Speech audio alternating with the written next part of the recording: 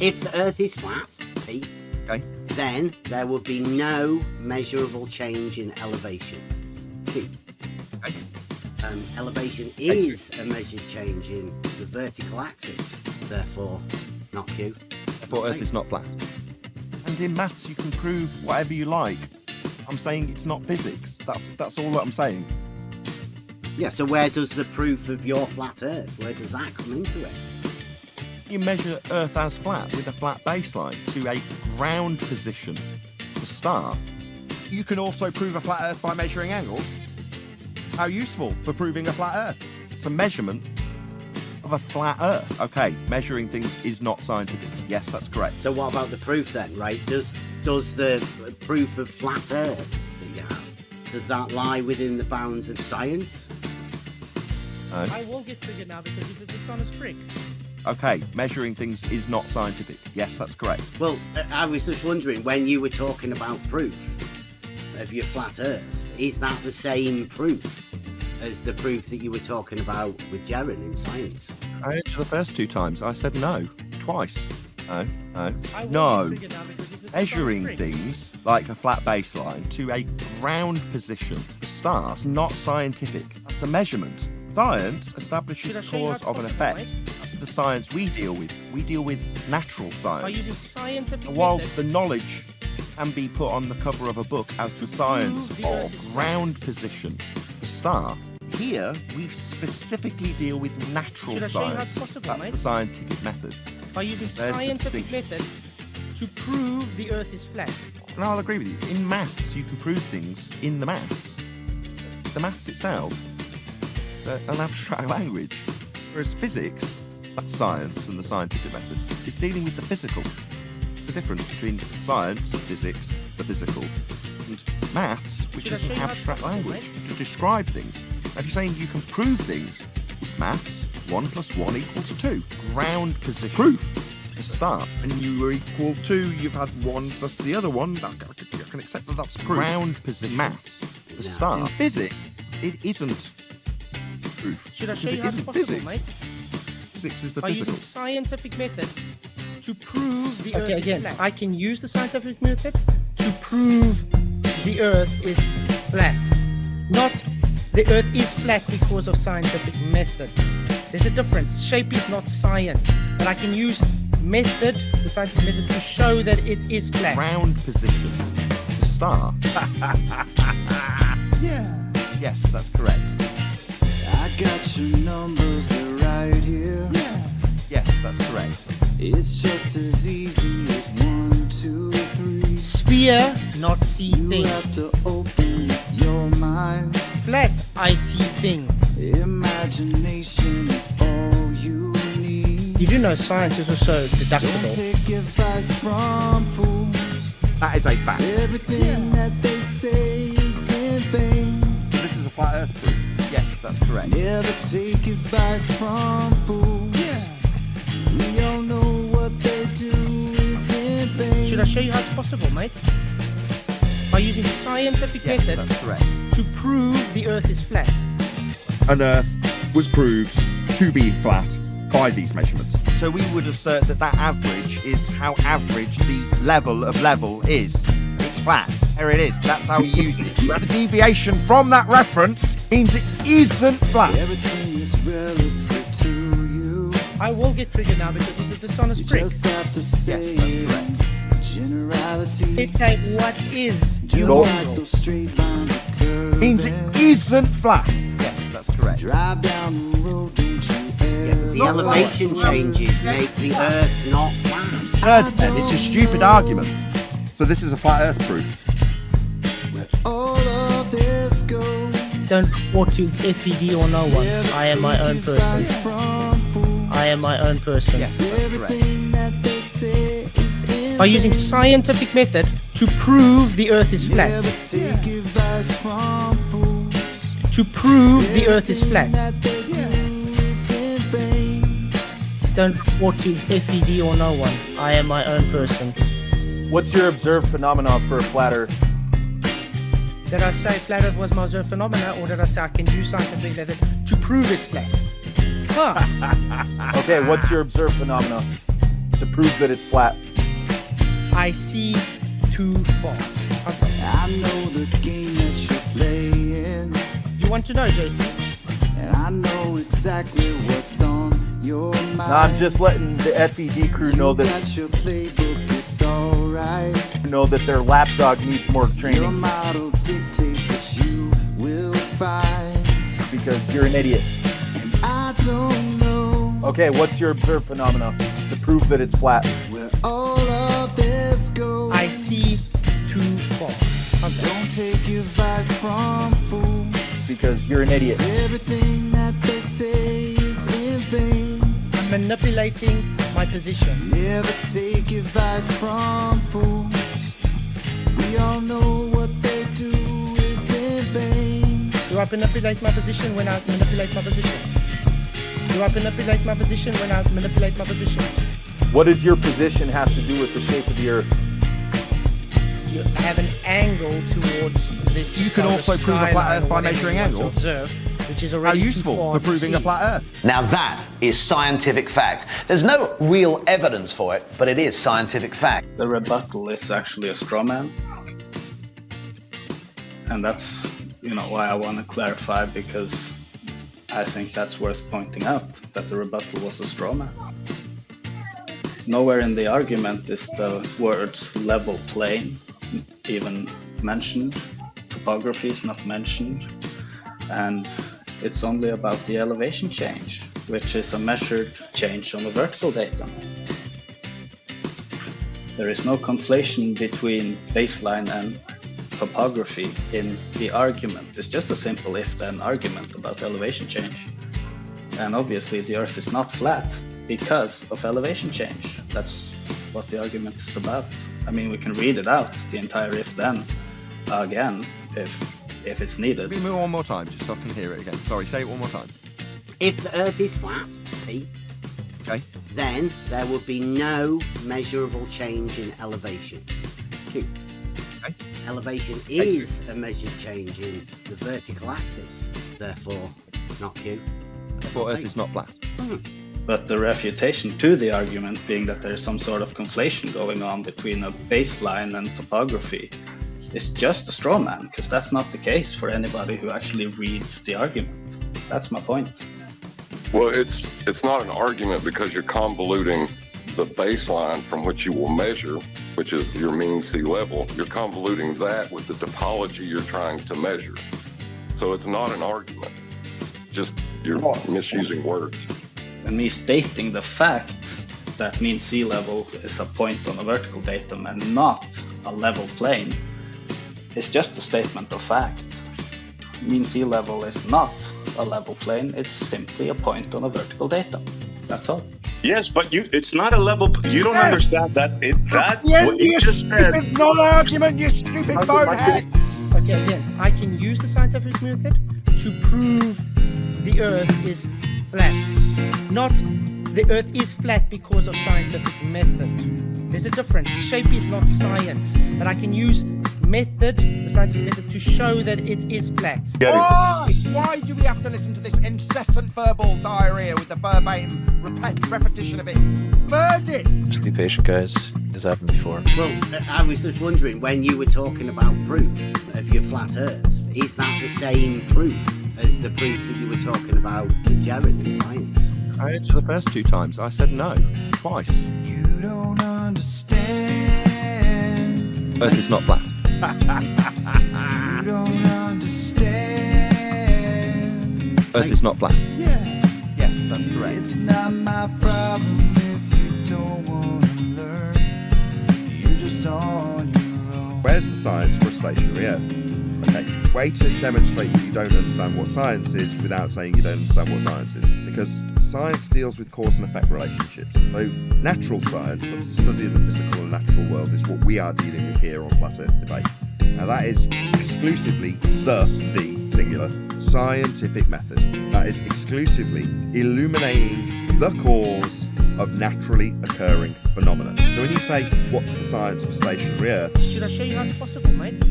Okay.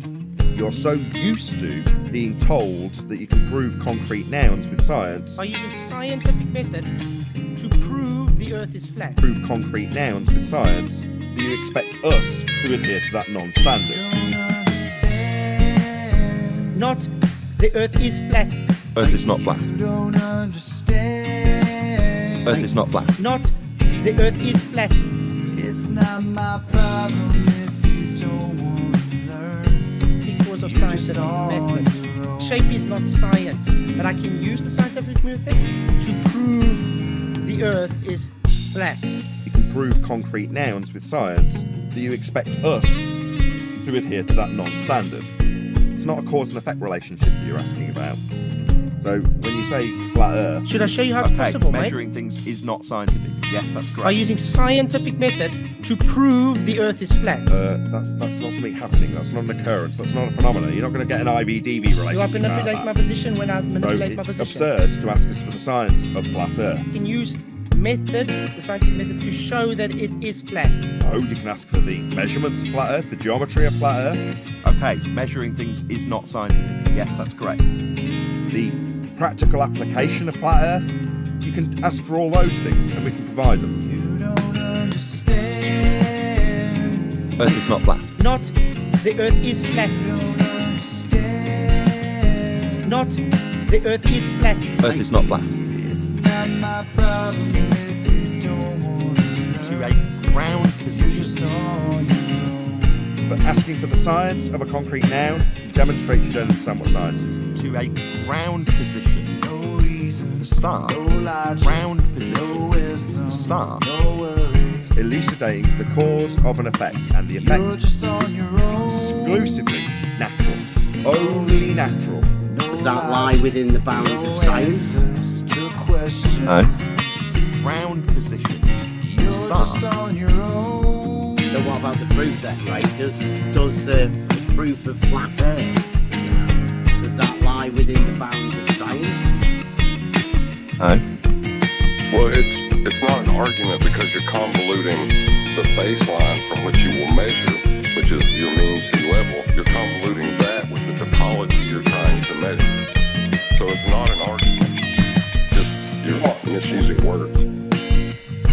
What does that have to do with the shape of the Earth? Sphere, not see thing. Flat, I see thing. I will get triggered now because he's a dishonest prick. You can use the scientific method to prove it's flat. Flat itself is not a science. You want to know how I can use science to prove it's flat? Have you ever thought of that? How do you do it? Was that your proof. exit? Are you going to try and plug your shit on my channel? You No, stupid why clown? would I want to do that? Lost. If you're telling me you're going, I didn't thank you in return, you noticed. Yeah. Keep watching Nathan Oakley.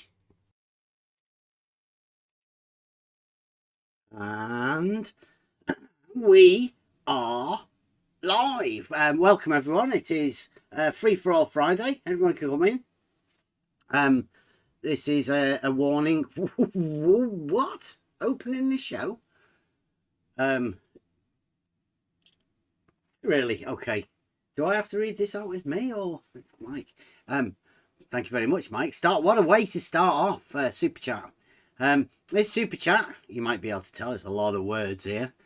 This Super Chat is part of my penance and asking God's forgiveness for my Super Chats last night to an obvious addict who will most likely spend it all on illegal stimulants, all because I wanted to amuse myself. Yeah, that was quite good last night. Mike Jones, thank you very much. Just to let you know, that sounded perfect. Yeah. Absolutely perfect. So we've worked out what the issue is. So hopefully no more echo at the end of the song. Oh, jolly good. So it wasn't the mic. I left the mic open first, so I can open my mic. It's whatever it's click. the Discord bit. It's the bit that feeds through from you lot. It's because I need to split my channels. But we're getting better. Okay. We're getting better. That sounds at doing the weird. live Okay. streaming. Thank you very much. Learning all the time. So yeah, welcome everyone, and thank you very much, Mike. we've over the last few days, right now, what we have to say is, please don't take offence at anything we say, because we're just saying normal stuff.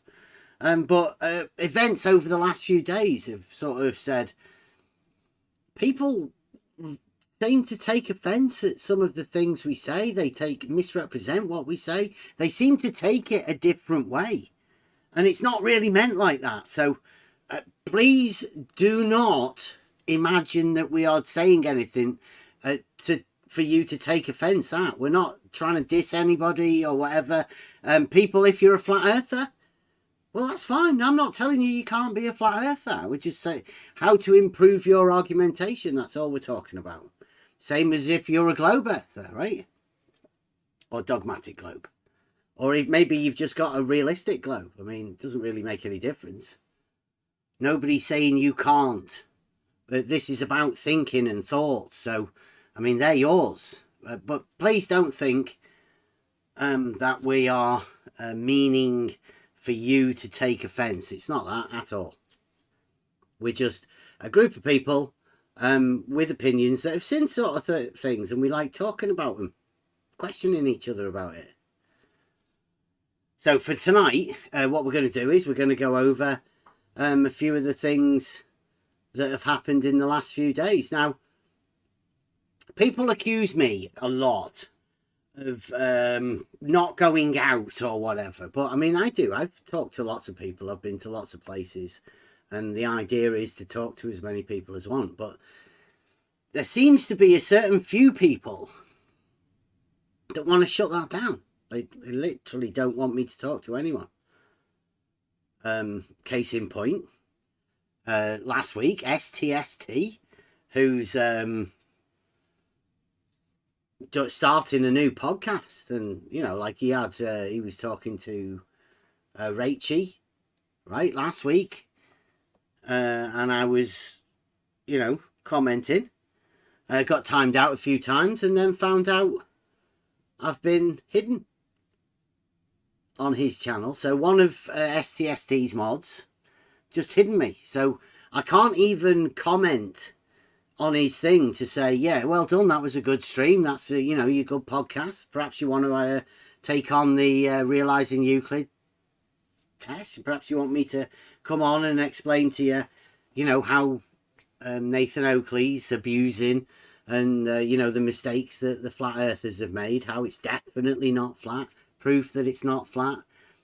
But I can't comment to him because well, it turns out it was Fight the Flat Earth. So that's nice of Fight the Flat Earth, right? So what you've got to be watch out for in this arena is that your mods who have their own channels want to silence conversation on your channel.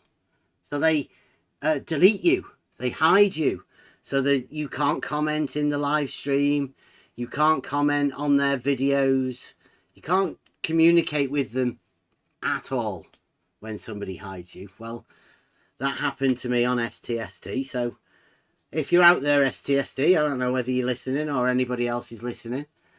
Rachie told you last night, right at the end of the stream, that, you know, I've been hidden. Other people knew that I've been hidden on his stream, but still hidden. So perhaps they don't want the communication. Last night, we went over it again. We was listening to STST. I can't comment, so. But Mike was commenting.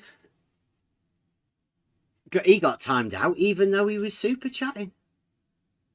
So it's a really weird situation that you go round to these servers who say that they want communication and they're all for free speech.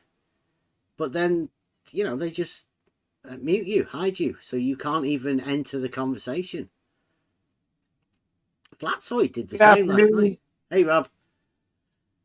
Flatsoid did the same last night, or maybe not Flatsoid, but his mods. I was over there asking Flatsoid, you heard the opening. Flatsoid quite clearly says he can use the scientific method to prove the Earth is flat. He says it, you know, like it's quite clear. When asked, Flatsoid on the challenge Flatsoid and the panel that he had last night. He's changed the title. He didn't want to be challenged on how he could do that. He didn't want to be challenged on how I could prove that the Earth's not flat. He didn't want to be challenged on the synonym argument. And as a rebuttal to that, I got hidden. So I'll never be able to comment on any of Flatsoid's videos ever again. Even though all of these people that hide me in the chat talk shit. Flatsoid did it last night. Before I got hidden, he lied about me. That's typical flat earth behaviour at the moment, I think. I've been over to Politics channel to go and have a word with a few people there, mainly in the in that flat earth 24/7 flat earth. Heard a few familiar voices in there, but they don't want the conversation. They don't want people talking about the basic sort of stuff. They try and shut it down as well. So we've got Fight the Flat Earth trying to shut it down, STST shutting it down, Bullet Bill shutting that conversation down, and to go with it, Flatsoid and the 24/7 Flat Earth guys shutting down conversation. I know Flatsoid did it because I said I can prove the Earth's not flat, and they don't like that. They like to say that, like Nathan Oakley does, that quite clear argument isn't an argument, so they don't have to rebut it. And rather than having to rebut it, they just silence you. They stop you from asking the question.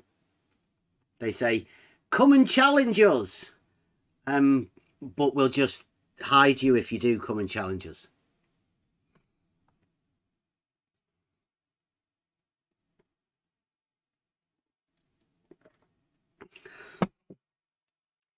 Yeah, Mike got timed out for he was trying to support STST. He's got a thing going, and they had a guy, right, that he goes by the YouTube character name Professor Phil Bell, and Mike, being the generous person that he is, supporting these YouTube content creators, was sending small super chats to Professor Phil Bell, asking him, well, he was sending them to STST, and he was asking that Professor Phil Bell should name where he got his professorship, his PhD, which college or university, maybe school, we don't know, where he would have got it from. Now, I would have thought, like Mike, any professor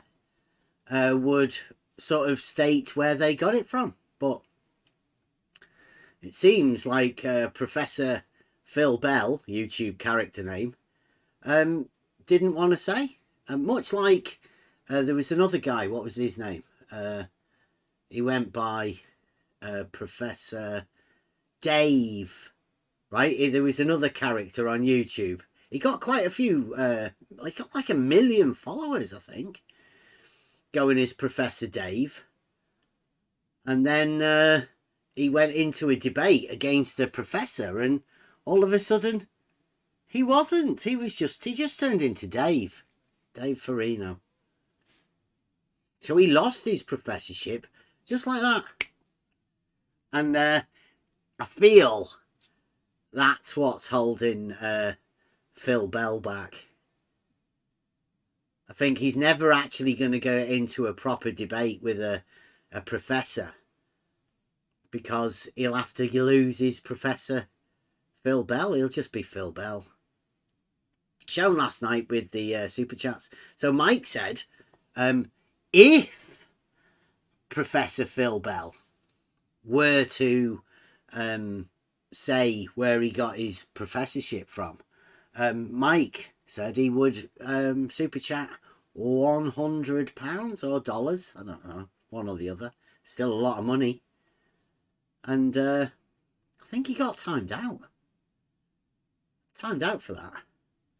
by one of STST's mods. That's how much these people support the channels that they're doing. STST gets people who do comment in his chat being muted by his moderators. I hope none of our moderators do that, because we encourage conversation. Mike Jones says, all I wanted to do was seek lies, speak lies. And his audience know that Professor, frantic bunny ears, well done, I didn't even... Phil Bell's online bio has no mention of any university professorship, and his $100 offer to speak lies. I think seek truth, speak lies sounds better. Still stands $100. Is that to anyone or just to STL? Professor Phil Bell. Which university? Because we used to do a challenge. Me and Phil Bell did a challenge where we went proof for proof. He had to stop when he run out of Euclidean proofs to do. He couldn't come up with any proofs that weren't Euclidean.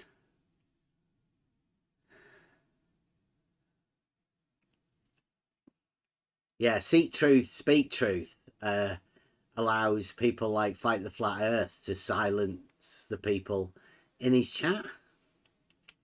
Not that I'm a big, I'm not like Mike Jones or anything. But I was commenting, giving them some encouragement,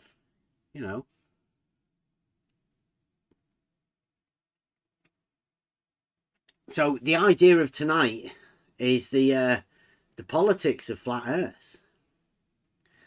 Do you silence people? What about if people know some stuff about you? What about if people have done some bad stuff? Like improper politics. Yeah, do you sweep that under the carpet because it's same team, or maybe it's a little bit embarrassing for your team? Like, how does it work? What's the flat Earth politics? Because we're out of it. We're not part of this flat Earth bullshit. But it does seem like there is a narrative. There's a scripted narrative for people to... certain people to be given certain information. Other people not to be given this information.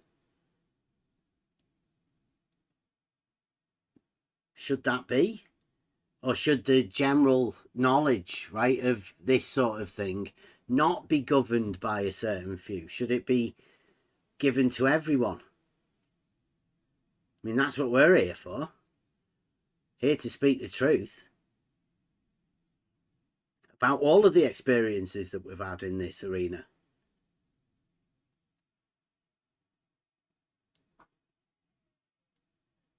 Is Emma here? Do you want to do like a question and answer, Emma? Because I think a lot of this goes back to when we were first, when we first met. Sounds so fucking ridiculous.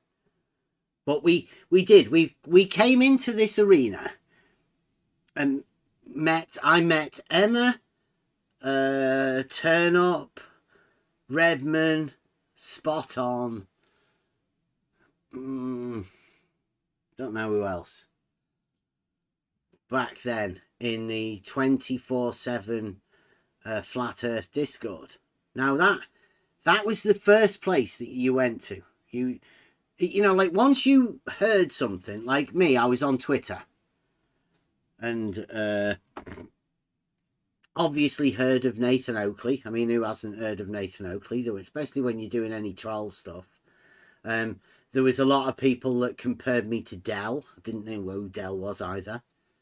But mainly because I was doing, surveying, level, horizontal, sort of natural law sort of stuff. And just going over, working out what was being what. And at some point you decide you want to go and communicate with people a bit more, because I mean, just holding the phone and typing 160 characters to people gets old after a bit. You want to be able to communicate. So you, I don't know, what do? Put something in Google, flat earth? I mean, who would communicate? What do you put in? Like, if you want to talk to people, is that what you do? Do people Google flat earth? Or do you Google globe earth? Chat rooms? Whichever way, right? You get filtered in, and you get filtered into, back in the day, 24/7 flat earth. It was a massive server. Thousands of people on it. Turnover.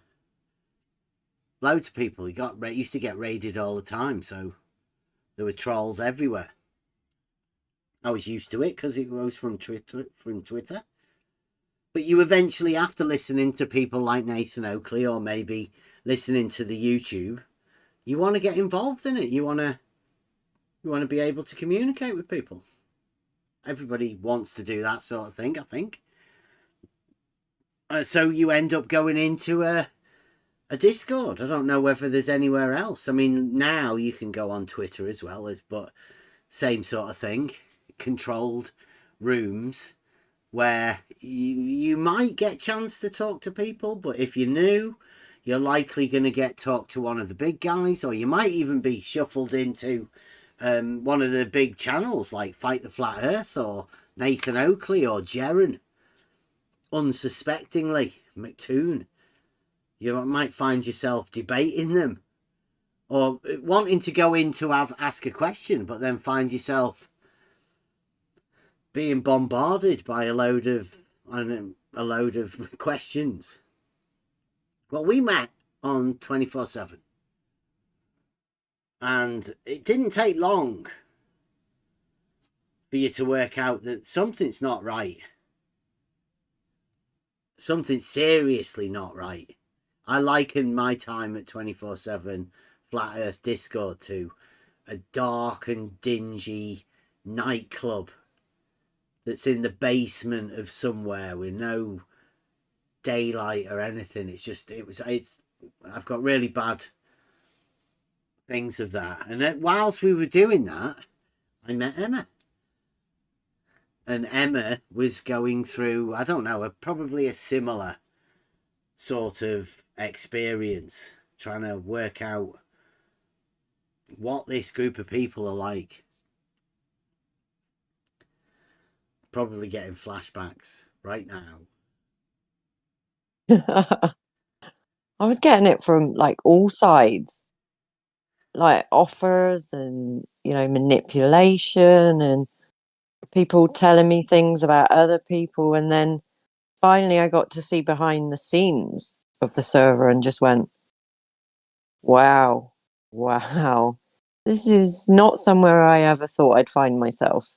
And decided, after being a naive idiot and thinking that people present themselves as honest online, I found out the hard way, even at my age, that that's not true. People pretend, and people can make you do things that you never thought you would do. I wouldn't just hand money over to someone normally, but it happened online. I got completely manipulated. And that was sort of like the kick up the butt. I was like, this is all weird, beyond weird. And for some reason, like, if I talked about what happened to me, nobody wanted to know. Yeah, they just shut the conversation down, right? I can remember it quite well. Like, it seemed as though every time we ever tried to have a conversation, it didn't matter what about, but anything that had meaning to it, that you would delve in and find out new information, and it just got shut down, silenced by manipulative people. And then also doing a little bit of research and finding out that it's happened many times before.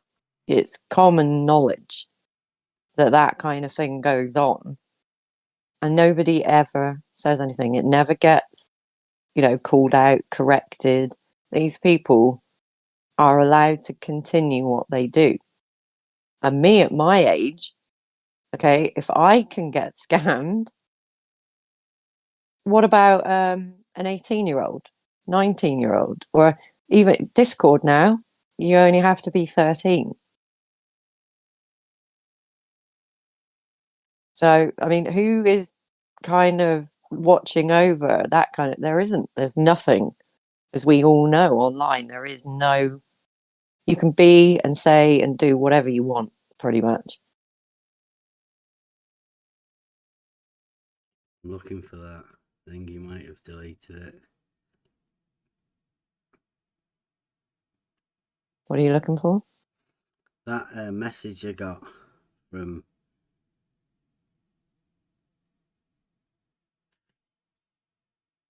our friend over at the thing. It doesn't appear to be there anymore.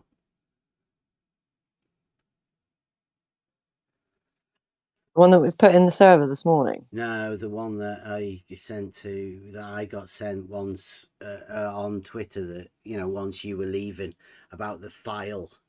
Oh, yeah. So, yeah, I got threatened with personally, and they also went to people who knew me and threatened to release a file of information that they had gathered on me, like personal information. Yeah, for me to And stay tried. away, right? Because there Mhm. was a file of stuff that they collected against Emma. Just manipulative people, really. Think that you can get away with all sorts of stuff. And that wasn't just the mods. This was the admin of that 24/7, that massive server that everybody goes to, everyone flocks to and thinks is brilliant. The people that run that are not looking out for your best interests. Yeah, they were the people that helped QE set up his Discord type thing, wasn't they? They've helped set up many Discords. They're everywhere. To me, they are Flat Earth Society. Yeah, the next step.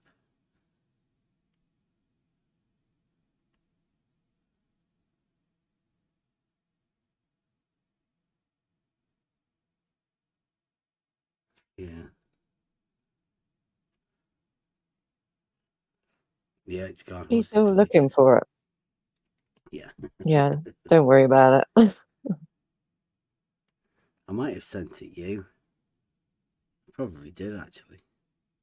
Oh, I've probably got it somewhere, but I am not scrolling through. I've got thousands of screenshots. So yeah, we've been on a bit of a tour, and this morning, I think we went for the last 2 days in the morning. Had a couple of good conversations.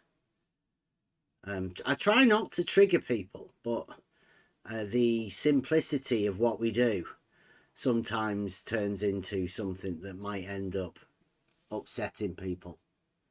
And I know this isn't what people want to hear, but I mean, this is the politics of Flat Earth. There's certain things that people don't want you to hear, and they'll do anything they can to stop you from hearing it. Well, we've always been here saying the things that Flat Earthers don't want to hear. The Globe Earthers don't want to hear it as well, because really, that's the same team.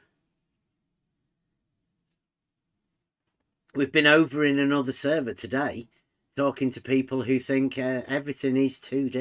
The surface of everything is 2D. And you might say, that's Flat Earthers. And I'd say, yeah, you're right. Flat Earth Society, all of them. Same team. Doesn't really matter which model you've got. You want everything to be 2D. But those of us that live in reality are just happy with the three-dimensional Euclidean world we're in. I'm going to start using world much more. I like it. Yeah, the two teams need each other as well. To keep the whole thing going, you have to have an opponent. So when it looks like your opponent is going to get like completely annihilated and never play again, you would then jump in and help, right?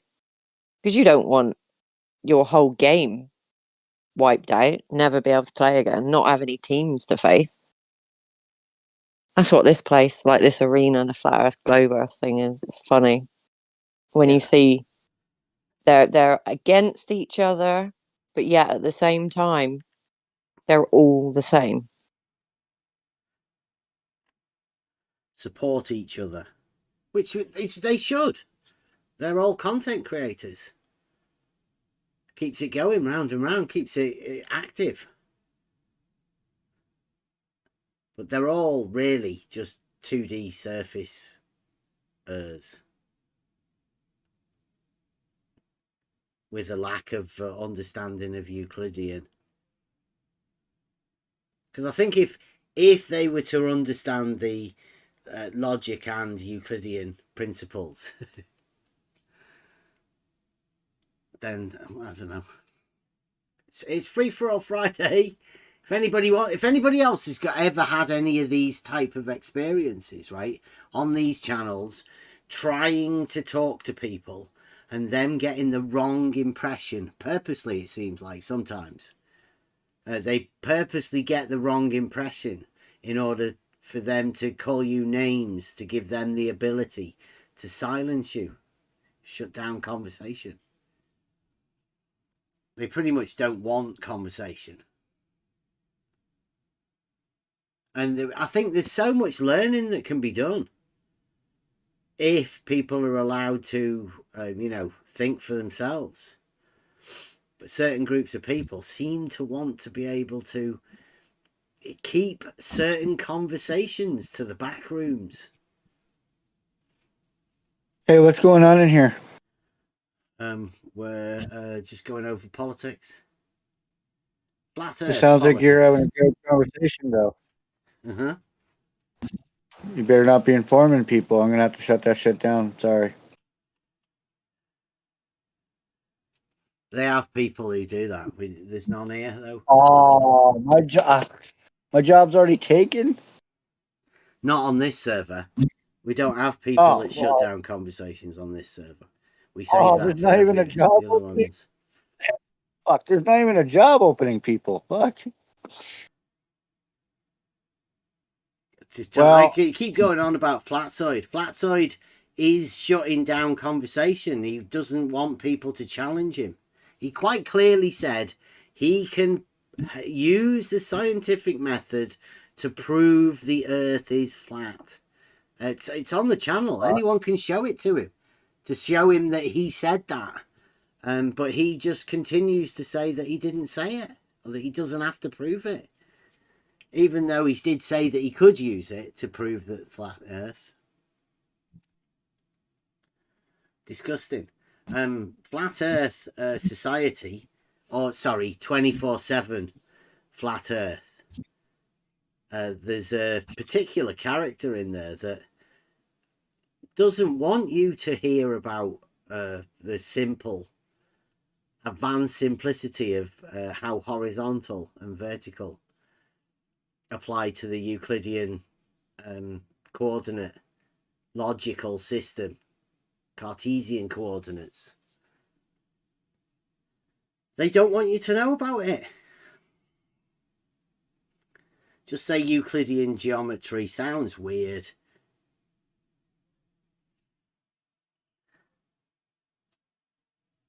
Hearing there's no such thing as a square, only within geometry. You can't replicate it. Blue Marble was telling me tonight you can't even have a line. Even though the postulates say that you can draw a line, it's allowed you to do that. But Blue Marble says you can't. Geometry says you can't. The flat earthers say you're not even allowed to talk about it. Keep it quiet. It's only for the initiated ones, you know, pull their trouser leg up and funny handshake. Talk about horizontals. Keep it in the back room. It's a guy called Jedi. He calls himself Flat Earth Jedi, but he took the Flat Earth bit off when he saw us around. But yeah, he calls himself Flat He's Earth put it Jedi. back on now. Yeah. Put it back on now. I think he's one of the directors, right? That issues like who can talk about what. Bit like Nathan Oakley in QE. The head honchos of Flat Earth. And the head honchos of Flat Earth have said, don't talk about horizontals and, you know, how you measure elevation changes. Because that might end up being you thinking that the Earth's not actually flat. I've been told today as well that flat actually means horizontal. So when people say a flat plane or a flat Earth, they mean a horizontal plane or a horizontal Earth. That's what they mean. I don't know how many people knew that. Don't even know whether the flat earthers know that. Because it sounds ridiculous, because there is vertical, like this vertical cliff faces. That's not flat earth. It's vertical. So that must disprove the fact that the earth's flat. Like we've been saying, the elevation changes disprove flat earth. I mean, that's easy to do. Makes you wonder what the debate's been about. So-called debate flat earth and more. And the flat earth debate is on 1990 something. Be partying like it's 1999 soon.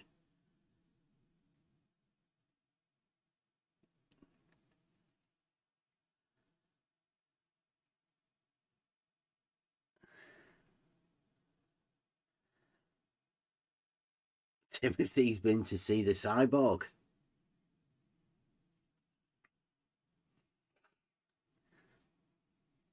I bet that was a match made in heaven. Did we actually see that, Timothy? Or were you just in the text chat? Because he does shows, he does live shows, actual at community centres and stuff like that.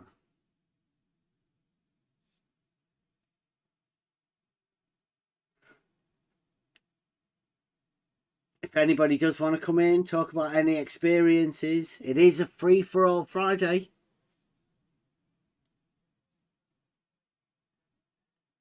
We'll get Emma to talk a bit more, hopefully. Do you want to tell us some more about some of the weird shit in these things? Because most of us, right? But I know is most anybody of us are listening, blokes. though? Yeah, well, I don't know. People, who cares? You get it out there. Does Emma want to talk about the that? What was that guy you guys were just talking about? He sounds really familiar. Yeah. That flat Earth Jedi. Flat Earth Jedi. Well, let's just put it out there first, right? So everybody can be. If you're listening and you're a bloke, right, you won't experience this because you're not going to get millions of little DMs from blokes trying it on. So women in this arena, because obviously this arena, there's a load of single blokes, probably with, you know, weird behavioural patterns, as single blokes do tend to be. So you put yourself in that position and then imagine what it's like as a woman in this arena. and not like Brenda, but like, you know, a real. You would not believe some of the DMs I've received over the years. I don't really want to know, but yeah, I think Like the most. I don't know what word to use. Explicit things I've ever read in word form. Some of it, and goodness knows what else. And also, in this topic, you ever post any photo of yourself anywhere, it will be saved, and there'll be. I mean, it always happens anyway. But these people are like moderators, admin.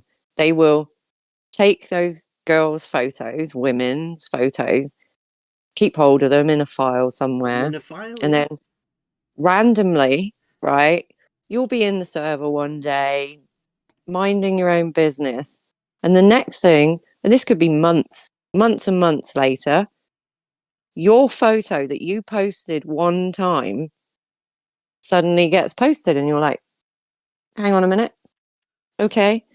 The same person who used to collect all the women's photos also used to give out roles for photos.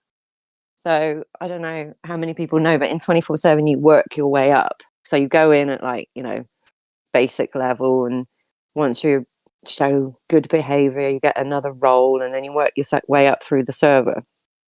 So as a woman, there were ways of you getting roles by sending things to certain mods. That was full, you know, all the mods knew about it.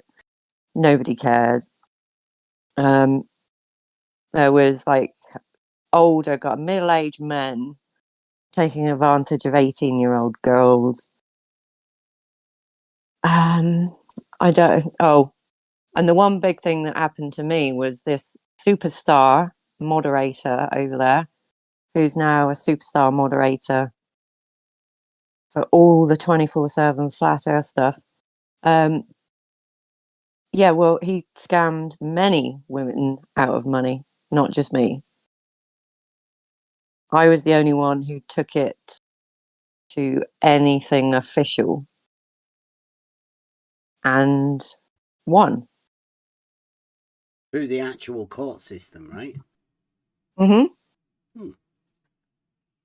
Which would make him, so you won the case, so that would be criminal, right? It's got No, it's civil, so civil case. yeah. But still, it's not criminal, had it's to civil. pay the money back, right? Was deemed Yes. to be precise. unlawfully.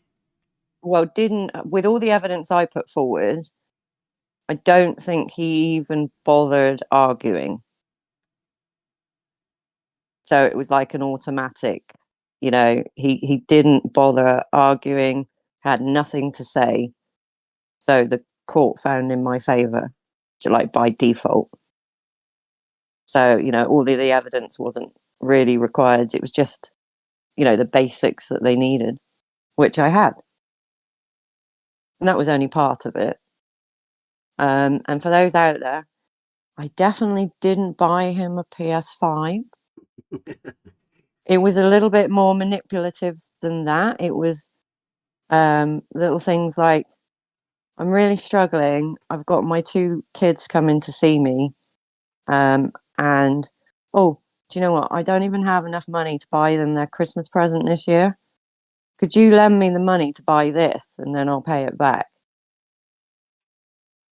And of course, me being a decent human being and at that point thinking that people were genuine online, I don't have a lot of money myself, but I will help anybody in need out. And that's what I did. More fool me. But now, fast forward to the future, and I get abuse from men now who they don't bother talking to the guy that scammed, manipulated Yeah, and all these that. aren't flat Earth trolls. People supporting him, are they? No, it's nobody cares. Like, nobody cares. Because if the flat earthers don't care because he's like a superstar on their team, the Globers also don't care. And you would think that they would, right? Any little thing to pick at a flat earther about. But no. It's like radio silence when it comes to that. They don't care. And they turn it all back on it being me. I'm the awful human being. And yeah, I should stop talking about it. Yeah, you're the one that, because you keep going on about it, and not them, the ones that aren't really having a word with Jedi about it, asking. Nobody wants to ask anybody about these things. Well, you can't think. That's the thing, Bev, right? If you were to get into the politics server and have an open mic and you were to ask the question, what do you think would happen? You would just be muted, silenced. You'd just not be allowed to speak. Yeah, well, they've Why already would they got a even plan, haven't they, respond to to that? silence Mm-hmm. the horizontal conversation. So, yeah, I would imagine that they would shut down something like that. I mean, why would Jedi even ever consider talking about that? Because that's not anything to do with flat Earth, is it? That's all they want to talk about: globe Earth or flat Earth. And you can go in there as the nicest, most polite, calm person and try and have a conversation in there. And the people who run the room, and there are 3 of them. Yes, there are many like mods, but there's specifically 2 that were original 24/7 mods. They run that. They're the ones that call the shots, decide whether you speak, all of that. But they're also the ones that you can go in there, as I said, and be nice, polite, and calm, and they will give you the worst abuse that would make you just be like, what is wrong with these people? And there's many stories of that coming out at the moment, people are saying. And I did hear a woman a couple of weeks ago. She went in there and she was almost sort of a flat earther, but they treated her appallingly, spoke to her like absolute dirt, and she just left.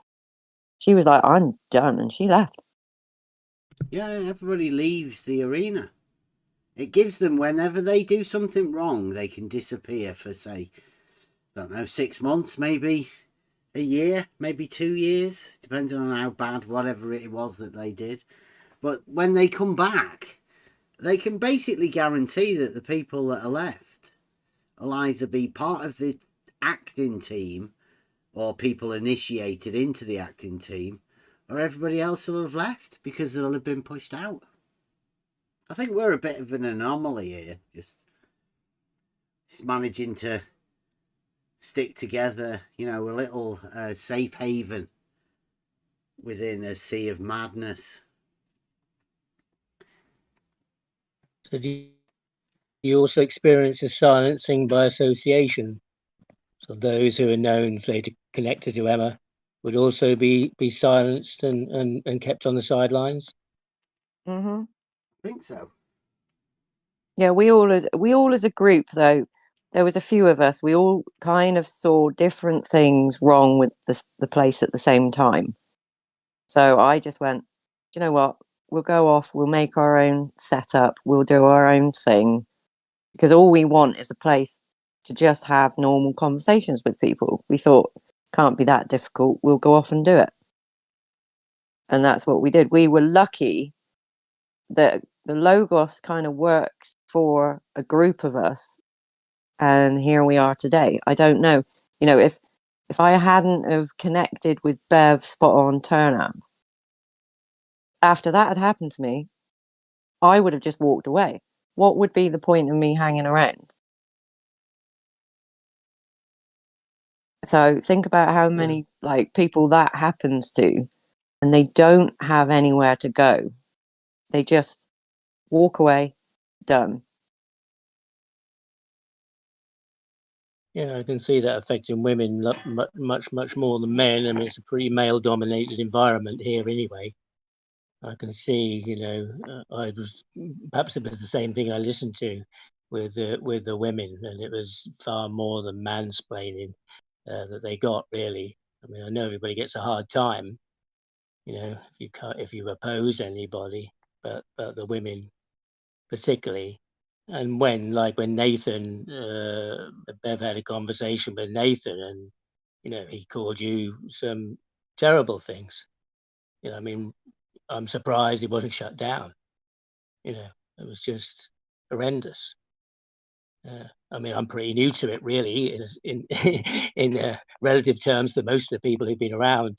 So I've only been on this journey quite a short time, but some odd things have seemed, apparent to me, which led me to not want to engage, not want to, just to listen, and not really engage with anybody particularly, because I didn't feel it was my place at all. But I've noticed, that the strange allegiances and strange ways people are treated, that just doesn't seem right for people who I thought were looking for the truth. They were searching for, where the hell are we? What is this place? That was my interest. It was sparked by being put in a position where ideas I hadn't really thought. They weren't my daily thought about a model, but they were put into contention. When people started, I heard people questioning the science and the physics of the Earth, and found it to be pretty empty, which is quite astounding place, really. It felt. And but it led me to want to find more, to find the truth, and then to find gradually as you go along that it's either being attached to another model that people cling on to, or something that obscures that, and that's seems to be much more apparent recently. I've noticed that, and since coming in contact with you guys, that I realised there is something a bit more nefarious going on. I mean, I should have understood that because groups are like that. But, just some of the things I've seen where, I mean, on Nathan's, Rachie is a mod there who's, flat earther turned back to the globe, kind of almost hated as a person, but she's modding on a flat earth channel. That just seems She loves strange. but everybody Factoid as loves well. her. Yeah. Yeah, Yeah, the thing is, I'm Flatsoid, everybody loves her though. yeah. That's the thing. Because she played her part well, she gets the support from both sides. You play the game well, they will support you, both sides. If you don't play the game, both sides will completely go against you. Even if you're talking sense. Yeah, shut you down. Yeah, I mean, you said that about the mods are pretty heavy on a lot of the channels. You haven't got to say much, and they just time you out or shut you down. They don't want the narrative to be heard. If it's anything about this conversation, about this geometry or this advanced simplicity, then that's definitely closed down, and that seems to be more increasing in my experience. That I've noticed, because I didn't see it before. And now people are bevtards or bevolutionaries, or put into this group that mustn't be heard. And for me, that's a kind of a strange position, because that's on the onward path to truth. Maybe this isn't the end. Maybe I come to this and I think, wow, this is open. This is it leads towards the light in my feeling. And I thought that's where people would be going, but and maybe maybe I'll find more and think, oh, okay, that was just a station along the track. But for people to want to close that down, and for new people coming along, because it's a growing subject, growing topic that people are interested in, that if they get diverted off the track and sucked into some other model or diverted away because there's a hand-in-glove game going on between both sides who need each other.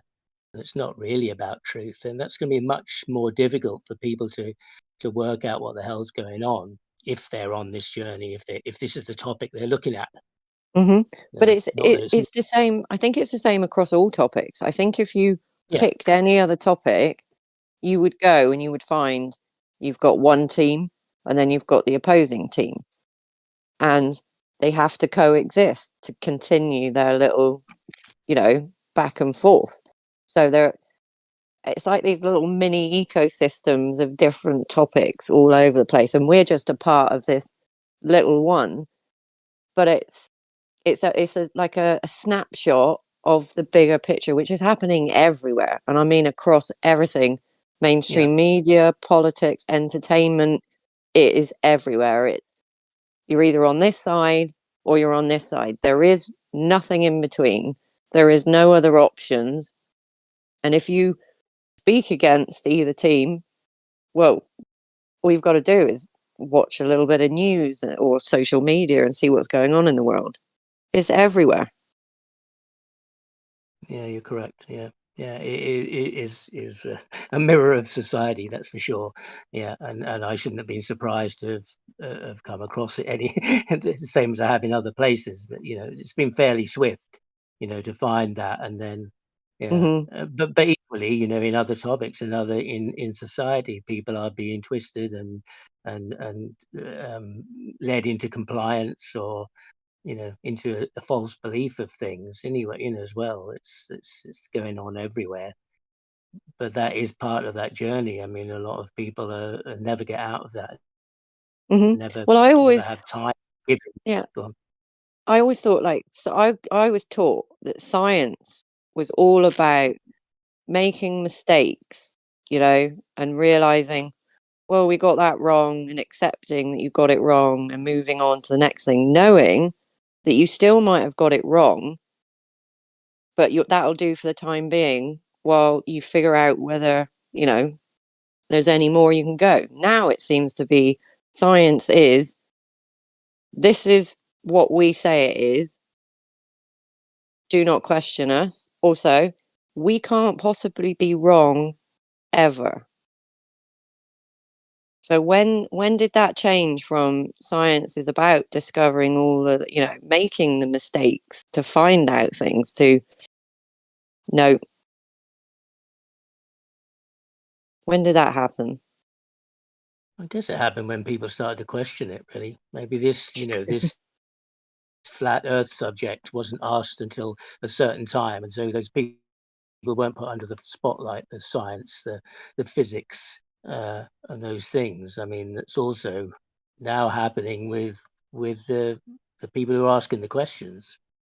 They're also come to a model, and how they that shut is people down. immovable. Yes, and so yes, so flat is it. Even though you can say that's it can be flat, can be vertical, that can be horizontal. So it's not fixed. Horizontal and level are fixed together. But flat can be many things.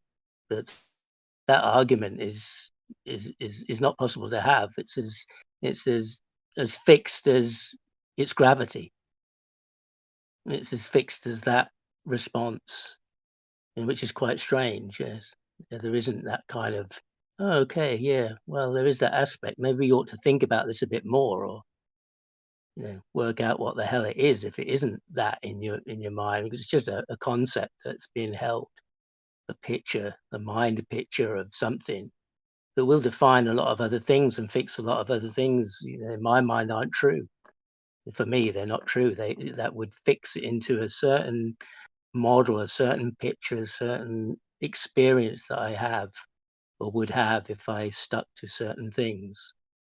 And maybe I still have other things that are fixed in me that I haven't come across the contradiction yet.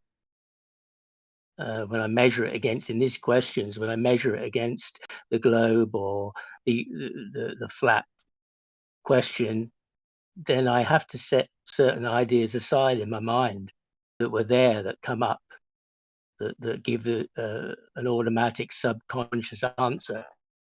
Like I said, go to the horizon, and you can look at the water, and somewhere in you there's this imagination that that boat is going over a curve, even though you don't really consciously think about it and have that fixed in your mind every day. It's just there. Somebody planted it there. And my daughter went to school, and in the last few weeks, that's what they've been talking about. And within, I don't know, a 30-minute lesson, she now tells me, what gravity is, and that it points to the center of mass. And she's 10. And that's it. And that might be all it takes for her lifetime to be fixed in that position, just a subconscious subliminal message that was just dropped in there. And so I find those things, they come up in my mind, and I think, and I have to separate myself from those in order to be able to, hold both positions in my hand, or 10 positions in my hands, and wonder about them and discard the ones that aren't necessary. It's quite a trick, really. But yeah, and so finding really the ones who are asking the questions are now also trying to fix minds, or they're fixed in their minds about another position they've got to, and defend that to the death, and defend it to the point of abusing you and anybody else who isn't strong enough to stand up and say, well, I, I just want to ask this question, or just to, take advantage of people like they do everywhere else in the world. It's a surprising thing, really. I mean, not unexpected. I've seen it elsewhere, but yeah. So, yeah, I guess it was just the same in the old priests, wasn't it? Those who held, they didn't want the books to be printed so that everybody knew the story. They wanted to control the story. They wanted to control the narrative. Don't want the masses to know what the truth is, or the story. That's another thing that I don't understand, is why people don't question. Right, I could write a book, right? I could write a book, and in 200 years' time, someone could think that everything I wrote in that book was true. Especially if, I managed to get a load of people to support that or whatever and say, yeah, definitely. It's just, we're so ready to believe another human being is actually telling us the truth. And in no way, shape, or form would ever lie, manipulate, deceive, twist, any of that stuff. And all people do it for different reasons. I don't know why people are so quick to just accept everything just because, someone's got a certain uniform, a certain job title. Yeah, I know, obviously you get expertise in certain areas. But anyway, carry on. We've got the experience of doing that, reading books and taking them as real. We do that. I was thinking today also that this is like the age of Aquarius. This is a new age it's just coming in, really. It's 2,000 years. We just come out of Pisces, and this is the age of Aquarius. But if it's a 2,000-year period, which is about the truth, it's about getting to the truth of things. And we're only just in that, only in like the cusp of getting into that period. Most of us aren't going to be around in 2,000 years, well, not in this form at least, to experience what's going to come. But this is the beginning of the questioning, beginning of what is the truth, what's real. That's kind of things I was thinking today about. So I guess we're going to have these positions and these places of confusion, and people holding on to what they trusted or what they knew, and then finding something else and hanging on to that. because to walk with no, well, say a model, with any model of anything particularly, takes some doing, without anchoring yourself to something. To try and just walk between those two, as here, these two opposing faces, to walk up the middle and to try and find your way through that is quite a difficult thing to do, I think, for most people. I mean, most people are just trying to survive the day.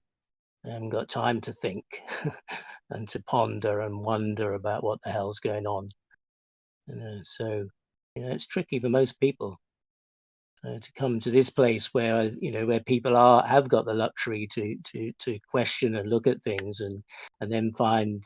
Well, of course, you're going to find it. I'd say I shouldn't be surprised, but a lot of people don't see it. I guess a lot of people won't see it. They will get stuck. They will get hooked onto one person because they haven't got time to investigate themselves and look deeper.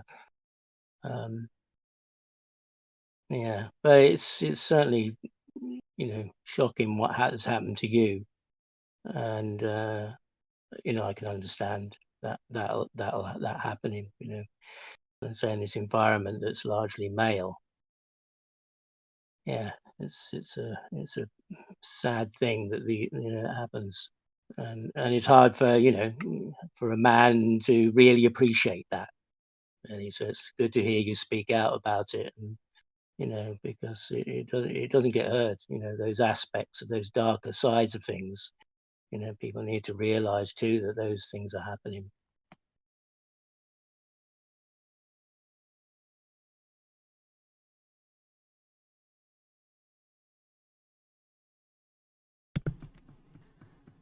Modern day life, everybody's going to go through with it, and people with kids nowadays that I wouldn't know how to bring up.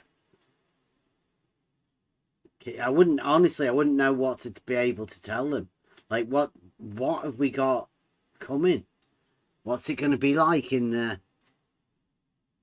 No, I know older people always used to do this. It's not like it was in my day. So this sort of stuff has probably been going on for years, right? But this new technology, this computer, the Google, has allowed this stuff to proliferate much more than it ever did before. The advertising, and the politics, right? This politics. Like, where would you fit politics in the in the greater scheme of things now? Because we've got logic, and then you've got communication, mathematics. What's politics? Is that like advanced sophistry? Trying to bend people to your will with nefarious means of monetary dealings and...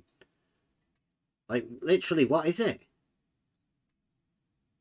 There's not much reasoning going on. Because we've experienced that. Nobody wants to know anything about logic. Logic just seems to get people riled up. Can you imagine anything like what we've got in the House of Commons or House of Lords or anything like that? I mean, it's got to be a completely different mindset, hasn't it? Politics of flat earth is people just shutting other people down. Like, if you don't allow people to ask questions and you shut them out, is that part of politics? Just don't listen. Never hear it. Never hear the questions. Just completely talk shit, like Flatsoid did the other day. Lies about you, and then just hits the button. Hide, right? You're never going to be able to reply to it. That happens all over the place. You can see it. I was over there in a server talking to the guys about stuff. Emma's in the chat. And they're literally just lying. 3 or 4 of them lying about Emma. Emma can't type to 4 people to reply to them to let everybody know it's lies, because they'll just say that, you know, it just exacerbates. It goes more and more. You can't keep up. Is that a politics sort of move? Could you say like it's fair because it's, you know, that's the politics of flat Earth. That's how it is. Oh, I have to say, you can't make out like I'm an angel in these chats either. I do. No, you stick up for yourself, right? Everybody would. I do. Yeah. I do give as good as I receive, and I am not the one who starts it. Like, usually I'll just be making random comments about what's going on in the VC, and then I will just get a load of them who aren't even in the VC, usually, just start going at me in the text chat. And I have a little bit of fun, prove my point, which no one ever notices, right?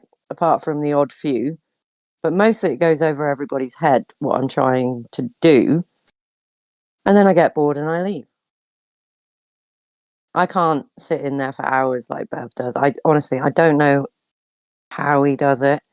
And the fact that they always say, like, you can't speak to Bev, you know, he hides away in his server and his live streams. It's absolute nonsense. He always pops in to the other Discord servers. And it's just, we've worked out that there is actually no point in him or any of us really doing so. I'm trying to, at the minute, I'm just trying to show how we can take advanced simplicity and it gets shut down by a group of adults that seem unable to grasp the most basic concepts that everybody has to deal with. Some of this stuff is so basic, and to listen to them obfuscate, draw away, misrepresent, there's something wrong, right? This model affliction, it's a real thing. But it turns them into, I don't know, like horrible people. It must do something to the mind to have to avert certain simple conversations.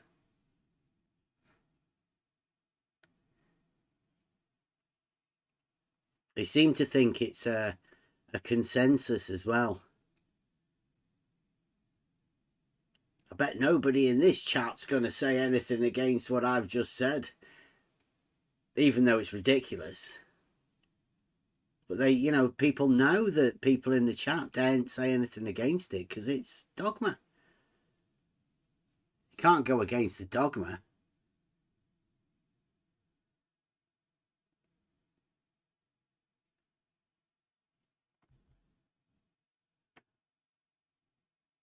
Yeah, flat fact. Science isn't little science, little s, is literally how you gain knowledge. It's just the gaining of knowledge.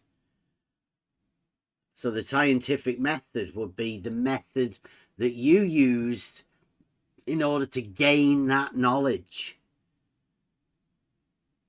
Simple as that.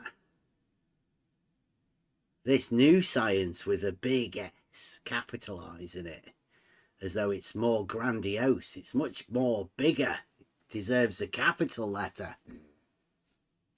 Much different than the little science, the big S. Modern science.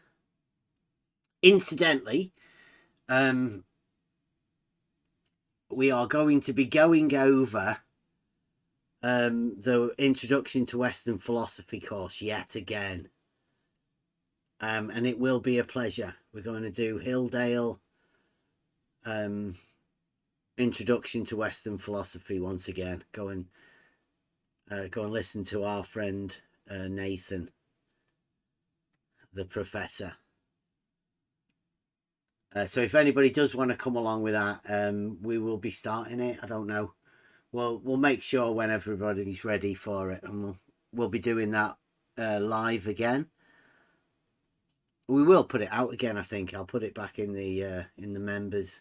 It's not sort of stuff for everyone, but if you want to come and join us.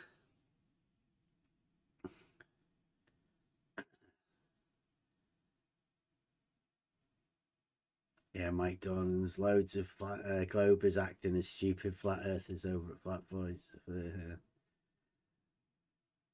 Yeah, but I mean, you never know. You can't tell. They are flat earthers, so they are entitled to say stupid stuff on their own. But yeah, I called it a bit ago. They're gonna need the new flat Earth heroes. And Flatsoid's jumped up. He's the man. Yeah, Mike. Yeah, please do. That's probably one of the best sort of things I think we've done. The Euclid one is you know, it's just as good, but Introduction to Western Philosophy, particularly the way that the Hilldale course has been set out and laid out, very good. Yeah, we might do that one again.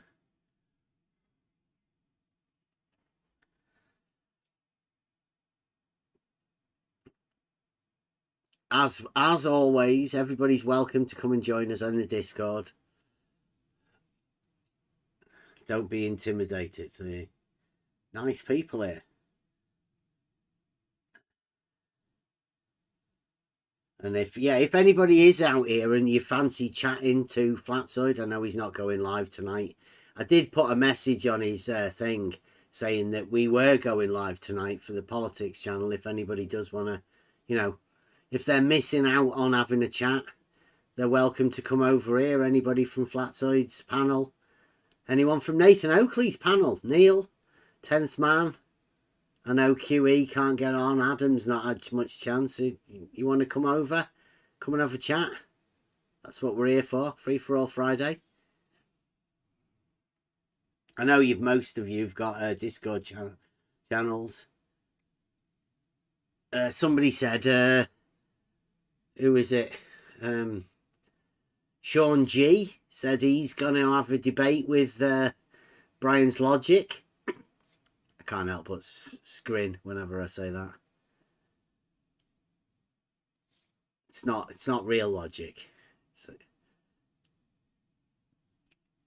It's Brian's Logic.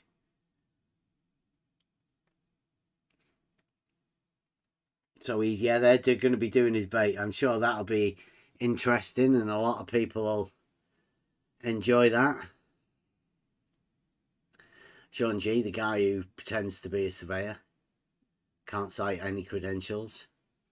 A bit like that guy, the YouTuber character, Professor Phil Bell, that doesn't think he has to sort of prove anything about the professorship.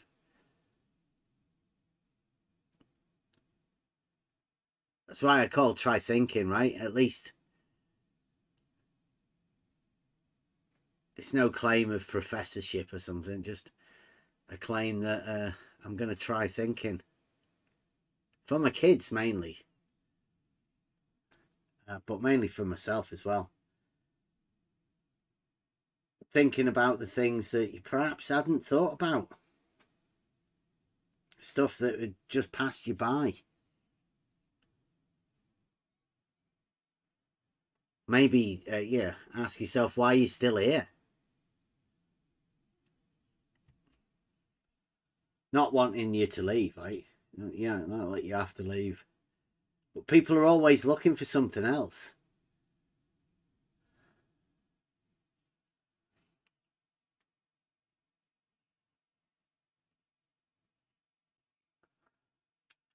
What are we looking for? Buster says we're looking for the truth.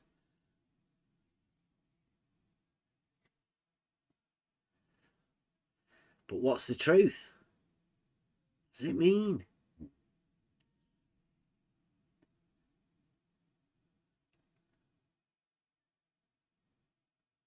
All comes down to the use of words.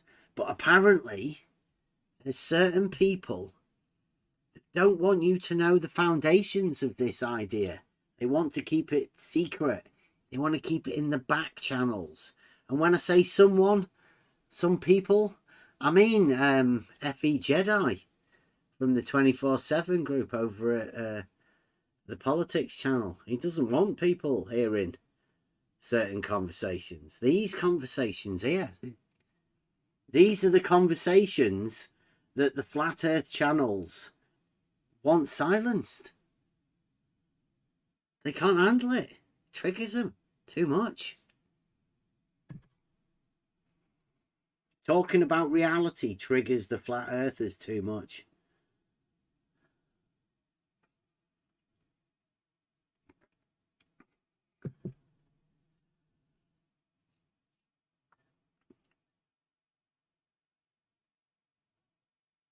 So there's some strange things going on around here. We've witnessed quite a lot of them. There's people who've said things that can't have a conversation to be able to write their stuff. It's just come to me then, and I meant to say to Blue Marble, Blue, if you're listening, did you ask Chaiki whether he wants us to go over the horizontal and vertical perpendicular debate? I'd like to do that if Chaiki wants us to do it, and I'd like to make sure we're sort of like that.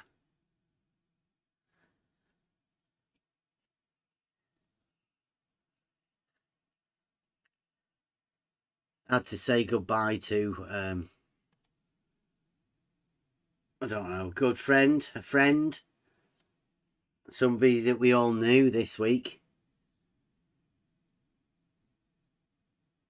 So there's people that aren't with us. They're never going to come back. You're never going to hear from them ever again. And not just because they don't get a chance to say anything, because they've been shut down, made to go away, but they're just never going to come back. We're only here to have conversations. Make sure you don't lose your chance. Don't let other people stop you from doing anything while you can.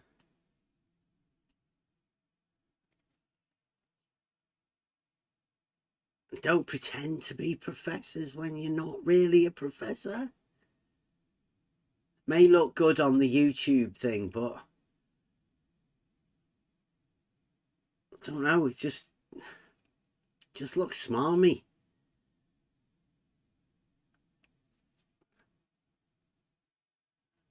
I mean, I don't know, in this arena, with what we do here, I'm not too sure a professorship would help you. It might help you within a narrative of, you know, fakery. If you want to pretend to be a pilot or a nuclear submarine operator or professor, author of logic books. All sorts of strange things have been claimed. They're not real, though. They're just YouTube characters. Yeah, call me a YouTube character. I'm a YouTube character that hopefully gets you to think a bit. Just get to communicate. On a mission to find the rhetoric. To find the rhetoric where there is no rhetoric. We've done quite well. First off, step one, find what is. Find the that. and study it. Make sure you understand it. Because only once you know the that can you even attempt to talk of the not that. And we've got it here. We're the best at it. The conversations, I think you can only have them round here. And other people won't understand them. They'll think they're, you know, it sounds like a foreign language to them. But trust me, come on a day trip out with us and you'll see one of the best comedy routines ever, I think. I have to shut my mic off sometimes because it's that good fun. I enjoy it. Conversing with people.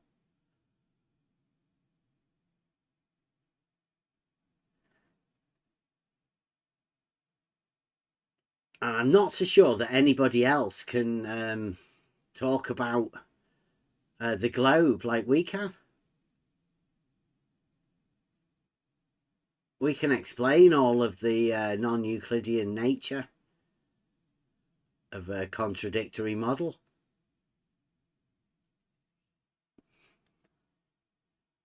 Built within dogma.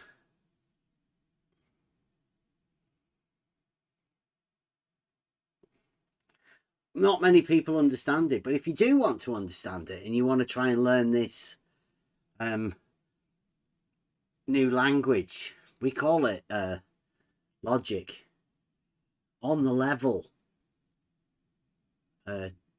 conversations normally sort it.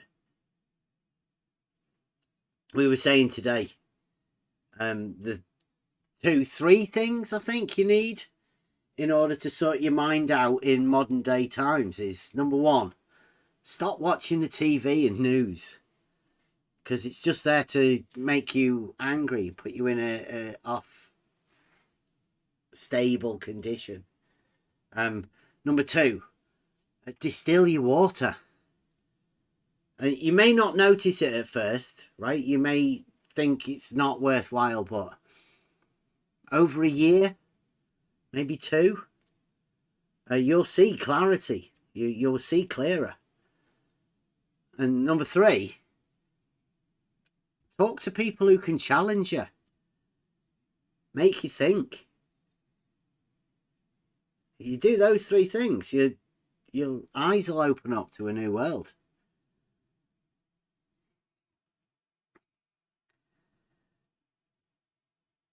Mike Jones, thank you very much, Mike. He says, I have awarded myself the title of Overlord, and Emma is now to be referred to as Empress. Dave and Phil awarded themselves the title of Professor. So you can just, I mean, it is 2023, right? So Emma is now the Empress. Empress of Discord. And Mike Jones is the Overlord of everyone. Quite commendable titles. And they should be addressed as such. Like Professor Phil, they don't need to tell you why. Right? Who gave them the title, where it came from, or anything like that. But that's their title, as they're allowed to. On YouTube, right? Or Discord, you're allowed to just name yourself however you want.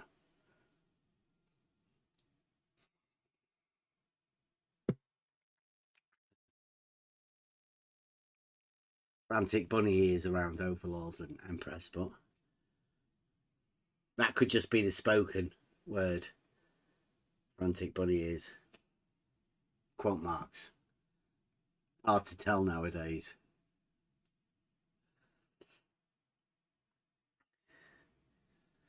Yeah, Emma did decide that she wanted to be queen, but there is another, like, troll that's supposedly, you know, flat earther, then not flat earther, calls herself Queen of the Trolls, so Emma didn't want to be a queen. Empress is a greater title than queen. Yeah.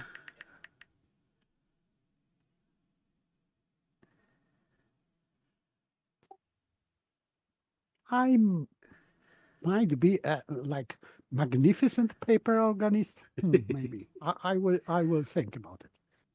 You got a few mentions earlier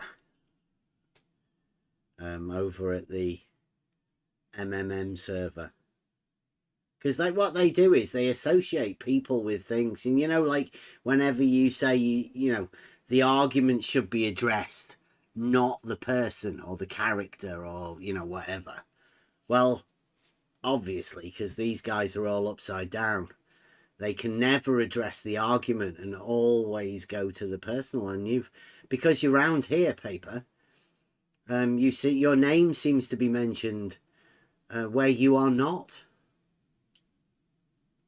So yeah, you did get a few shout outs from the trolls. Okay. I think that I can live with that. I will endure. Yeah. You can be safe in the knowledge that none of these people that ever talk about you will ever come and talk to you. So, they're just text chat trolls.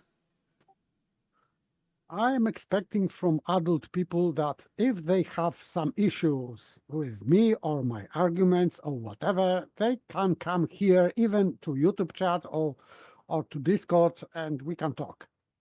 No problem. Yeah, I don't think there's anybody like that in this arena, though. Of course, if anybody does want to come and talk to anybody, feel free to come on to the Discord at any time. Not just live show time. In fact, I prefer, like I've said to Brian's Logic and Flatsoid and all of that, like I said to Dave Weiss and Jaren, like we don't need to be live. We just have a conversation. In fact, it's better if we're not live. We can speak more freely about things. And we have had plenty of conversations like that. I don't need to air everything. Most of the stuff is call them private conversations.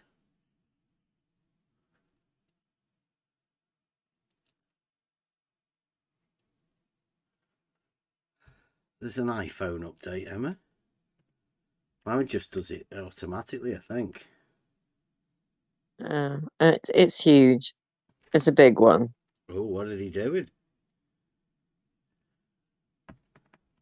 Loads of little tweaks. I did read through it, but I was like, meh. I don't use some way to FaceTime. control you. Probably. Tag and trace. Mm-hmm. Probably listening right now, aren't they? Oh, yeah, that's the thing. It's like anyone who's carrying a mobile phone. And I laugh when they then say things like, oh, I don't want to give out my personal details and stuff. It's like, you carry a phone. It's got everything on it. And it tracks everything you do, everywhere you go. Oh, it's also come out that, yes, they can turn on your microphones. And guess what I had when I phoned up broadband? Go on. I did it once. I'm never doing it again because it freaked me out. The technical support person, had me click a link and it turned on my iPhone camera. So not the one facing me, like as I'm looking at the screen, but my forward-facing camera. That remote link I clicked on allowed them to view through my camera. Wow. But they had to ask you for your permission. Wink, wink. They can't do it without that, can they? Yeah, but I didn't even really kind of know, and it was all like, oh, I'm just going to do this, this, and this. You just click on this. Is that all right? And I was just like, click. Oh, yeah, I can see. And I was like, oh, my God, the camera's on. Oh, my God. Okay.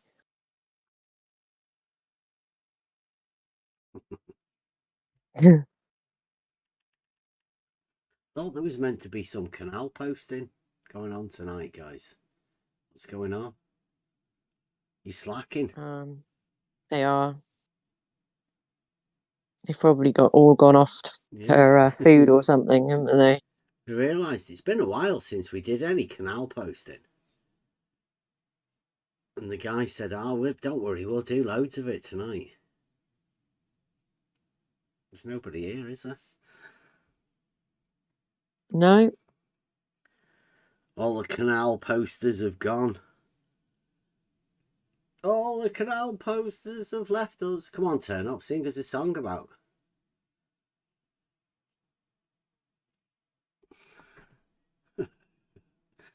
Big Pine Sailing says he always talks to tech support without any pants on.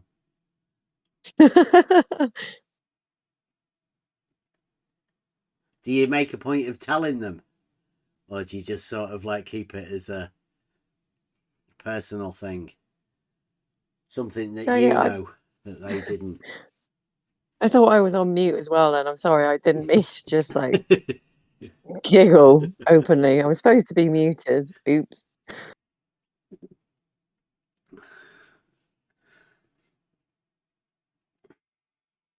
And it looks like the Arc didn't launch for the consoles. It's becoming a little bit more of a problem than they realised, unfortunately. So we'll have to wait for a little bit longer just to get the community Arc server going. Well, there's quite a few of us on the PC. It's already going. I know. If we've got a PC though, you can come and join us. Mm-hmm. I think we've got all of the PC people though, PC gamers. But Nathan Oakley prefers Fortnite. Stress testing.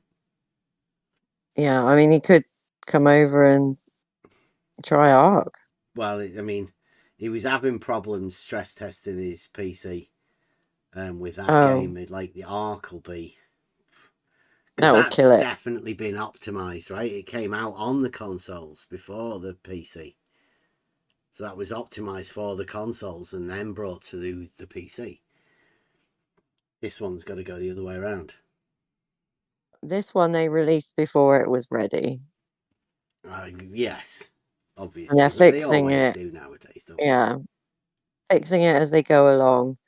And everybody, even people who had a really good PC, are suddenly realising that this new gaming... Lakota says his PC crashed. Put his thing up. Oh, wait, go on, sorry, Kieran. I honestly can't remember where I was going. What do you mean his PC crashed? Nathan. Oh. Because he only did a short one. Like, we did say that there wasn't many people watching. It was 50 odd views I saw. Did a 30-minute. So, yeah, if you can help Nathan, don't listen to what Bible U and Divergent Droid say, right? This isn't a diss on Nathan. Nathan's a content creator. You've given me enough money already to keep the PC going. So, what's a little bit more?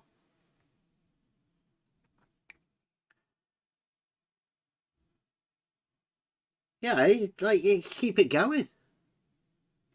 It's an open-ended give, send, go.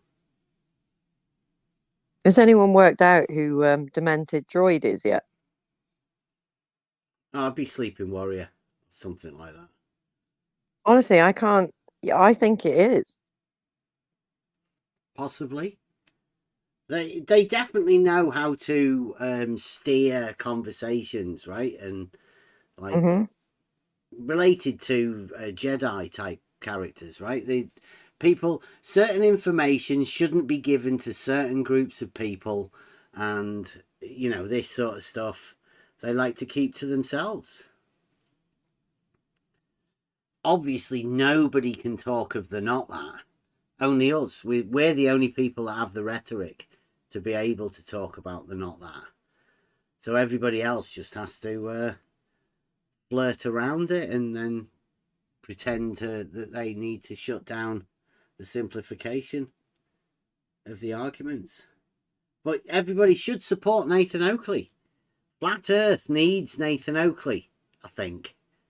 Does it? Does the politics of Flat Earth require a Nathan Oakley character? He's a mainstay of the Flat Earth, isn't he? Isn't he one of the main figures? Does Flat Earth require Flat Earth debate? I know I did a video to end the Flat Earth debate, but that's only a call, you know, because it's just not flat. It should be able to end the Flat Earth debate pretty easily by going, it's not flat, look. That is not flat. That should end it, but apparently not. You've got to obfuscate people. Flat Fact says no. Is that a no that Flat Earth doesn't need Nathan Oakley, or? I think it could be. It could be a one vote for the Flat Earth does not need Nathan Oakley. What about Arwin then? What about people like Arwin? Did Arwin go live today? I would say that Nathan Oakley is definitely a monument to Flat Earth. So he is needed. Yeah, I think the Globe Earth needs people like Nathan Oakley. But I think he's in a sort of an embarrassment to the thing. So they've stopped like using him. Yeah. So Arwin went live today because he was saying that he wasn't going to go live yesterday. Was it yesterday that he wasn't going to go live because nobody sent him any money for food and he was going to starve? I was watching a QNFE.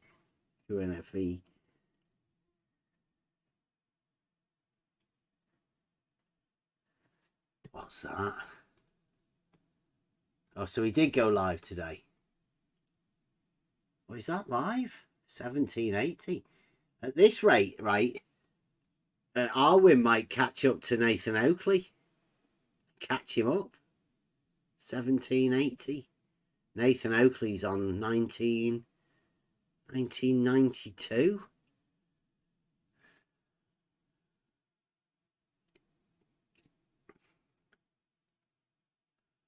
So apparently Arwin needs support, but I'd say if you put your priorities in order, I think Nathan Oakley's PC, because that's for the entire Flat Earth debate community, Nathan Oakley's. It's not Nathan Oakley's PC. It's the Flat Earth debate PC.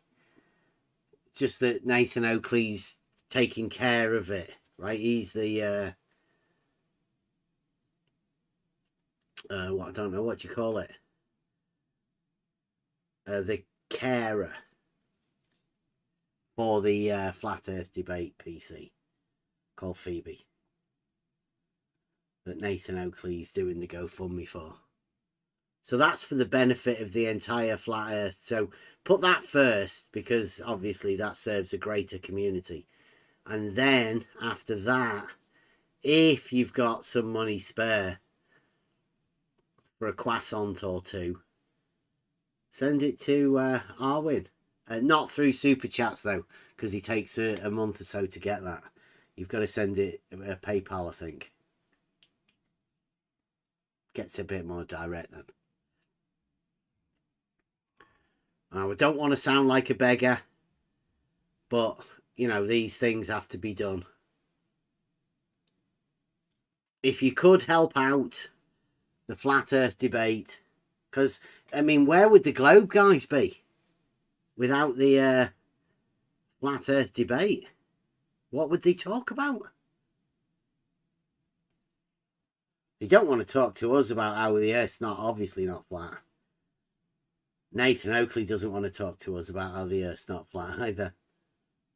So these Globe guys need Nathan Oakley to come back. I think some of them said that they might go over there and have a chat with him. They didn't. They don't tend to think too much of him. And even Brenda and Mactoon are friendly with Jaren nowadays. 24/7 have left their own Discord server and gone over to the politics server. That's why we thought we'd do the politics of flat Earth. Well, so yeah, explain what it is over there at the politics server and how, like how they've got a room over there. Yeah. If you come here to this Discord, right? This Discord channel will just ask you to make a Discord account, and then you can get verified and come and have a chat with us. But over there on this politics Discord server, you'll join it and it'll want to know your phone number that you've got your phone linked to. So you'll put that in and then it'll send you a code. And then it'll want you to put in your password for the Discord account that you've got. Well, Discord asks you to log in again to access that server. Yeah. In which you need to put your account in there, even though you're already signed in on your account. You have to do it again. Yes. Which seems really suspicious to me, and I didn't want to do it, so we've got friends. So I didn't have to do it. So other people have to, and you know. But this is a Discord server for communication. There's just loads of different rooms about different things.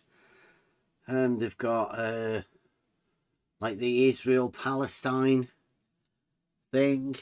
They've got the flat Earth. There's philosophy, politics. Yeah, but it's a guest room, right? Yeah, it's got different guest rooms. It's slightly different. You can go into the politics server and pretty much go straight in to their channels.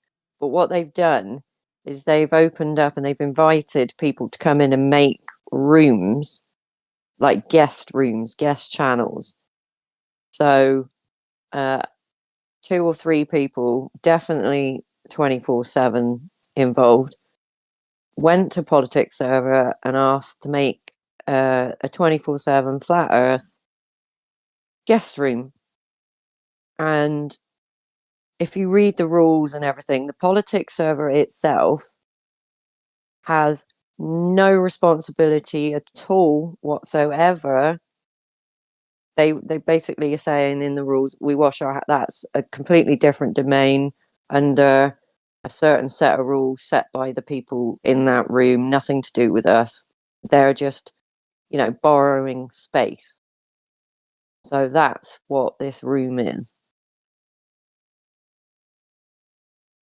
Yeah, there's quite a few people in there. There's some in the politics, some in the religion, a couple of people conspiracy, one person on their own watching a thing, and this is it, 24/7 flat Earth.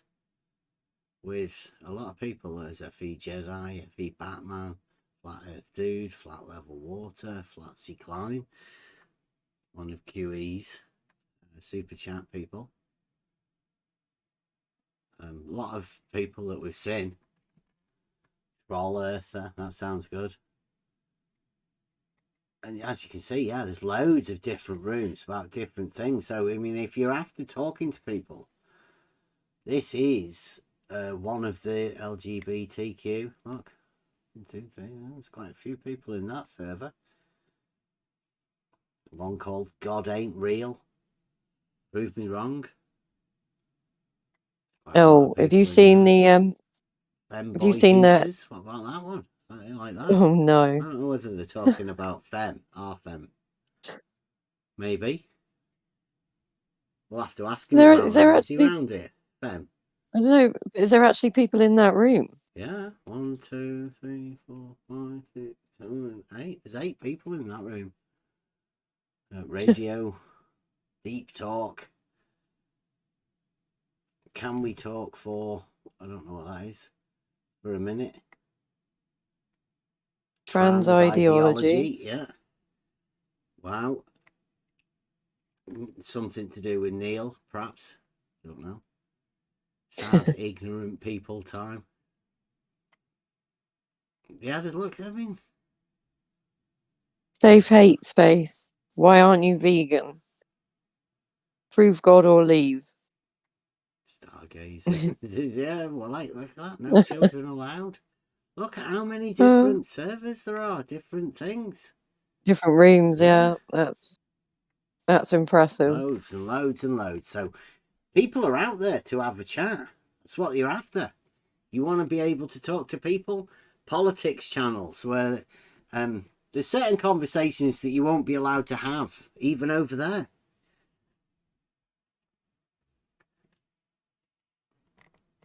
I think I'll try and show you that over the coming weeks.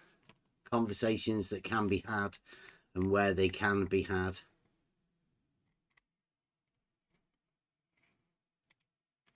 I'll go over there and have a chat in a few of the different other rooms.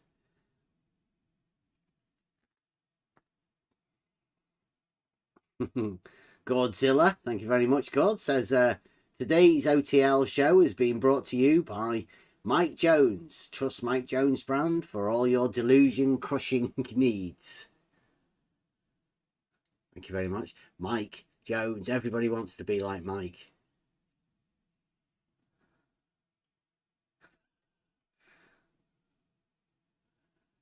What's that? TEOS UK does some live streaming of the Discord politics.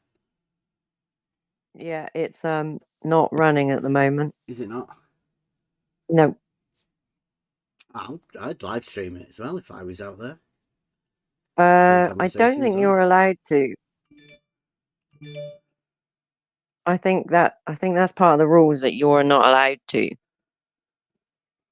But that channel is. Well, they don't. The thing is, they don't advertise it, and it's not clear. And I've not once heard them sort of declare, "Oh, by the way, everyone, this is actually live streaming." Yeah, but like Jeff Vanders, they never told anybody whenever they went over there that they were actually being live streamed.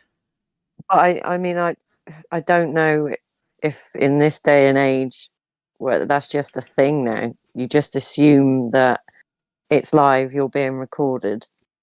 Yeah, I think that's within the thing. Is if you go over there, then you click the terms of service, and one of the terms of service is that you agree to being recorded. So you should always assume that you are being recorded whenever you're in any of these live streams, right? You shouldn't go there and say things that you wouldn't say if you weren't being recorded. Because, I mean, obviously, Discord could record it. Probably do. Well, think about all the information exchanging going on. And information makes a lot of people money. So why wouldn't they?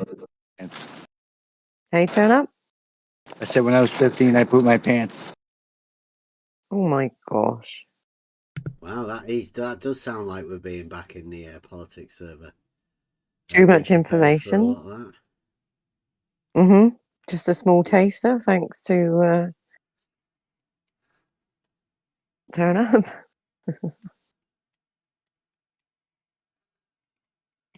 Thank you, turn up. Don't forget to hit that like button and subscribe if you would like.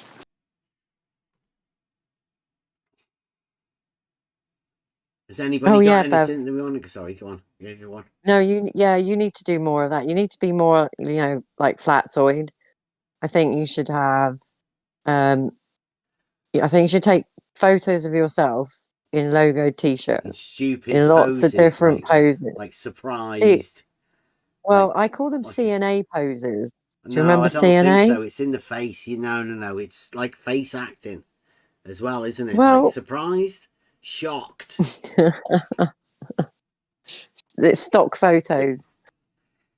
I'm sure Fight the Flat Earth give him the idea for that, right? a few stupid poses with gormless looking faces, and then you can overlay them over other things. Yeah. But you've got to remember, you've got to put yourself out there. Like, you've got to keep saying, oh, please like the stream, guys. Please share the stream. Please subscribe, Like, guys. share, and Please subscribe. send me money, guys. No, I Yeah, don't want to and be you doing don't. that for the money. It's all right. I'm all right, guys. Don't worry about that. Emma didn't mean it like that. No, I'm just saying you don't do any of those things. Is the point I'm trying to make. Fuck that! Hit the like button. I need the money. Well, are we going to get the T-shirt? Did you see the hoodie that? Yeah, it looked really good. That's really good. Where the fuck did my lighter go? T-shirt logic. Hot mic turn up. What's that? Hot mic. Oh, I'm going. Yeah, I know that may be what the flat Earth guys want, but that's not what we're after. We're after this handing out the foundations. Everybody else can build upon them as much as they want. We just want to help people get that footing, the understanding where they're starting from. So yeah, I think that should be given to everybody, but certain flat earthers, FB Jedi, wants to keep it away from you. Like, don't let the flat earthers keep basic information away from you, hidden. Don't let them shut it down, because they're going to want to. They're going to want to shut us down, because we're going to be able to tell you this basic stuff, and they don't want you to know it. They can't fool you with trickery if you know the tricks. They don't want you to know the tricks. It sounds like a foreign thing to them, or that's what they'll tell you, but come in. We don't always tell these sort of things on the live stream. Can't give these secrets away. They're in proper conversations. But we'll tell you, I mean, most of it comes from the fact of you knowing that they're keeping information from you. You can hear it. Go on one of these day trip excursions with us. You'll be able to see it. How they divert from these conversations. I've got about 4 or 5 hours of recordings from today. And I've done this quite a few times and like never actually put them out because I don't know. Is it valuable for other people? Do people want to hear these conversations or not? They're sort of like a in the moment type thing. And I think you could have these conversations anywhere with anyone.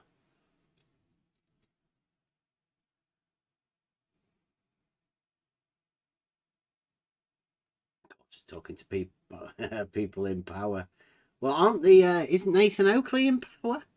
Isn't QE in power? I mean, within this arena, like within this narrative of, flat Earth, aren't they the tip of the spear?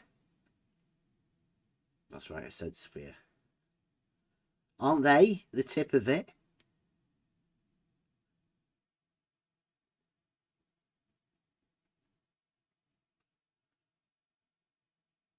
No gods, I think they are. They have to be, though. They're the people like that everybody's talking about. Blue Marble says that he's like vitally important. Look at how many people watch his videos. Appeal to consensus. Loads of people watch their videos.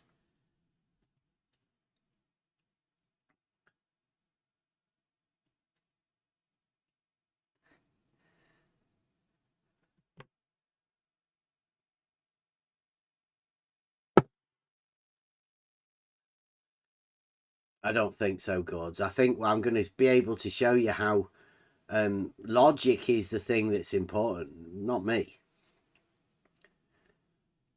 But logic should be something that everybody can have in order to have the reasoning. There's people that don't want you to have it. They don't want you to even learn it. Because learning that sort of stuff allows you to be able to ask questions. And they don't like people asking them questions. They want to shut down that conversation. Couple of conversations just recently. I mean, a barrage. That's it. That's it. RH. Now you're getting it.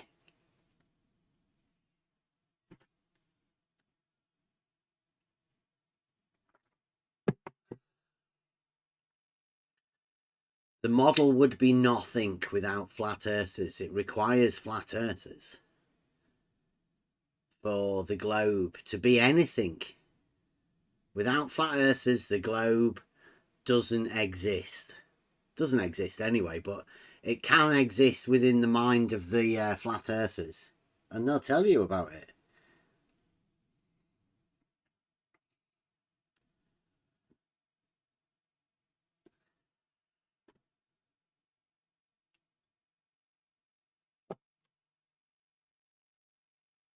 You'd be surprised, gods. It's not me, it's everybody that's around here.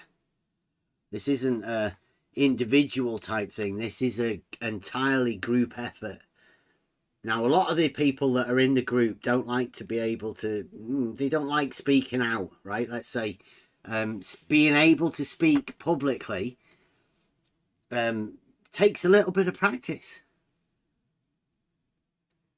that a lot of people haven't done. And, you know, they've got other things, other interests. Not like me and Emma, we've got nothing better to do, really, other than the other than the caring and the general just living life. We get a chance to talk to people a lot.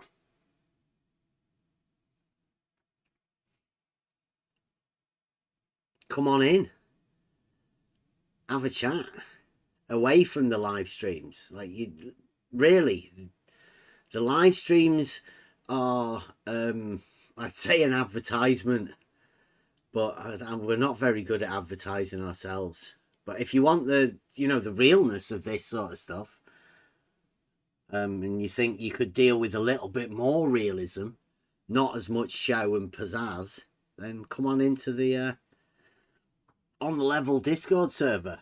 That's all you'll find. On the Level by name and nature.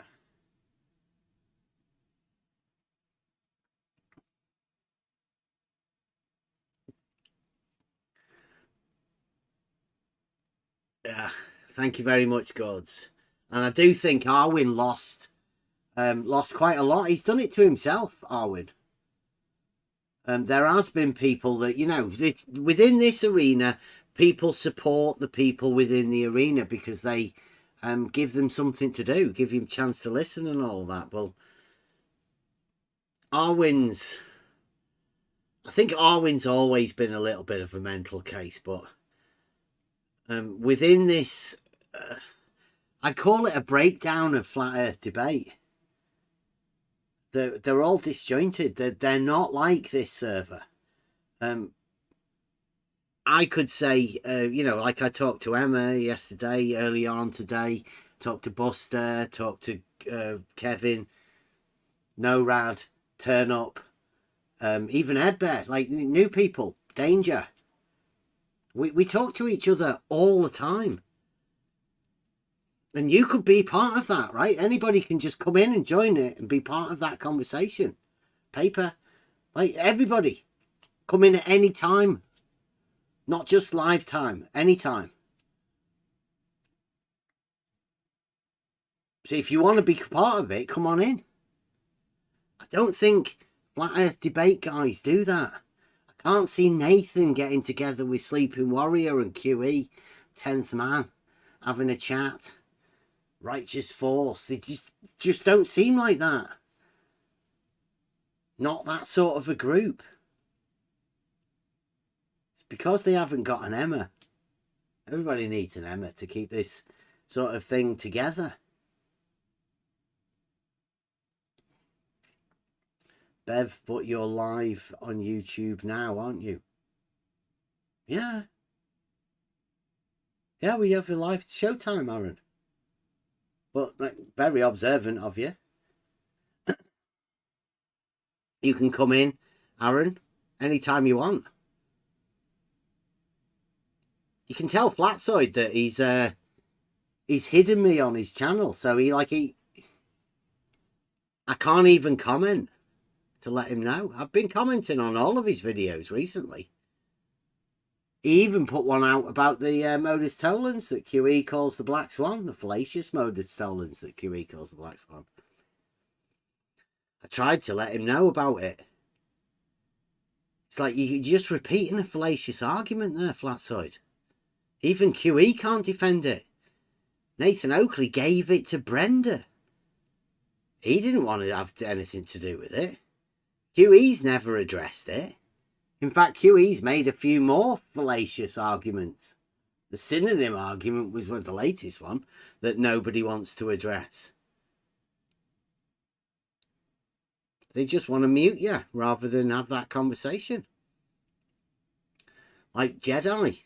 Like you'd expect Jedi to be able to have a conversation with Emma to explain, you know, all the things he did and why he did it and where he's been for 2 years and why he expects he can come back and not have to address the things he did in the past.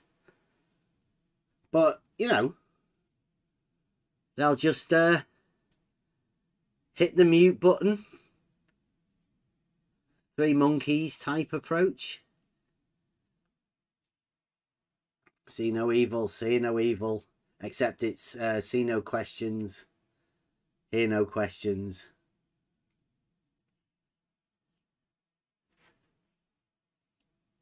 Yeah, come on in, Aaron. It's been a while. I know you've been heavily involved in it. Right the way back to when Fight the Flat Earth was talking to, what's his name? Because Aaron Young, Andrew Thomas Young, he didn't want to talk to me about all of the Fata Morganas that I'd done, even though he did all of the, what did he call it? Duct testing. He didn't want to see some of the best Fata Morgana sunset pictures on the internet. Almost. I can't imagine why, but perhaps he's not real. Perhaps he's just a load of people that have put a load of documents together. Modern science. Going over stuff. It might have been just some sort of a thesis of some sort of student. First year student or something.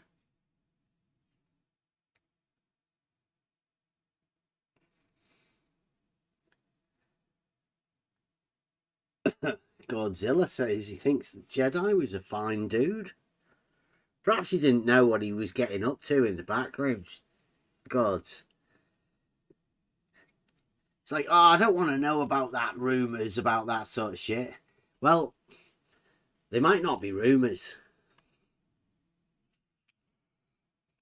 He's never going to have to address it, right? Because there will be people to be able to say, well, he does a lot of fine work for Flat Earth. Yeah, I'm guessing Godzilla missed where I was talking about that earlier. Yeah, he scammed a lot of women out of a lot of money. Godzilla. Yeah, you want to know why a lot of women don't stick around? It's because of people like Jedi within this community. And there's a lot more than you'd think. Obviously, you being one of the blokes, like me, I would never have known. Because they're good at doing it, aren't they, Emma? They're good at disguising this sort of stuff and putting it in the back channels and DMs and... Everything got shut down. Everything got shut down. So no mention of it was allowed, anything was deleted, and then nobody cared once I'd gone from 24/7. It was just, oh, it's fine. He did disappear for a while, but that was not because of that, right? It was another issue. Something else happened to do with another woman. Yeah. Not quite the same thing, but similar. And both him and her got removed from the server. And then suddenly he's back. Everything's forgotten. Not that anything he was never held accountable for any of it. Because, as Godzilla has said, just listening to him, he sounds like a really nice, respectable English guy. But unfortunately, people pretend all sorts of things online. And he pretends to be a nice person, Godzilla. And he's really not. Like the way you can see people, the moderators of people like Flatzoids and all of that, they can give a public impression of somebody doing something else and timing them out and then lying about them and misrepresenting them, not giving them a chance to reply. All of that sort of stuff went on. And believe me, guys, right? I had a DM on Twitter, not Discord, on Twitter, from the head guy at 24/7 telling me to keep away from Emma because they've got a file on her and she's a bad person. Obviously, I didn't listen to it because I'm a good enough judge of character myself. But yeah, they try and do all sorts of stuff to manipulate it. I bet even some of them are on this Discord server watching who comes in and sending them messages about what goes on, right? They'll just be lying about stuff.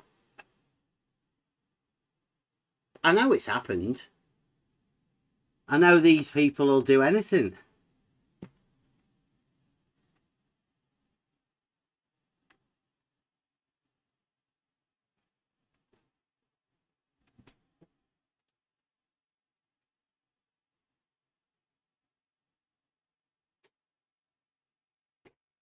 Aaron says about thingy Flatzoid's panel, but not just Flatzoid's panel. All of them. All of them. STST, Fight the Flat Earth. You name it. Nathan Oakley, QE. They're mainly the same people doing the same things.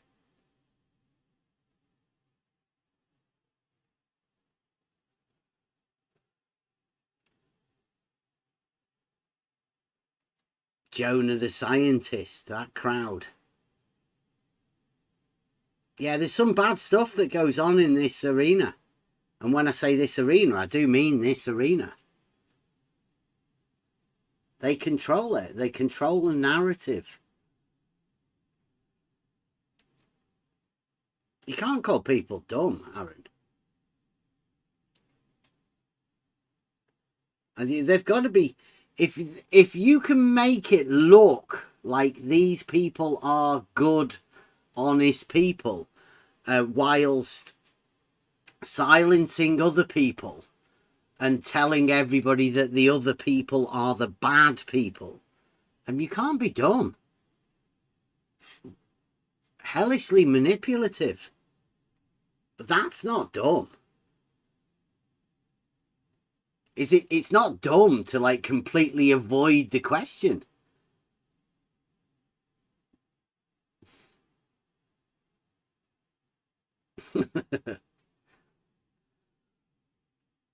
A false narrative, false dichotomy, Aaron.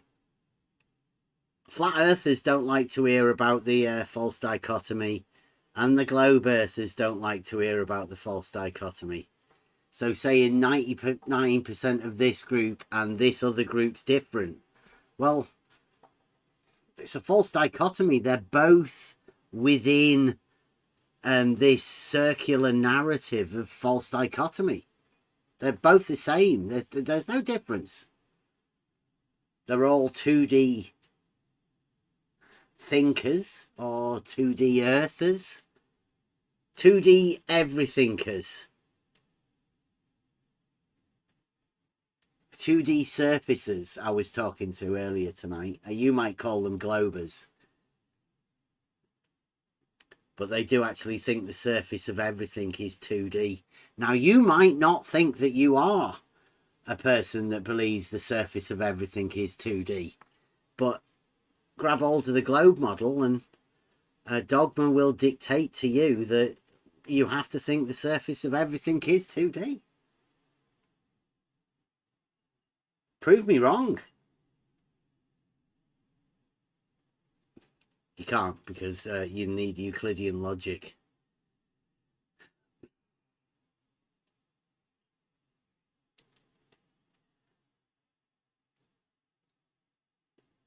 Did you guys see the QNFE thing of Arwen? Did you see that, Emma? Sorry, Empress.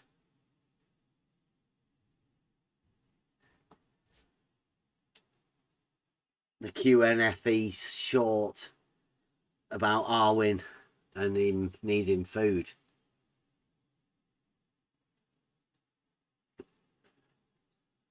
I'm gonna put it out. Shout out to QNFE.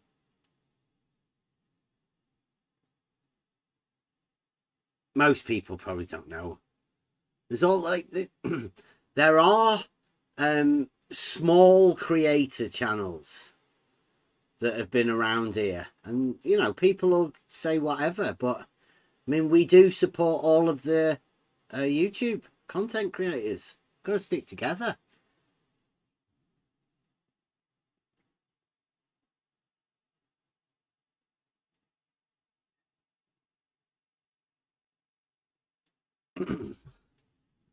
Has anybody got any? What about you guys in the chat? Have you got any topics? Free for all Friday.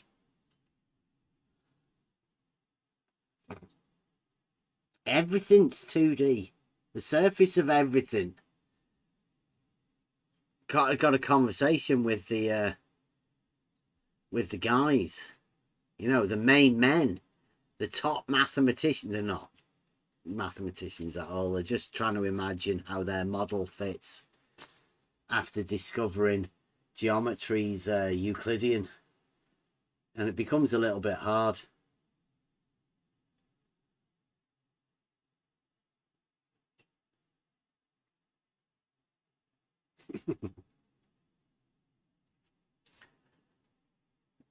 It's wise, that gods, but you'll be fine here. This is one of those places that yeah, I think that they're going to be rare places where you can actually speak as long as it's truth. Then yeah, that's what we ask for. I'd say require, but I mean, you soon found out if you don't speak. Honestly, on the level.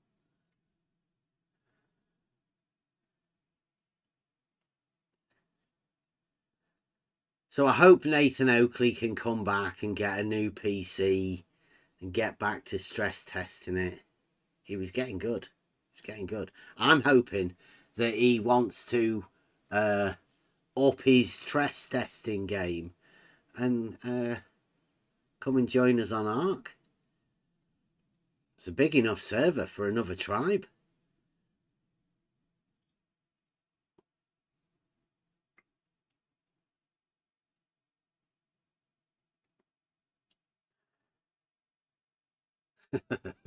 This whole place is a refuge for loads of people. Gods. It is truly a place where you can come and get a bit of clarity. Modern life's going... It's going crazy. Like, proper crazy. People are going to go mad.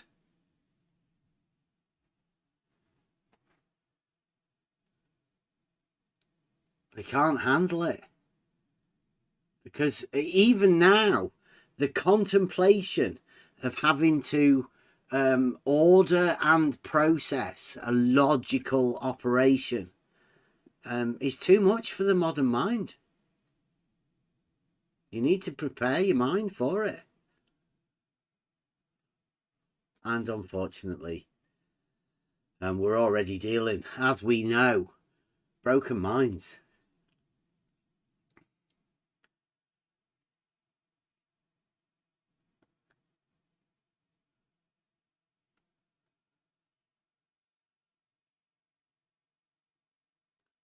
Stop watching the news. And mainly, I think I have to get off Twitter as well. Twitter and Facebook. They sort of bombard you with stuff that perhaps may be directed at you to try and get you annoyed.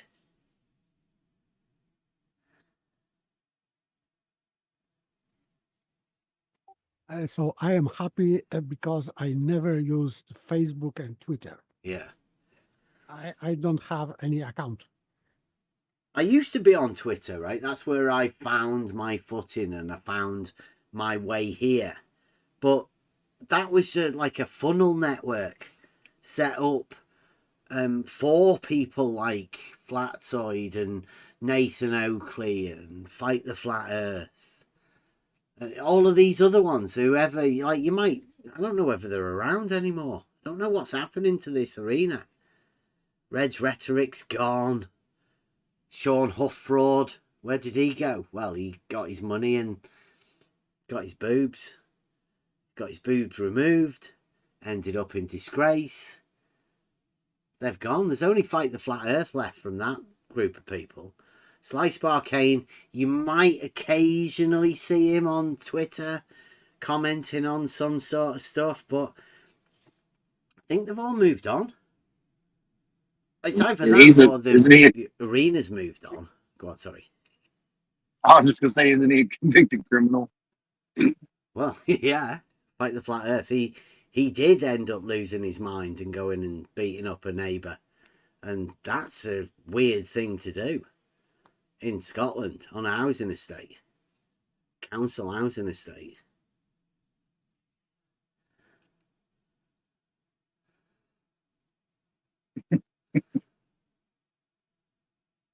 What can you do? Yeah, you guys, if Nathan's listening, I would say get a normal PC with a fan and put it in the other room. Just get a cable.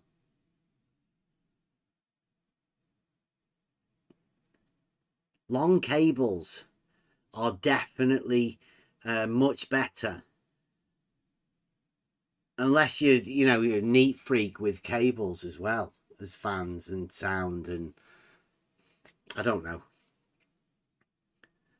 Some people could be like that, of that sort of within their nature. Put the computer away in the corner and have your mic 3 inches away from it. Because you don't want to see wires and stuff.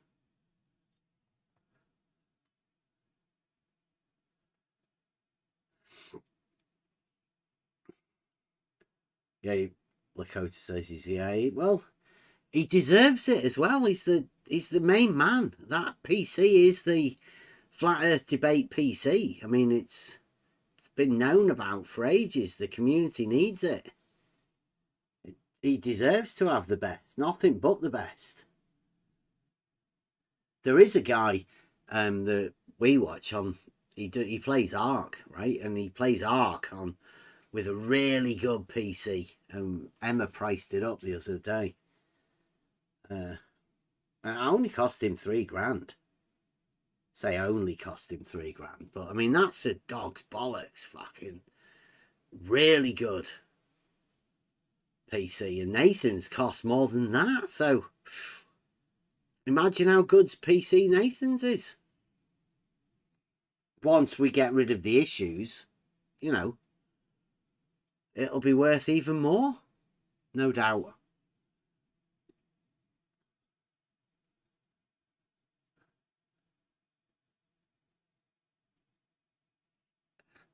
Chuck Wagner, is that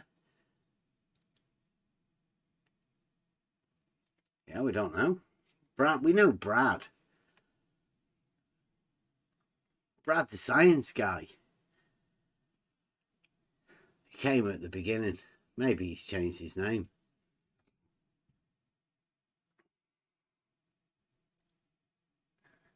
And good day, Saragaki. Thank you very much for joining us.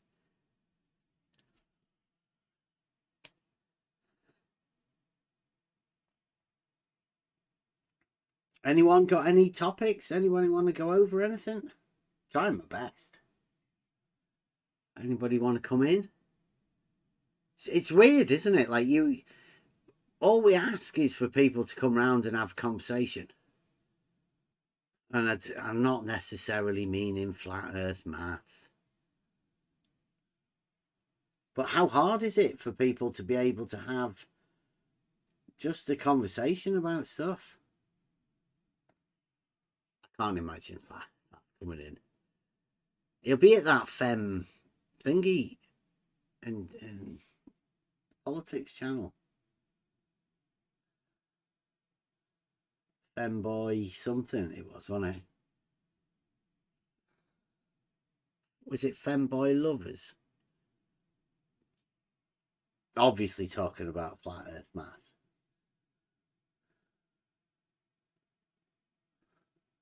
And flat earth math is, because I still don't know what flat earth math is. It's something he's made up. It's a character, isn't it? Like Professor Phil Bell. Like he's just added on a character name, and this is some sort of flat earth math. I originally thought his name was Matthew. Thought he was a flat earther called Matthew. But it turns out, no, he actually meant flat earth math because he's a teacher. We've never heard back from the guy that made the video, other than like the initial comment about, you know, replying back to us, but he's never replied back to us since.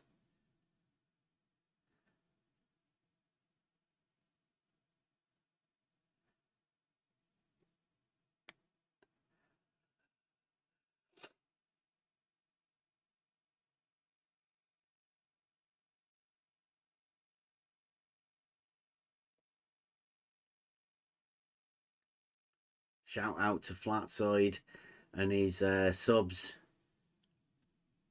His mods, sorry, super mods. Shutting down conversation. If you want to go somewhere, right, where only flat earthers are allowed to talk.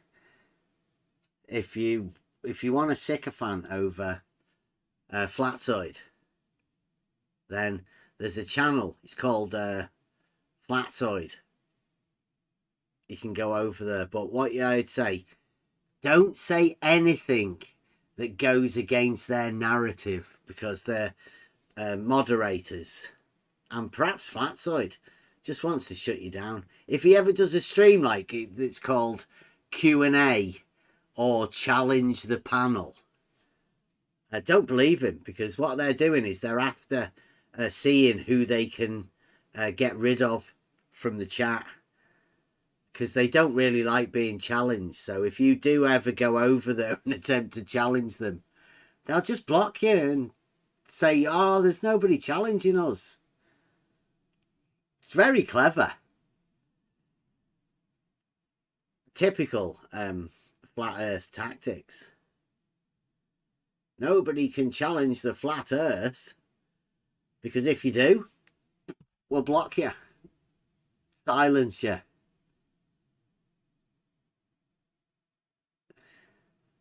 And point proven. Yeah. Nobody can challenge us. Yeah, that's what he said.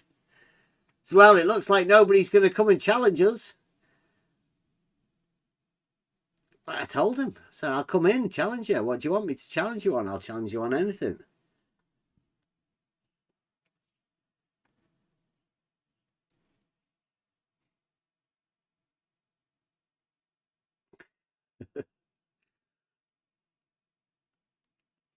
It's in his name, Flatside. I mean, come on.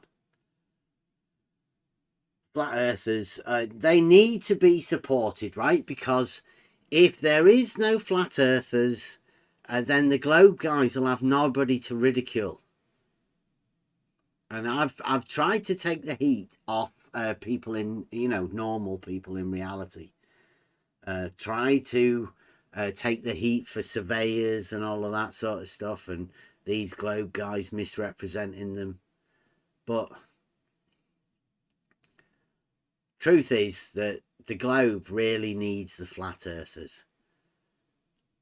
And if they haven't got Nathan Oakley and Flatzoids, has these electric problems. He said he needs a load of money for a generator or something to keep his electric going. But I'm not so sure where he'll be getting his Wi-Fi from if the electric goes. But supposedly he might be able to power up his own internet connection as well. Keep him on the internet doing his live streams because it's needed. It's either Nathan or Flatzoid. Preferably keep both of them going. Sorry, and Arwin. How could we be without Arwin?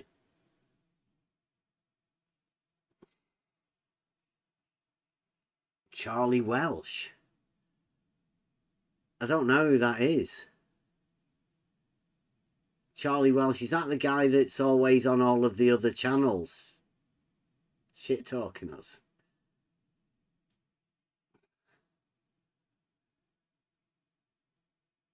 Possibly. So you like most people have. Why do people have more than one account? It doesn't half sound trolley that. But I suppose if people do end up blocking you, like Flatzoids block me, STSTs block me, right? Fight the Flat Earth obviously block me. Nathan Oakley will be doing it soon. Bible U was saying that, right? I'm going to be banned soon over there on the Flat Earth stuff. I'm not making another account. It's not that important. Commenting on it. I only do it to show people how they can't actually answer simple questions.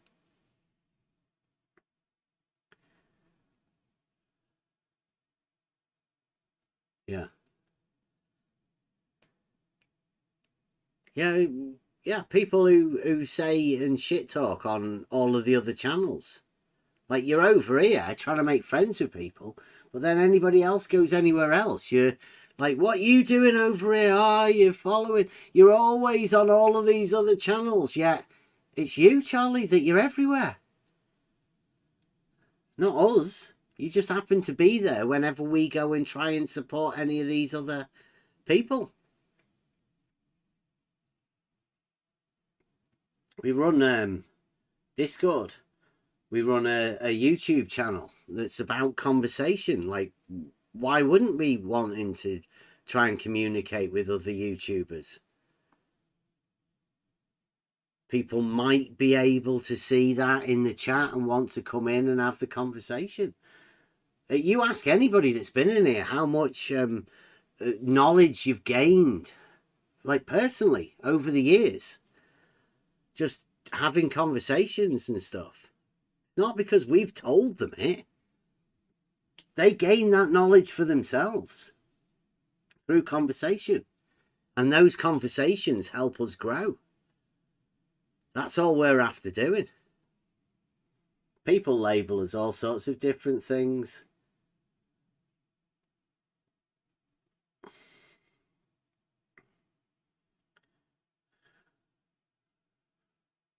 Arwin's one of those people I would imagine that should be wanting to have these conversations. He says he's got all of these brainwaves and he can't even come and communicate. Now, most of the time, right, through this journey, once you learn grammar, logic, rhetoric, you want to be able to practice that rhetoric to be able to communicate.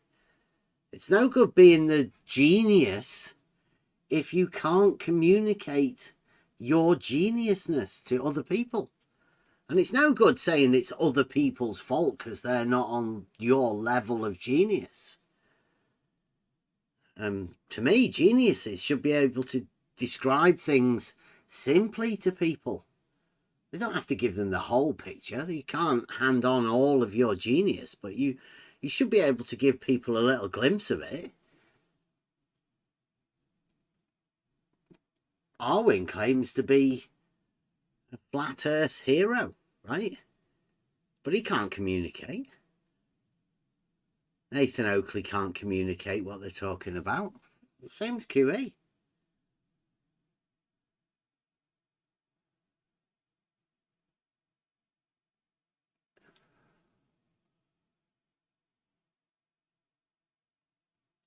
You got a drama here.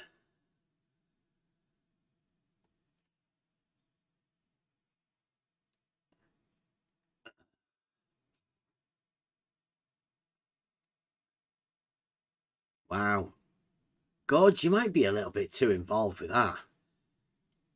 It's Arwin. I think everybody watched that sort of stuff. I mean, I saw the time when, you know, there's a few people that most people know within this. Godzilla is one of them. It's been around all the time. I can't imagine why people are doing that. But Godzilla has been supporting this community, the content creators within this community. But Arwin, I can't understand why he did it. It like gets in a rage and gets really annoyed. And it might have been something that God said that triggered him in one way or another. Might have said something, how to improve or something. And yeah, I think he blocked you, didn't he? Just get rid of you. Yeah, you're a good man, God. It's like just helping him out with a few quid every now and again. But God's he threw it in your face, and that's like one of the worst things. And like that last one, his begging bit. Yeah. Can I just say, I think Chuck's gone now, but yeah, I think Godzilla speaks to him. I don't mind if he's respectful, which so far he has been, and he wants to just take part in the conversation, and he wants that account unhidden, then that's fine. It's just, it's not as easy as pressing a button, right? Bev's the only one who can do it, whereas all the mods can hide anyone. Bev's the only one who can do it, and he can't do it in the middle of a live stream. Yeah, Chuck's here now in that thing. I don't know why. But Mhm. the Charlie Welsh preferred to one's be the on one his- that you see everywhere else. He's one of these characters that seems to be there, and whenever you meet him anywhere else, like he was on STST talking to Rachie about, you know, bevolutionaries and how people, you know, how bad we are. He was joining in with everybody on that sort of stuff. He was calling Mike, I think. I think when Mike was super chatting. He might have been one of the ones that said he was doxing. Trying to dox Professor Phil Bell.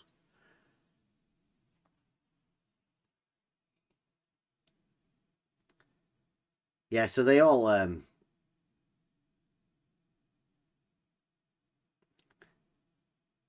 yeah, he did. It may have been just joking, but the other people that he incites with using that sort of stuff, they're not joking.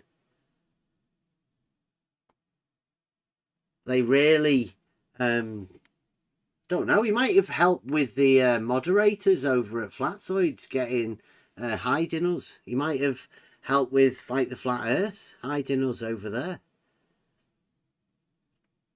And not just me as well. Chuck will mention anybody who has ever been anywhere over here, if they comment anywhere. Much the same as anyone. Happens everywhere. So I'm sorry for anybody that does come over here and have conversations with us, but you might be linked to this by people like Chuck Wagner / Charlie Welsh or any of the other people. Sorry. That might be why a lot of people don't bother actually typing anything, because, you know, then they'll be associated with this place, and people like Charlie will be able to, you know, point them out anywhere else whenever they say anything. Most people know what's happens to me and Emma. Who mentioned Fem? It was over at the Femboy Lovers, Yeah, was it? someone seems to have summoned him in the text chat. Really? Mm-hmm. Oh. He's talking to the room, is he? Oh, he's doing that video as well, isn't he? Like, we've just been over there talking to everyone about 2D as well. 2D balls. That's what it was. He was embracing Brenda's 2D balls. As they were over at Thingy. It was Stingray. He's a mathematician, model builder. He might have been embracing Brenda's 2D balls too. It could be Brenda's 2D ball loving from the 2D surfaces. Because I think it was it was Fem that told me, I think. Can't remember anybody else telling me before that. But the surface of everything is 2D. Everything. Everything. Yes, and their argument is that surface has no thickness. Doesn't matter because it is dimension is in one direction. So if it is in more than one direction, it's gaining dimension. So well, they were saying, right, paper, that when you see things, you see 2D. No. No, that's what they were saying. That's what I'm saying. Yeah, like, in order for them to justify their surface of everything is 2D, they were saying earlier that whenever you look at anything, what you see is 2D. This is not correct because you see surface. I agree, but it doesn't mean that you see 2D. They are equivocating 2D with surface, any surface. The problem is that there are, for example, if you can see cube, you can see, let's say, 3 surfaces of the cube. It is not flat. There are 3 different planes, 3 different squares. So it is not flat. This is not 2D. Because if you can see 3 surfaces of the cube, because other 3 are hidden. Because, for example, it is not transparent, so you cannot see. But if you can see 3 surfaces of the cube, you know that they are not on the same plane. So you cannot say that it is 2D, that you see in 2D. It's nonsense.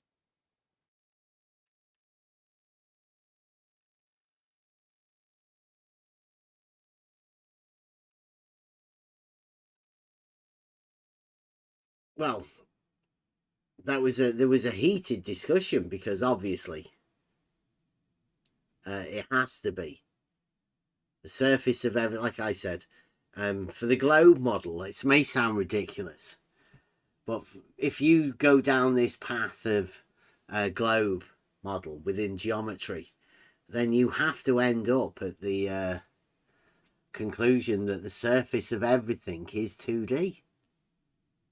Now that, I was telling them, that sounds like flat earthers, right? Wanting everything, the surface of everything, mountains to be 2D, spheres 2D, surface of everything. But they're adamant they're not flat earthers. They're just 2D surface earths. Right, the surface of everything is 2D. And you might think that 2D is a plane. Well, they imagine it the surface of everything.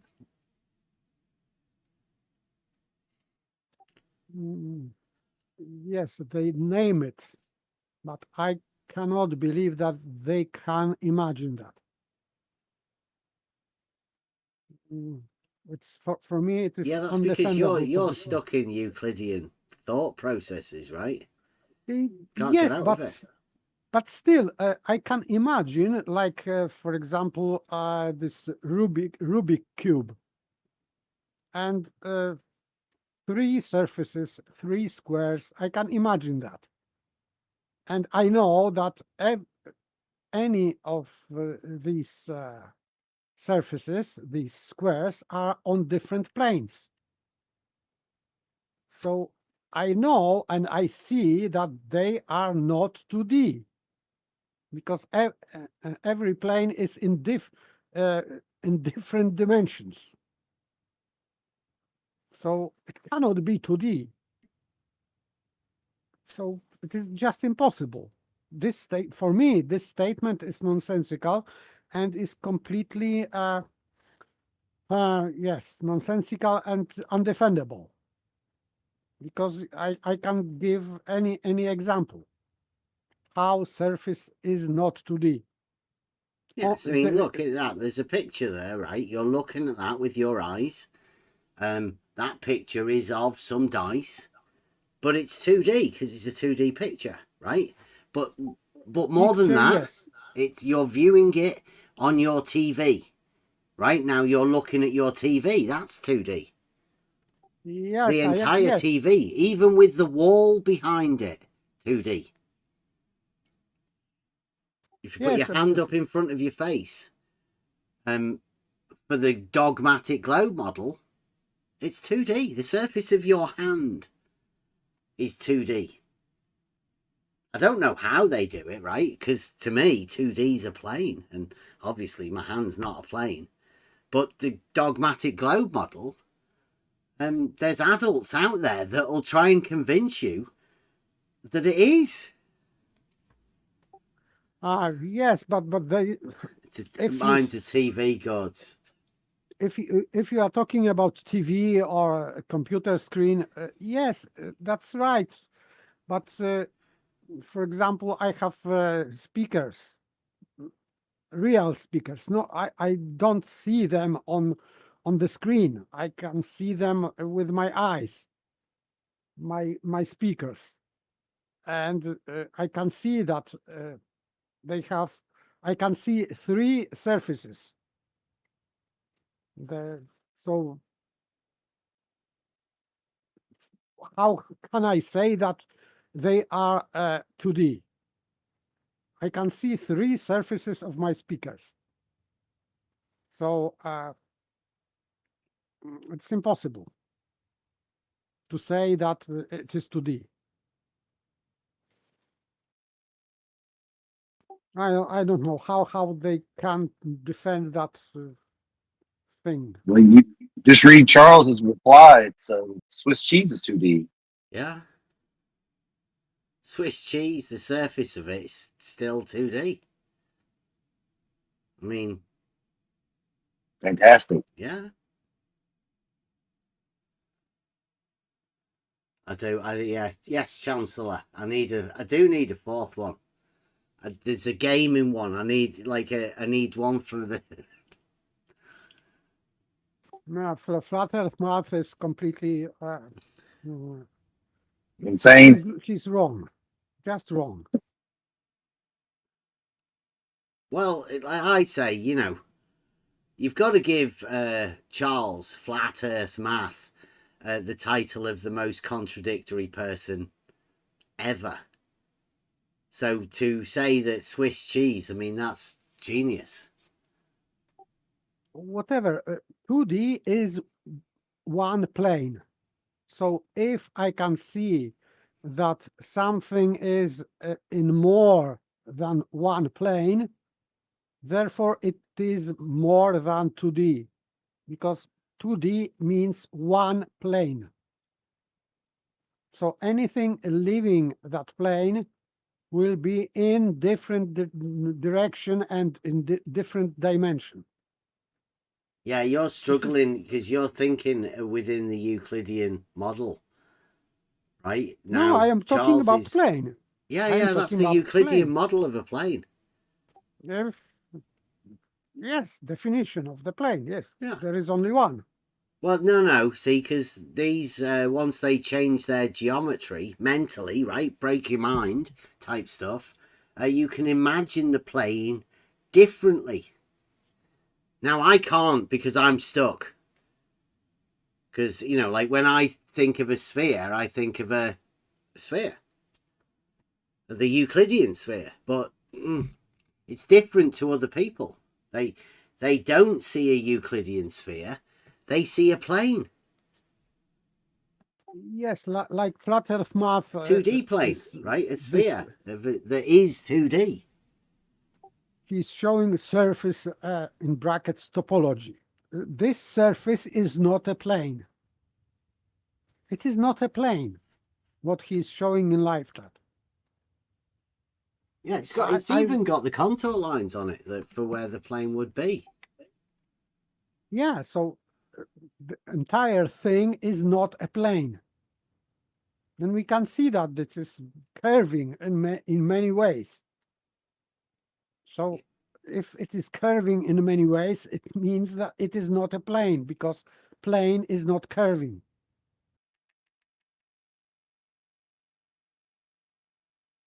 Yeah, I've got some stuff as well here.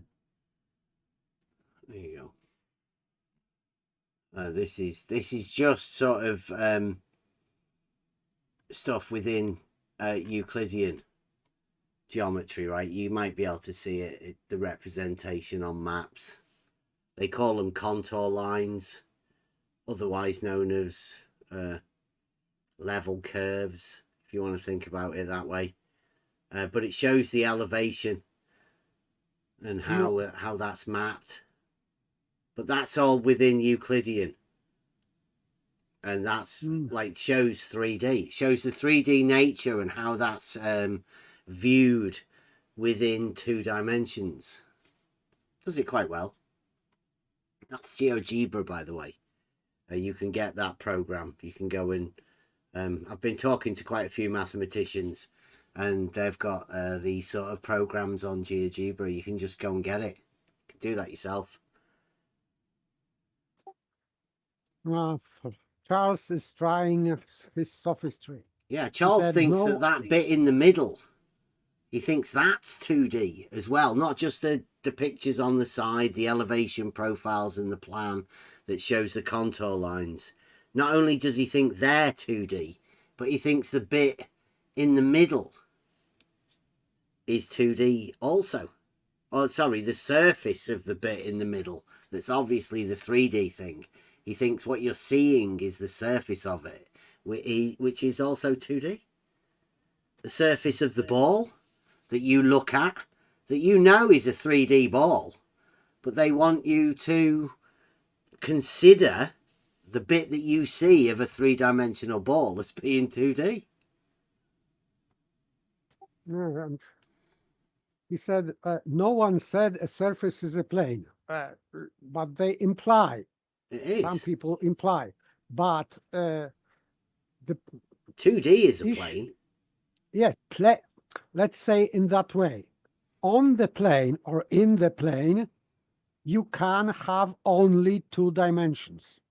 You cannot produce third dimension on a plane. It is impossible.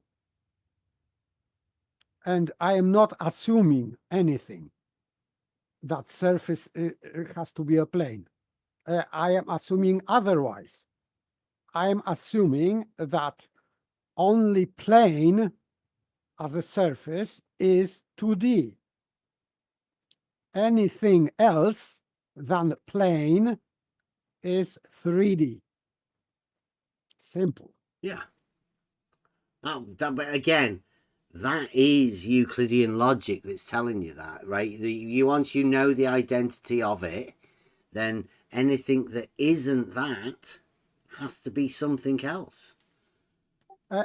By the way, look what Charles is. He's put full stop after it, and he wrote it out. He didn't just do the full stop. He wrote it out and then put the full stop after the wrote out full stop. So, man, is he serious? And he said, no one said a surface is a plane, and now he's saying all surfaces are 2D. Yeah. So first he is saying that I am making some assumption. I am not, but now he is making this assumption, and he's right. This is just sophistry. Sorry, Charles. Please don't do that. I am not so stupid to really. 2D is only plane. Therefore, if a sphere, let's say we have sphere, it cannot be because sphere is not a plane. It means that sphere is not 2D. Simple as that. And by the way, if we have cube is not, surface of the cube is not 2D, because cube has 6 surfaces. Any of them, one of them is 2D, but taking all together, 6 of them, they are not in 2D. Simple.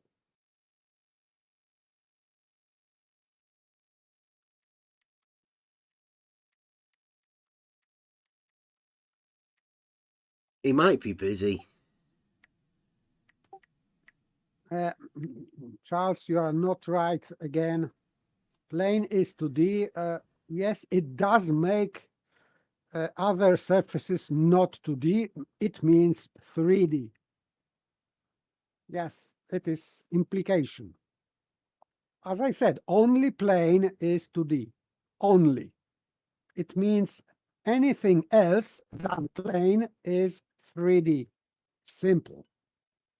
I'd like to see if Charles wants to attempt the geometry, because they were doing an optics thing. They were doing the, just looking at it. That's the way they decided to do it over at the MMM server.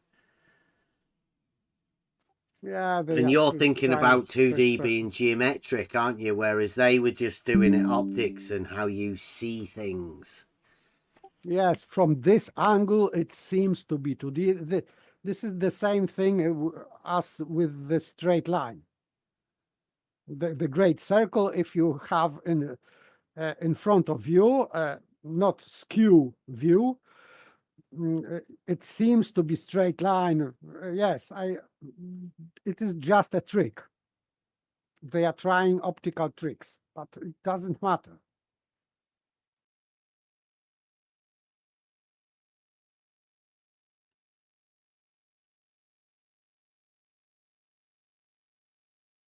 I don't know what Charles is trying to challenge.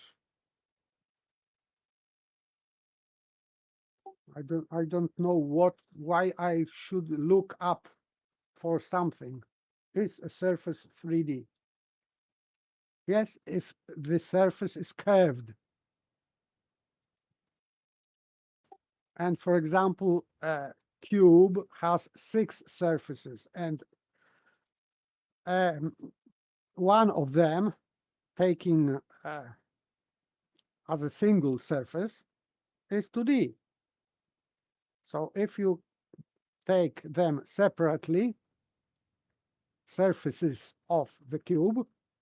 One of them is 2D and another is 2D because I am taking them separately. But if I take them all together, they all together are not 2D. Simple. Like curved surface. Yeah, Curved but what you've got to surface. watch out is that these people, certain people, believe that geometry is the shape. Right? Because they don't have a foundation of Euclidean geometry and they've never really studied the basics. They believe that geometry can be different on the surfaces of different shapes. All shapes seem to have the ability to have their own geometry, because that's what geometry means to some people. Just shapes and shit. So when they imagine that they can have a different geometry on the shape of a shape within Euclidean geometry, like Charles keeps going to different stuff. I think he's watched that video by Veritasium and misunderstood spherical geometry completely. Because in the picture there, it says, and by plane you mean sphere. A plane's 2D.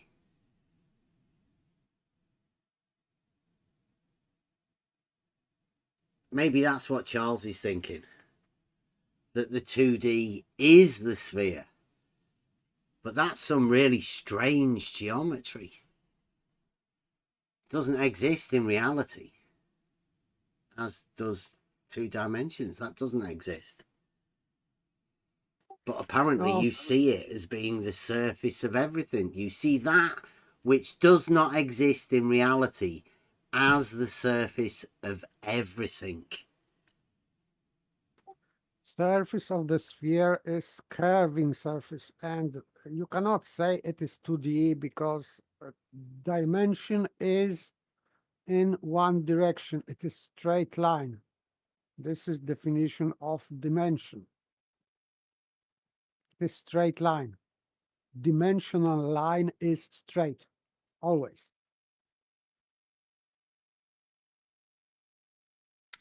It is not curving. That's only within Euclidean geometry, they'll tell you. Yeah. The only geometry that exists. Yeah, but flat earth math, he doesn't exist within that realm. Right? He's left that realm. Or at least his mind has, anyway. Broken. Tattered. Okay, but he cannot, for example, Charles cannot address issue with dimension because since we cannot have curving dimensions because it doesn't make any sense, because you make them not commensurable.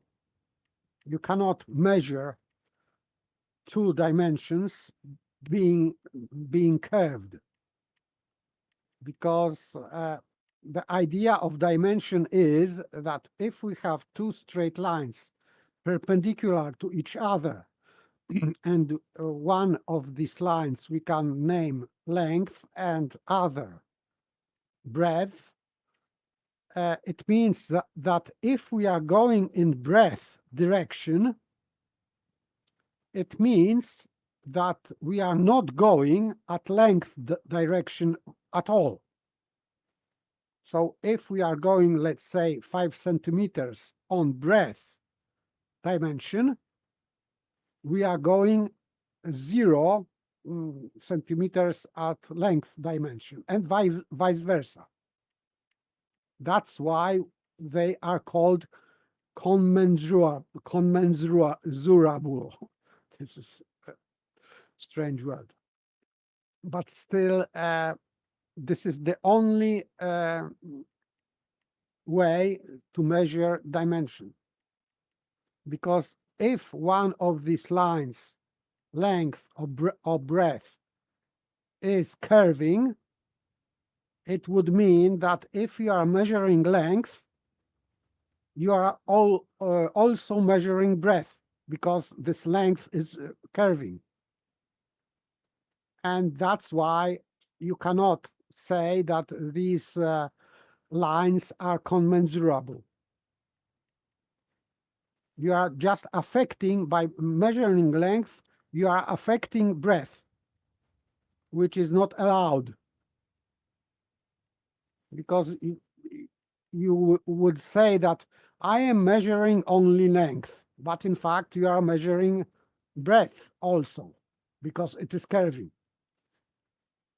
There is only one instance when we can measure in that way, that we are not affecting with one measurement another measurement. And this is Cartesian coordinate system and just dimensional system, not invented by Descartes, but it was very well known in ancient times. Only way to have that, we need perpendicular straight lines to not affect other measurement. This is like measuring in surveying rise of a rune. If we have rise, it has to be perpendicular to rune, because if it would be a slope, you would measure not only rise, but rune also. And that would be wrong measurement. That's why surveyors use straight lines and perpendicularity, because otherwise this whole measurement would be screwed. Charles has put a few things here, right? He's addressed you with one question. We do have a rebuttal by Saragaki, right? So he says, flat earth math, Charles, brackets. Paper organist, the dimension of a line is straight, right? That's your quote. And he says, then it will be impossible to measure the circumference of a circle. Lol. Why? Well, let's say if the dimension of a line is straight, and we'll call it 1, right? And we'll call that the diameter. Right? Now, it will be impossible to measure the circumference. Is that true? No. What if the diameter is 1? What's the measurement of the circumference if the diameter is 1 straight? I have no problem with length. It's impossible to measure, though, right? He's right, isn't he? You can't measure it. It's 3.142, blah, blah, blah, blah, right? On forever. So you couldn't actually measure that. So Charles would be correct, wouldn't he? Now let's say the circumference is 1. Can you measure the diameter? No, of course not. So you can't measure it, right? But that's only because of the circle and the facts that we know from this mathematical equation, that if you have one, then you cannot measure the other. But that's just a fact of pi, right? The ratio, when you relate either of the ones to 1, you can't have the other one, the other number. It's not possible. So Charles might be right there. I would say that if you have diameter and you can just put this diameter on real thing, like measuring tape, steel tape or whatever, you can put it on the wheel around. So for me, practically, it is not a problem. But he is saying that He's equivocating dimension with length alone. Length of the line can be curved, but only when this line is straight. It makes it dimensional line. So dimensional line is straight. When the same line, if you curve the same line, it has the same length, but because it is curving, it is no longer dimensional. You cannot say that this line, I will use that as dimensional line, because it is curving. So it is changing direction, and definition of dimension is measurement in one direction. So you cannot use curved line as dimensional line. This is my point. Is he saying that if it isn't straight, then he can measure the circumference? Like, if we move the dimension of the line from being straight, can you then solve pi to a rational number? Would that make pi become rational, right? I mean, what's he saying? No, absolutely not. I don't think he knows what he's saying. Poor fella. Broken I'm mind. saying that only straight line can be used as reference line. Yeah, we get that. X, Y, Z, right? 3 dimensions. Obviously straight. Everybody understands that. Cartesian coordinate system. Built within Euclidean framework. But Charles has left that ages ago. Broken mind. Here's Saragaki, right? Saragaki says, Charles saying the circumference of a circle is an implicit admission that the circumference is part of the whole and not the whole. Meaning he's already admitted defeat. Circle is not the whole. He wants the circumference to be the circle. No, the same thing is with the spherical geometry. If you take part of surface of some solid object, for example, a ball, yes, this surface is not whole ball, but still it is just part of space. So I cannot see any connection to geometry, because geometry is three-dimensional and reality is three-dimensional. So taking part of space, like surface of a ball, and naming it like spherical geometry, for me it is just fantasy, nonsense.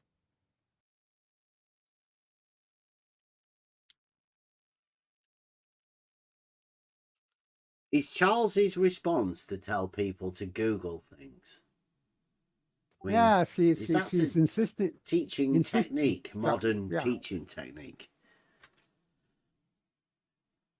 Google something that we know, right? Because I know in book 1, Euclidean geometry, it says a plane surface is length and breadth, right? Now, the whole system goes along from the definitions that were already sold. But then in book 11, there is a redefinition that states a surface is that which bounds the solid. Well, solids are 3D. So if the surface bounds it, then the surface has to be 3D within solid geometry. Like, yes, it if just it makes bounds sense. the whole, that's why for me, best example is cube, not sphere, because it is defined in Euclid that it is having 6 surfaces. Euclid doesn't say that cube is bound by surface. He says that cube is bound by surfaces. exactly 6 surfaces. So he is separating 6 surfaces. That's why they are binding a cube, because these surfaces are on different planes. And that's why they are in total, they are 3D. Any one of them is 2D. But every one of these surfaces, these squares, are on different planes. So you cannot have 2D on 6 different planes. Because as I said before, and this is not just my invention, that only plane is 2D, one plane. If you are adding, for example, if we have horizontal plane, so everything on that plane is 2D. But if we add vertical plane, so taking them together, you cannot say that both of them are 2D. It is nonsense.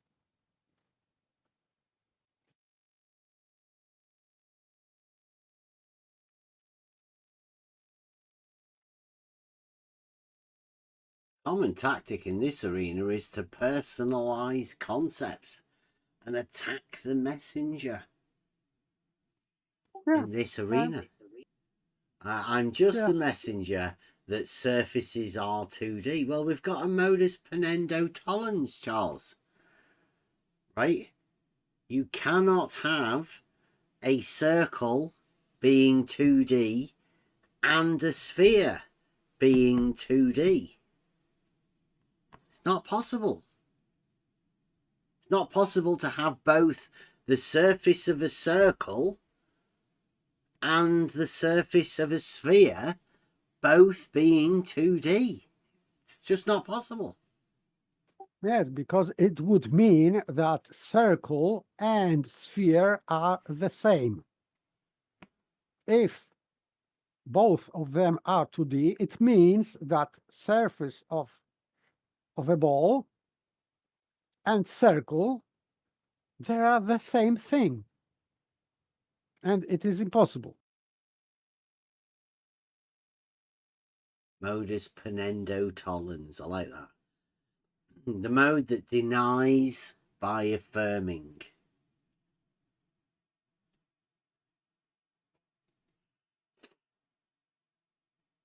So you can affirm that a circle is 2D. Therefore, you can deny the sphere being 2D. Or you can affirm that the surface of a circle is 2D. In which case you can deny that the surface of a sphere is 2D. They both aren't the same. And if you're saying they're both 2D, you are saying they are both the same surface. Yeah, they're not. Which is impossible. Yeah. So this you can create reductio ad absurdum. But yes, surface of a circle. This is just insane because circle is planar figure. It means it is drawn on the plane. The plane is 2D. So I wouldn't say that if we say surface, we normally say surface of something. But if we have a plane, plane is not surface of anything.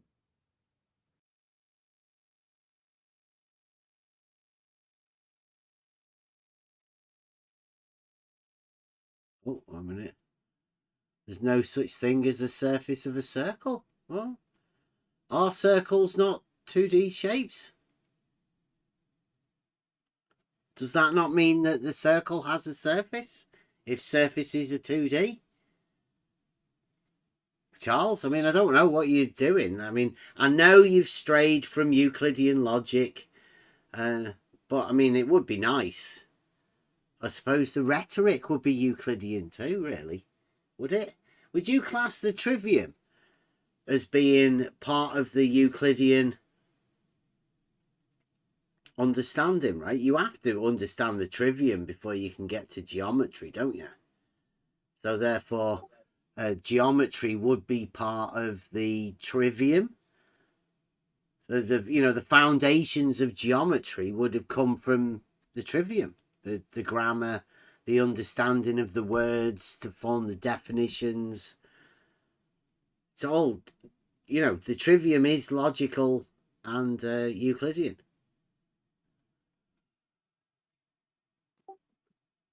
Problem. Charles has a problem with curving surfaces and plane surfaces. So plane surface is 2D, curving surface is not 2D. Simple. Because if we have circle, normal, planar circle, and we have spherical cup, for Charles, they are the same. And by the way, spherical cup has two surfaces. One is this part of the sphere, and the second, this part where we cut off from this the sphere. It is just a circle. So spherical cup has two surfaces. One of them is circle, and other is what is called spherical cup itself.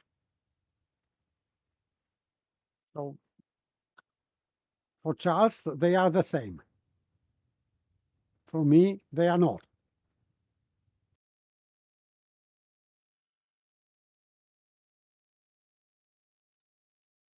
Two straight lines orthogonal to each other. There are many ways to define a surface normals. One way is to define two straight lines orthogonal to each other.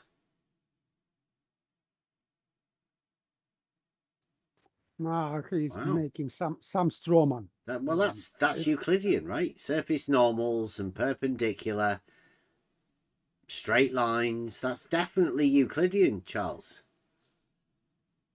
But doesn't orthogonal, when you say orthogonal, that you're introducing the third. Maybe he's misunderstanding it. I thought orthogonal implied that you're now adding a z-axis. What he's talking about, find two straight lines orthogonal to each other, each tangent to the surface. Two straight lines orthogonal to each other, each tangent to the surface at a given point. Two orthogonal lines being tangent to the surface at a given point. It sounds like he's squaring the circle, right? He's imagining that just some ball beneath the plane.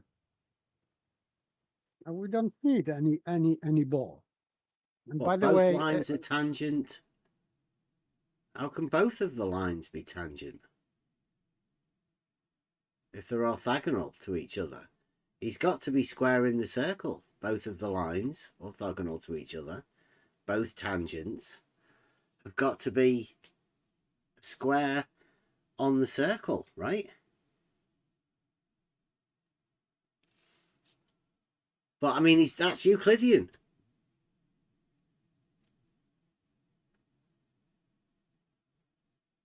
The surface normal's perpendicular to both of the lines. Straight lines, yeah.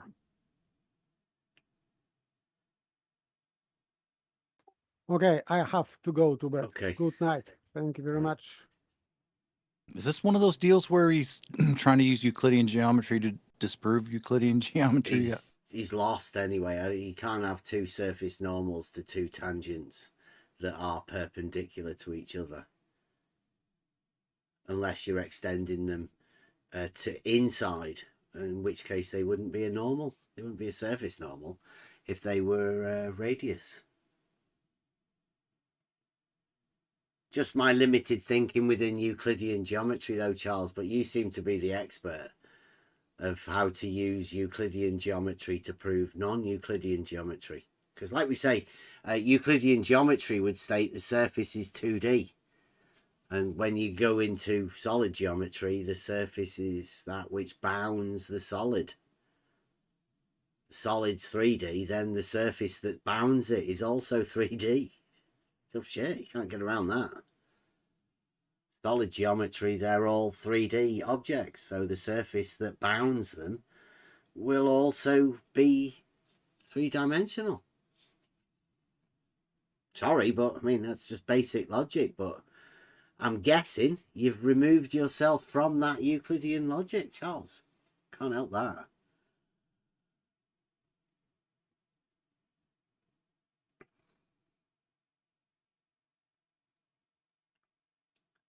It might not be for everyone, right? People might be turning off because Charles making it sound so convoluted. But we're just talking about straight lines and their relationships to circles. Some of the words might sound big, but you know, like once you get used to them, it's only because they're like ancient Greek words. Perpendicular. It's a fantastic word. Perpendicularity. One of the best Scrabble words you could come up with, I think. So was he convoluting perpendicular with orthogonal? I mean, I get, can you use orthogonal in a 2D sense? Yeah. Yeah, it just means at right angles too, doesn't it?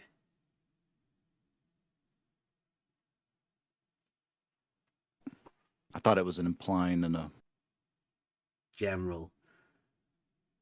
Yeah.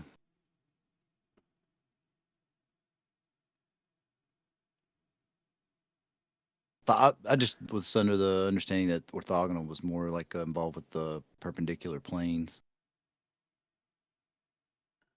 But hey, Yeah, you've got to watch out, gods. That's the council will come after you for saying that.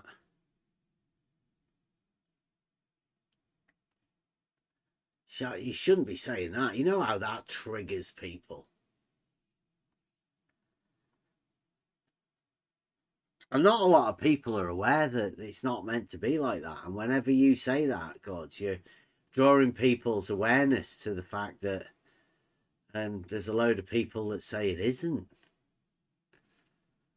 Circles are 2D. Phew.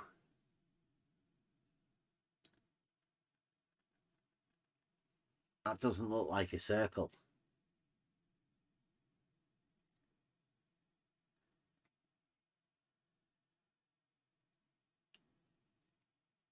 Contradictory, right? It is. But I think that's where we're going. Charles is the king of contradictions, right? The contradictory king of mathematics. He is flat earth mathematics. Talk about contradictions, he's your man. You want a 2D plane? You want it obfuscating? Charles is your man. And he does it. He doesn't bother doing it by looking at people like, you know, like the MMM guys and Stingray. Because Stingray's a model maker, right, within the PC world. So he's used to looking at a computer screen. So everything he looks at when he's building models, it's all 2D. It's on that computer screen. It's made up of pixels, polygons, which are 2D, you know, in the concept. But he's watching it on a TV screen, a monitor screen. Sorry, gods. So that's 2D. He's used to 2D. Charles is a maths teacher.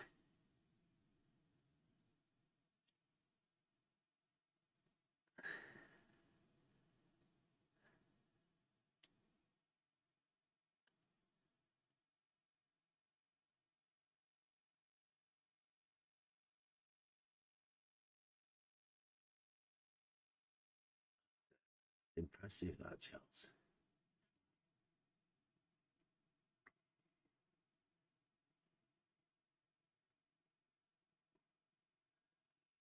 Geometry is like really basic, and we are talking about the conceptual idea of solid geometry. But I mean, before you get to solid geometry, you've got another 10 books going through planar geometry, go through circles. You even go through prime numbers, all of that sort of stuff. You go through loads of stuff to end up at solid geometry.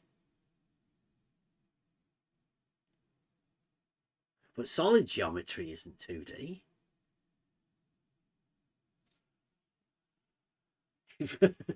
There you go, Charles. Charles says, I've never said a contradictory thing ever in this arena. Of course. That might be a contradiction, but hey, there's only a lack of understanding, my folks, in this arena. For example, denying that surfaces are 2D when all of mathematics says otherwise. No, it doesn't. Euclid states that a surface is that which bounds the solid, and all of the solids are 3D. So how can the surface be that which bounds the solid be 2D if the solid is 3D? It's crazy. But, you know, you're just going to keep repeating it. Like it says it in a book that somewhere that all surfaces are 2D. When surfaces that bound solids that are 3D are obviously 3D surfaces. Madness. But broken minds miss the contradiction. You can't see contradictions. That's the problem.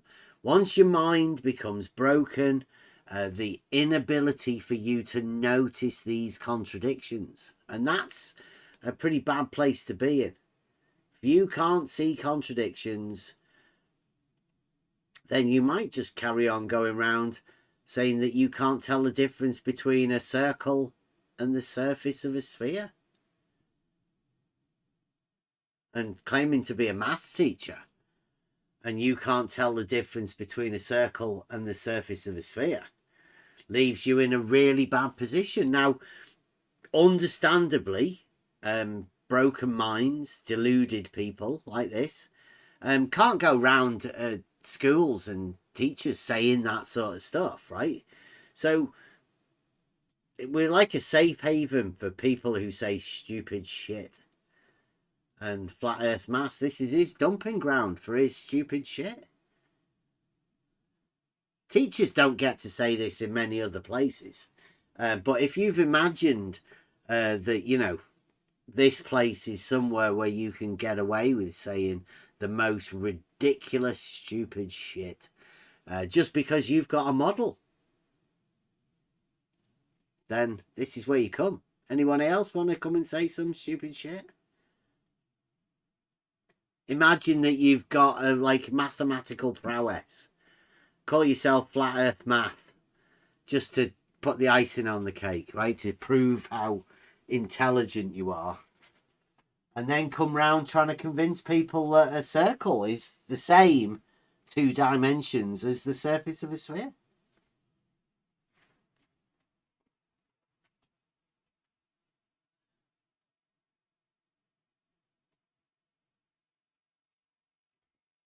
That's what we're here for, on the level. So you can say that, you know,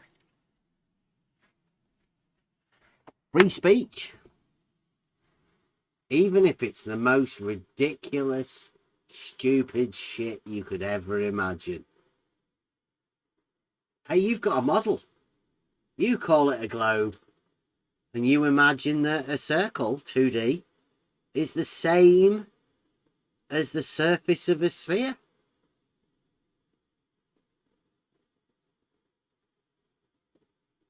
Welcome. I'm Bev. Tell me some stupid shit that you believe. It might even be considered as a flat earther. I think somebody who calls themselves Flat Earth Math and goes around trying to tell you that the surface of a sphere is 2D, like a circle is 2D. I'd say he's a flat earther. Wouldn't you?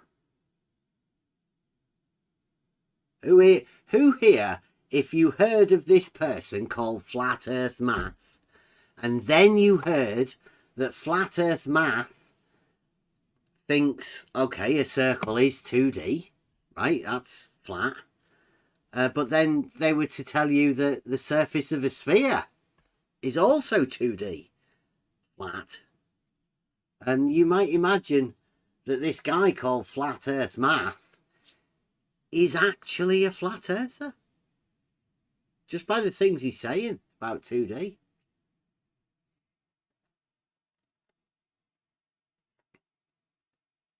A circle is 2D, Charles. You have said that, right? And you've also said that you imagine the surface of a sphere as being 2D. So the circle being 2D and the you imagining the surface of the sphere being 2D, that puts them in the same bracket because they are both 2D in your imagination, Charles. Flat Earth Math. Sounds flat earth to me. But I mean, that's just me. We'll put it as a thing. I don't know what everybody else might think. Is the man called Flat Earth Math? Should we put a thing up? What time is it?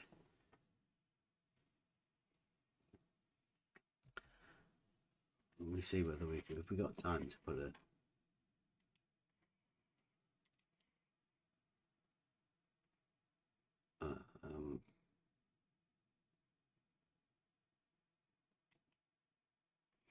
Oh, why can't I watch it on YouTube?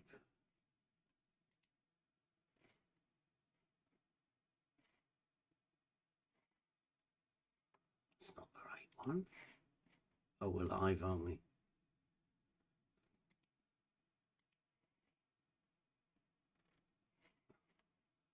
Right, let's have a poll.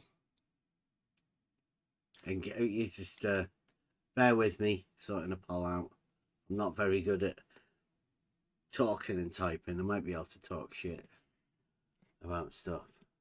How do we do it?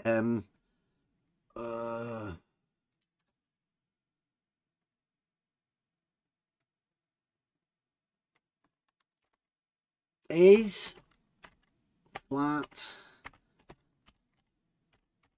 Earth Math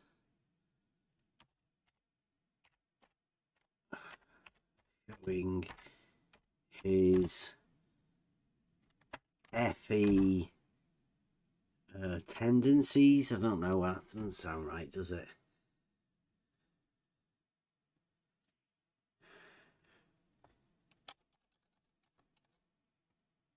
He is a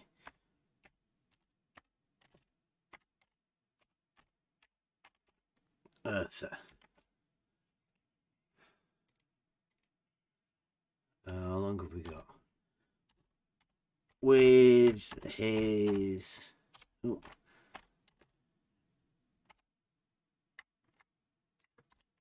2D. Is it an argument? Statement.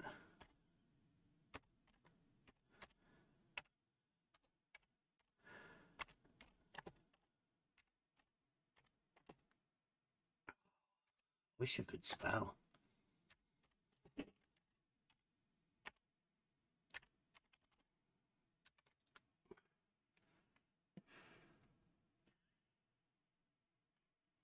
That's easy enough to do. There you go. Have a go at that. Is Flat Earth Math showing he is a flat earther with his 2D statement about a sphere? What's everybody think? I mean, he's got the name.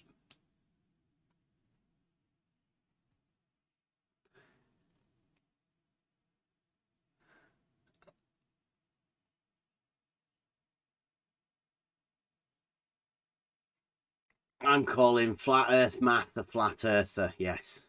Anybody, right? I'd say, even I was saying it to their guys over there on the MMM server. If you say the surface of a sphere is 2D, then that makes you sound like a flat earther. Because everybody knows that 2D is a plane.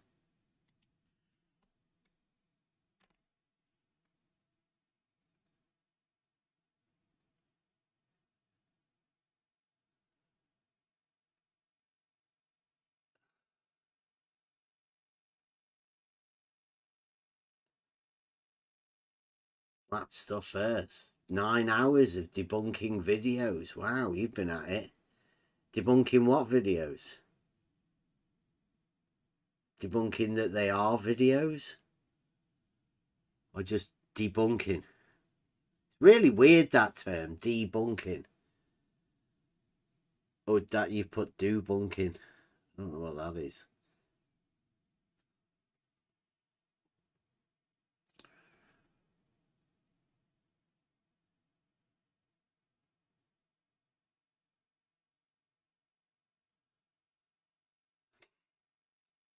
"3D spheres are 3D. You're right, Charles?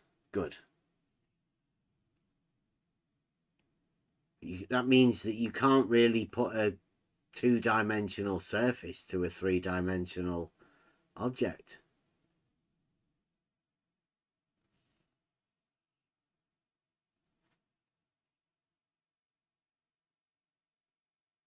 And you can't, like, what the surface is a face, I think I had earlier. But that was FE Dogma playing that one.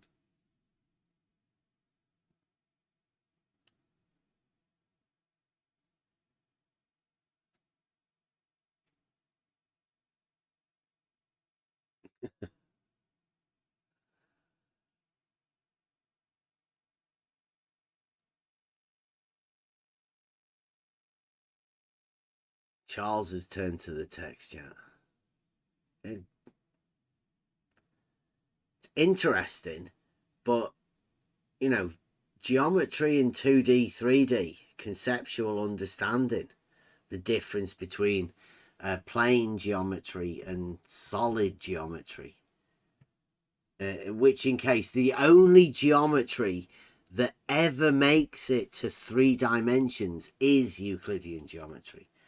There are no other 3-dimensional geometries. We live in Euclidean 3-dimensional space, and that's Euclid described by Euclidean solid geometry, the space and everything. No, it's not 2D, it's 3D.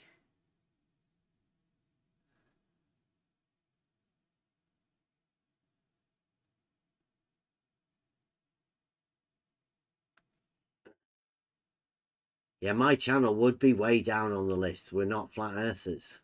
So this channel wouldn't or shouldn't appear on the flat earth list at all, but a lot of people do that. I only titled this one Flat Earth Politics because the politics of the flat earth is being shown to us by flat earth math. Seems to be you know, people telling you to Google things about which shit that you should know about.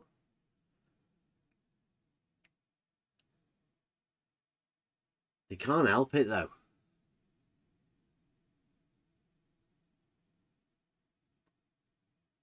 It's doing deliberate misunderstandings, brackets bordering on dishonesty. Who's that?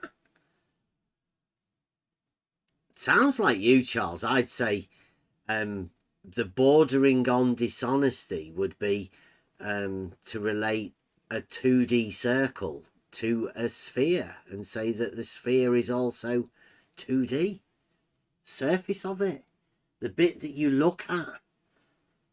The bit that you see of a sphere, i.e. the surface, to say that is 2D That's dishonest, because people that don't even understand what 2D is would be confused.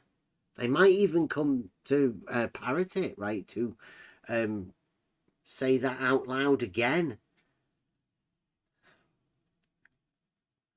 And that wouldn't be good. You don't want people. Although, does anybody listen to Flat Earth Math? I mean, I've never really heard anybody cite Flat Earth Math. I know you've been in it for a long time, Charles, but does he ever talk anywhere else? Is he an authority anywhere else? Don't think he's an authority here. I think he's mad. I think he's the most contradictory person ever. And yes, Charles, I consider you thinking that the surface of a circle, a 2D, is the same as the surface of a sphere. That's contradictory to me. It's contradicting what two-dimensional is. And then you throw in a little bit of sophistry in to say, no, you don't mean that. You mean something else. But then you go back to saying that, yes, you do think the surface of the sphere is 2D.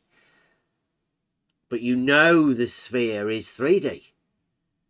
So there's a disconnect there.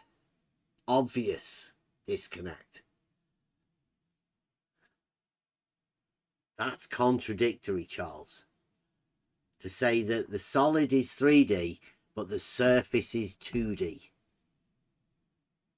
Of a sphere? Yes. Completely. Charles, you can't see what a contradiction is. You're that contradictory, you've lost the ability to know what a contradiction is. That's your problem, Charles. The fact that you can't see it as a contradiction doesn't mean it's not a contradiction.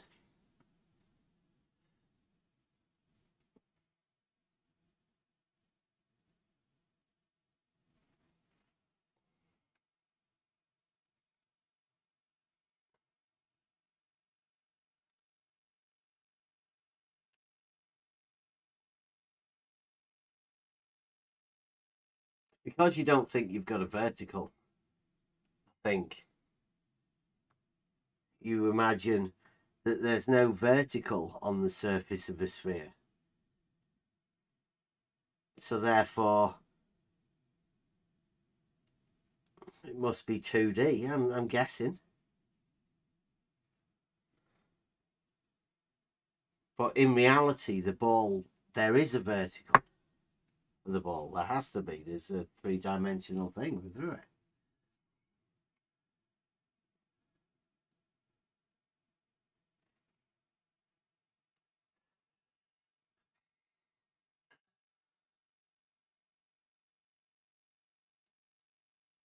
So you didn't actually say that the surface of a sphere is 2D, the same as a circle. Did you not, Charles? You're saying you didn't say it.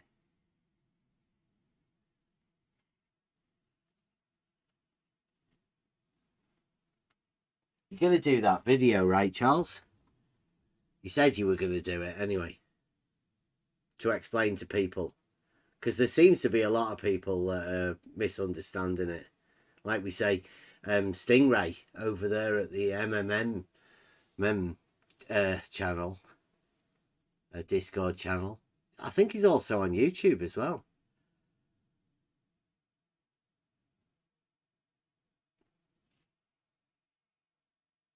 There you go. The surface of a sphere is 2D. So you did say it. I'm not misrepresenting you.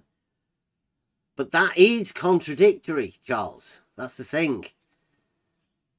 The sphere is 3D. Euclid says the surface is that which bounds the solid. So therefore, it's 3D. The surface is 3D with a sphere. The sphere is 3D. The surface of the sphere is 3D. not 2D. Because 2D is a plane, and the surface of a sphere is not a plane. It's pretty simple for people to see. Teaching contradictions to a maths teacher at school must be terrible. It's probably why you can come here and feel, you know, it's like one of those femboy things, isn't it? You can go somewhere to feel safe and secure in speaking stupid shit. No, a circle, Charles, here we go, right? A circle, a square, and a triangle, as you know, they're two-dimensional shapes, Charles. They are 2D. Right? And because they are 2D, we can safely say that the sphere is not 2D like the circle. And if it's not 2D like the circle, then it can't be 2D like the sphere, can it? It's a can't be like that, Charles. Pretty simple, really. But the basics, the foundations of mathematics. Thank you very much, gods. Catch you later.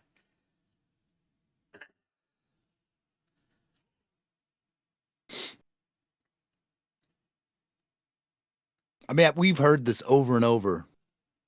And I don't think it... He won't, I mean, it maybe won't it gets change. He'll just keep saying the same thing, saying he didn't say that. We're misrepresenting him. And then he'll blatantly say it again. Well, it's just funny because it's like everything is, for lack of better terminology, like just one track minded. I'll say that. I won't say the other thing I was going to say. Just one track minded. Like mathematically, you know, this is it. But it's like you ask about the physics of it, and it's like, oh, wait a minute, we're not talking about that. But that, like, I just can't imagine. What was it? How was it? Paper said like, you know, the plane is 2D, Euclidean principles, but once you start changing direction outside of that plane, it becomes 3D. Yeah, he said that he is happy to say that the sphere is 3D. He's changed his mind now. Oh, here we go. It's So we've heard this rhetoric before. It's like you can fix it a little bit, but then the surface. Yeah. It's like here we deal with reality, and in reality, I mean, there's physics involved also, but you know, who knows? He specializes in math, so I get it. Cool. Yeah, he specializes in not seeing contradictions that he holds. Blindly. That's the ECV. Yeah. Yeah. Yeah, because the sphere being a solid object, that's real. Like it is it's a thing. Well, maybe it's where you can switch back and forth from reality to conceptual, and I guess you can conceptualize whatever you want, maybe. I don't know, but that seems weird because to be a teacher, you're supposed to teach foundational things that, you know, that these things are true. You know, we gotta start with first principles. But for him to say, yeah, the sphere's 3D, but then the surface of it, it's contradictory. That's just weird. It's contradictory, Charles. You can't see it. I know, like you can't see it because you're wrapped up in that many contradictions through your model understanding that you've ended up becoming flat earther. I still like the whole flat surfacer. I still like the whole idea of the it's broken software, you know, broken mind. The software is just not right. The information that's been put into that software it doesn't work, you know. So you end up with contradictions and crashes and.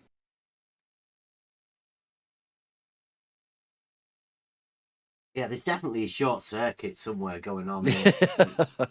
Yeah. Yeah. Prime example, Charles. And I don't want to make it sound like we're making fun of you, but like you're the one that's got a contradictory opinion there of a sphere. Like the sphere is 3D, but the surface of the sphere, the bit that you see, the bit that you look at and go, that's a sphere, you imagine it's 2D. You imagine the bit of the sphere that is 3D that you look at is 2D. That's mental. I can't go with that because that sounds absolutely crazy.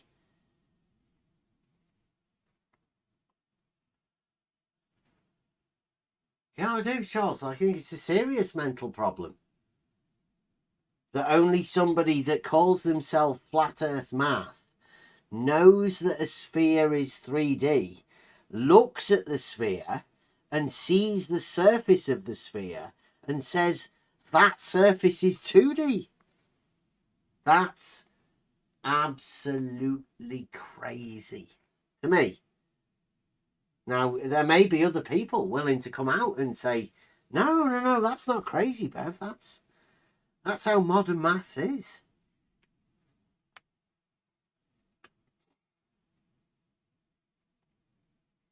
But you'd have a surface opposed to each other, right? Every point on the surface of a sphere becomes 2 points opposed to each other. So the surface is antipodally opposed to each other on a sphere, but 2D.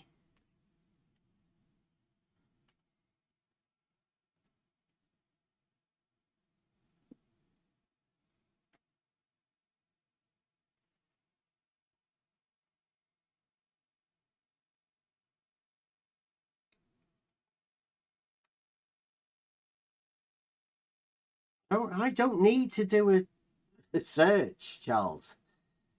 It can be quite easily said that a sphere is 3D, therefore the bit that you look at and identify the sphere as being 3D, i.e. the surface, is also 3D.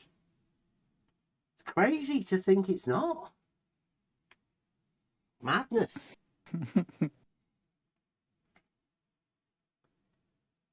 But I mean, I don't know how many other flat earthers would also have this. How many other flat earthers have this opinion that the surface of a sphere is 2D? Would you call Nathan Oakley and his measuring mountains flat as being 2D? What about... Here we go. I know he's got friends, right? Nathan Oakley is Charles's friend. And I'll put a thing in there. Do you want to listen to this, Charles? I'll play it for everyone, right? This is Nathan Oakley, 14-second clip, playing it in the chat right now. All right, I'll let him have it. All right, okay. You say XYZ doesn't work on a plane. XYZ is a plane. Right.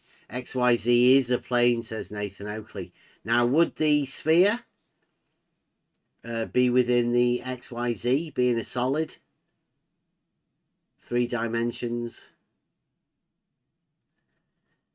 The XY would be the plane, call it the equatorial plane.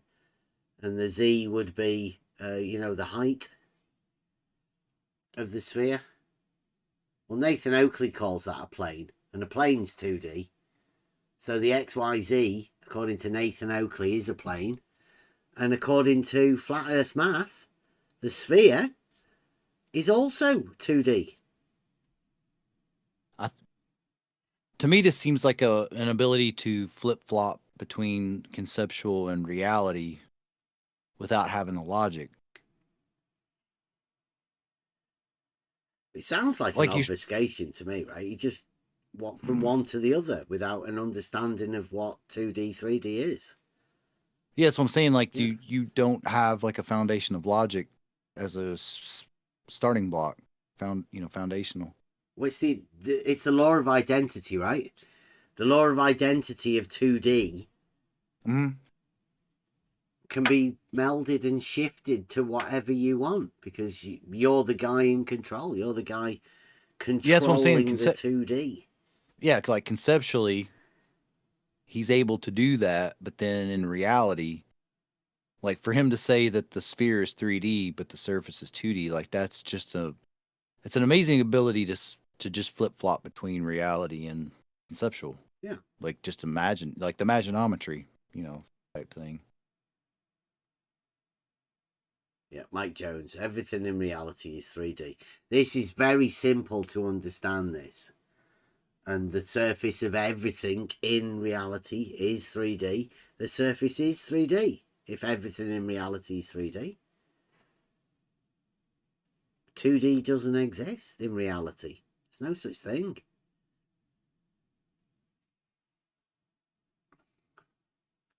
I don't do Google searches. I've never messed about with fantasy mathematical calculators. I go from the foundations of mathematics. I'm going off what Euclid says, Charles. I don't need to Google it. I've got a book here. I can see. I've told you what it says. The surface in solid geometry is redefined within solid geometry. Therefore, they lose the planar idea of a surface, and it becomes that which bounds the solid. The solid's 3D. So the surface bounding the three-dimensional solid becomes three-dimensional. You can measure the distance between them, becomes a volume. Crazy. For somebody pretending to be a maths teacher. At least he didn't put professor, right? Professor Flat Earth Math, Charles. Right? Because that probably, I don't know. Don't think he's got a PhD, have you? You could pretend to, right? As well. It'd give yourself a bit more credibility. Yeah, I think you're going to struggle, Flat Earth Math, trying to tell people that the surface of a sphere is 2D. Because you're going to sound like a flat earther. You sound like a flat earther to me. I think flat earth's ridiculous. So if you sound like a flat earther, I think you sound ridiculous. Can't help it.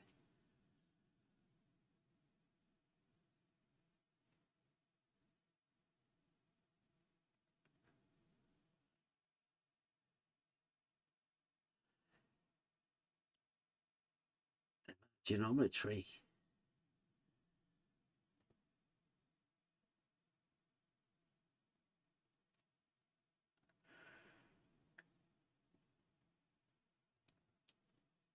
I don't know what's going on with the live streaming. What, like, you guys that are listening now, right? Are you struggling for this sort of content?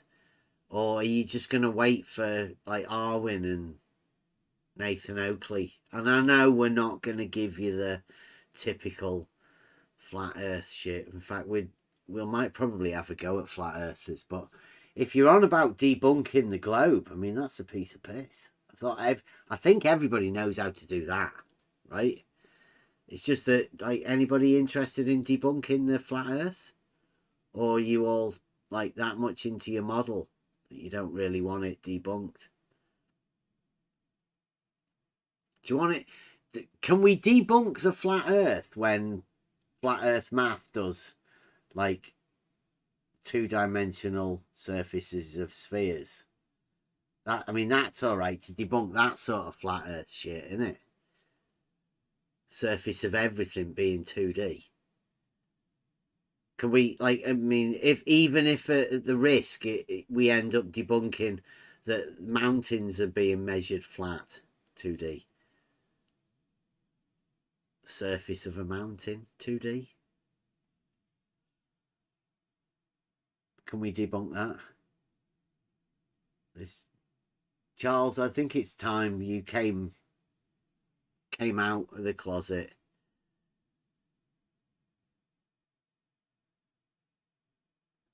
Flat Earth math is actually flat Earth.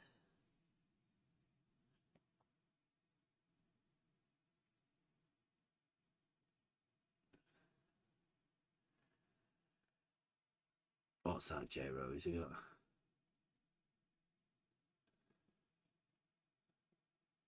Spheres are 3D.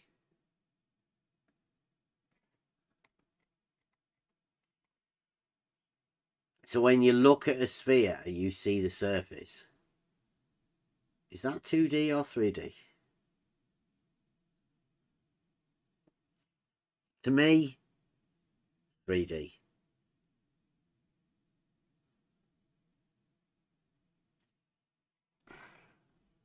How's the poll doing? Ooh. Charles, it looks like, 76% of people, and there's not that many people voting, don't worry about it. But 76% of people think you're a flat earther. You sound like a flat earther. You are showing us that you are a flat earther by believing that the surface of a sphere is 2D. And people think that 2Ds are plain, flat. But not like, I mean, I don't know. When you hear 2D and associate that with flat, do you think horizontal because you say flat? Or are you talking flat as in a planar thing? Or an orientation? It's hard to tell nowadays because the flat earthers have obfuscated what flat means. It's an orientation now. Not vertical. The orientation that isn't vertical is now called flat by the flat earthers. But flat earth math is attempting to bring it back to flat to mean the surface of a sphere. 2D.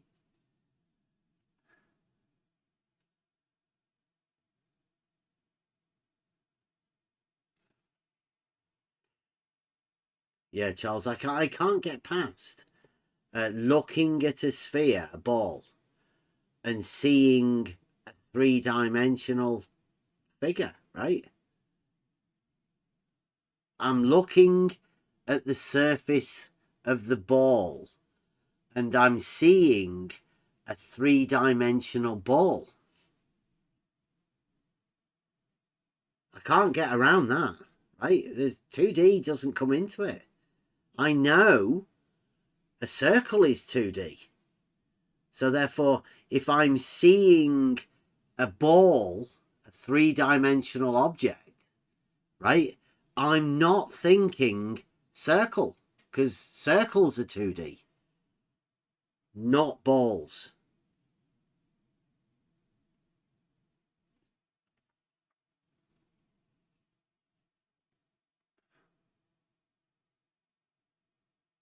But I mean, I guess people are going to get to hear this and see, God, wow. It's to keep going over it, over and over again, like 2D, 3D. Yes, the sphere is a three-dimensional shape. Well done. Got it. Yeah.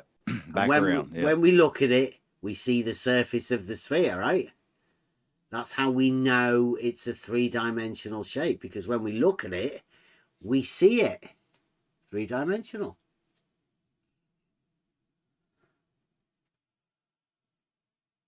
I knew you'd be embracing Brenda's 2D balls.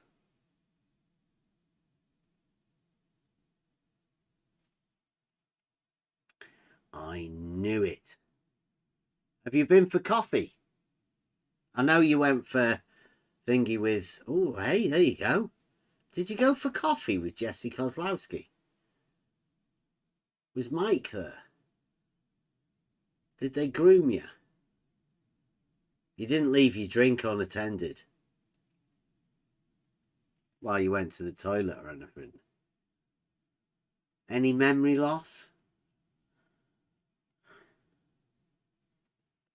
Did Jesse have a beard when you met him? What dictates that a surface of a sphere is 2D?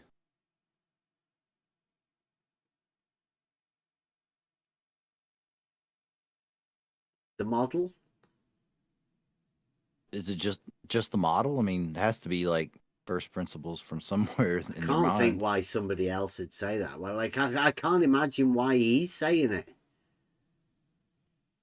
I mean, something dictates that, right? Like there has to be some sort of information you've taken in that dictates. Yeah, there's a sufficient cause, right? There has to be some reason to make Yeah, I would think Charles say that he imagines the surface of a sphere to be 2D. Yeah, he would have accepted some information somewhere that would make him say that. I mean, like action reaction, like your brain processes information, and if you accept it, then you say it or you act upon it, react. I just wonder what information would,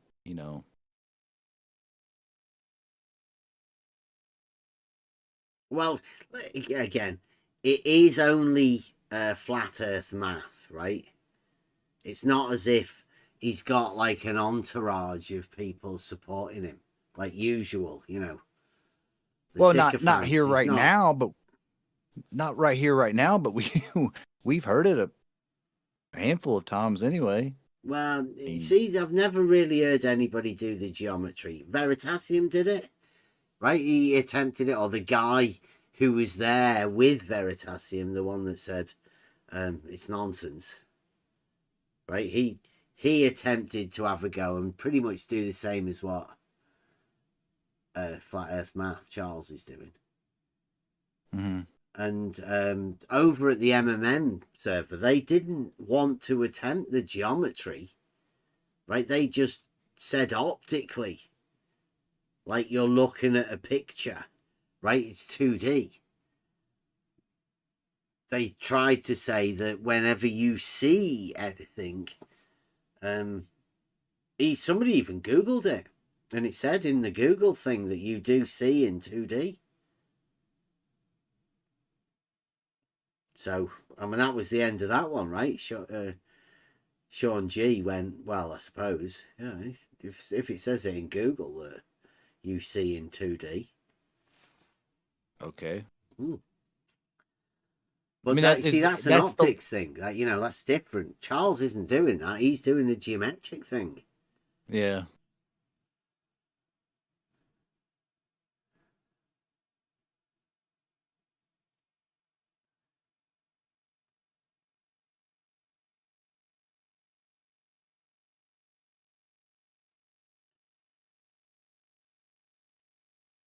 Yeah, Charles is putting loads of stuff. Why isn't a spherical surface 3-dimensional?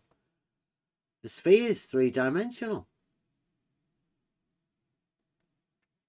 It's like some sort of mathematical like separation that he must be able to do to imagine 2D as being bounding a sphere.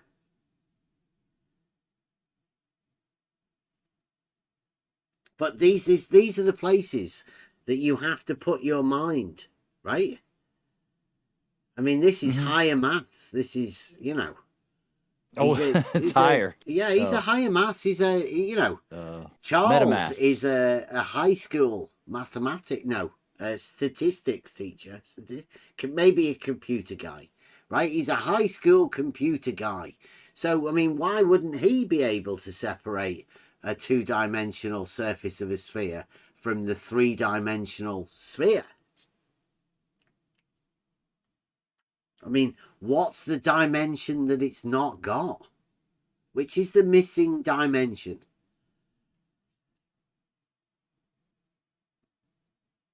Because there's only 3, right? X, Y, and Z. Which one of those dimensions does a sphere not have? Does it not have length? Does it not have breadth?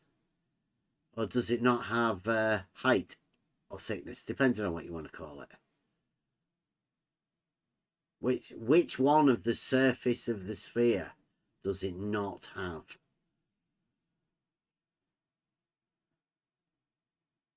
Because what's the length of the sphere? Anyone know?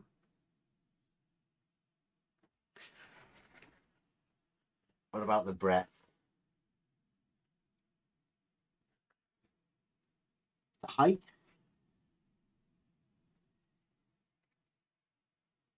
Does a sphere not have length? Does a sphere not have breadth? Or does a sphere not have height?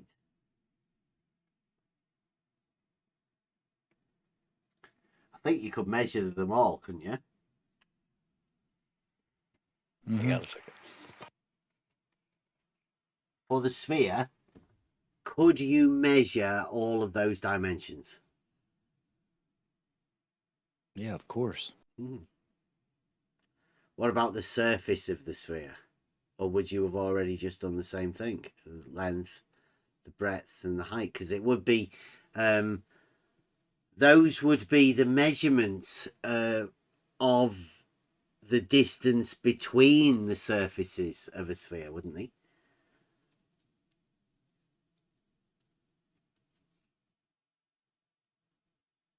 The height would be the distance between the surface of the sphere from the bottom to the top. To the top. Yeah. So those are valid measurements in each dimension to measure the distance between the surfaces. Yeah, I mean, yeah. Charles, like how do you remove a dimension to measure the surface of the sphere when every dimension would be the separation between the surfaces of the sphere? The maximum separation between the surface, the antipodal points. Or is it an antipodal point? Because one point becomes two. Hard to tell. Hey, so I was listening on YouTube, Yeah, and I had to come in because this is We summoned Kevin. hilarious. This is hilarious. I just want to ask you guys, both you and Buster, like, you want to take a guess as to Charles seems like desperate to undo your argument. Now for us, I think I'm watching now. I think there's like between 25 and 30 people, which is pretty good on a Friday. But Charles seems so frantic, flat Earth math, so frantic to undo your argument. Why do you think that is? I mean, if I think he would say, right? Like everybody knows it. He put up Britannica just a minute ago. Like everybody knows the surface is 2D. But he seems frantic to try to undo your argument that you're talking about solid geometry and a surface of a solid figure is part of that figure, which is 3D. Why do you think that is? That's what I was asking earlier. What? No, you were. I didn't hear that part. No, not in a different way, but it seems similar.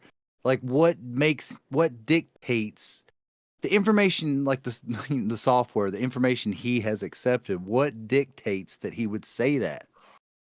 Like that was I mean, it's like I'm asking the same question in a similar way.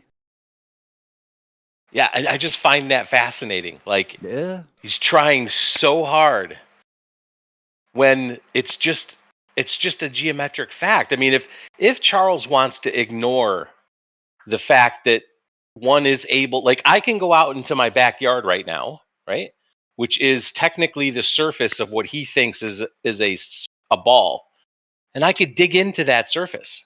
Yeah, that provides depths. Like I could dig a hole that's 12 inches into the ground.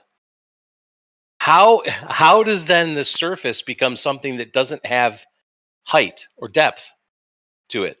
It's unbelievably ridiculous. There are surfaces in reality. And there's like physics dictates what happens with surfaces. I mean, I don't know. Yeah, and yes, you misheard flat Earth math, but that's okay. That's all right.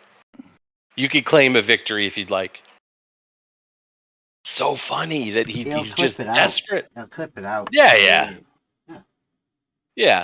Even though I was saying that he was saying that, but that's okay. Yeah. That's all right. Again, desperation, right? Like just pure desperation for Charles to come into the Free for All Friday. With a good for us again, like 30 people watching, to undo your argument of solid geometry that's in book 11 of Euclid that he himself has admitted that he never really read, never really got into until he met us. And then he started looking up. Charles, have you ever gone through with pen and paper yet, with pencil and paper and compass and ruler, Euclid? You done that yet? You should probably do that with your students. That'd be a fun exercise, don't you think? Go through Euclid. Oh, that was one of the things. There's this lady that's on YouTube. It's all she does. Like she's got this program and she walks through it. And it was like she was the first one. Like I think, well, she's the first one that like penny dropped for me. She was walking through, the first steps of Euclid. I mean, I think she made it up to with her videos to. Can't remember how far she made it, but it was like she said this phrase: "It's proof on proof on proof on proof on proof." It was like it was just a penny drop thing for me. Like, yeah, like it builds upon itself, and to just I don't know, rip that away. It's crazy. Yeah. So like, has he done it? Has he done it with the students? Charles. Yeah, I doubt it. He's saying nothing he's ever said contradicts Euclid. Well, Charles, you can remember you said there is a right angle. Whoa. The surface of a sphere, of a circle, the circumference, is at right angles to the diameter, you said. That's in direct contradiction to Euclid. Saying that the surface of a sphere is that which bounds a solid. The solid's a three-dimensional figure. To say it's 2D contradicts Euclid. Obviously. Charles. Well, obviously flat Earth math doesn't think so, but again, he's never really gone through Euclid. So for him to make the statement that nothing he's ever said contradicts Euclid when you just pointed out two or three clear things that flat Earth math has said in the past and today that do contradict Euclid. I mean, again, he hasn't gone through Euclid.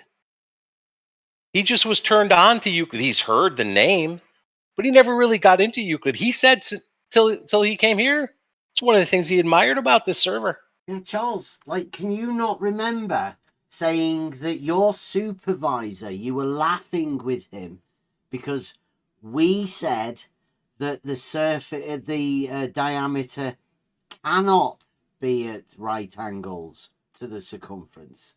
You were laughing with your supervisor. That's the source, Charles. You're the source of you telling us all of your contradictions that you hold.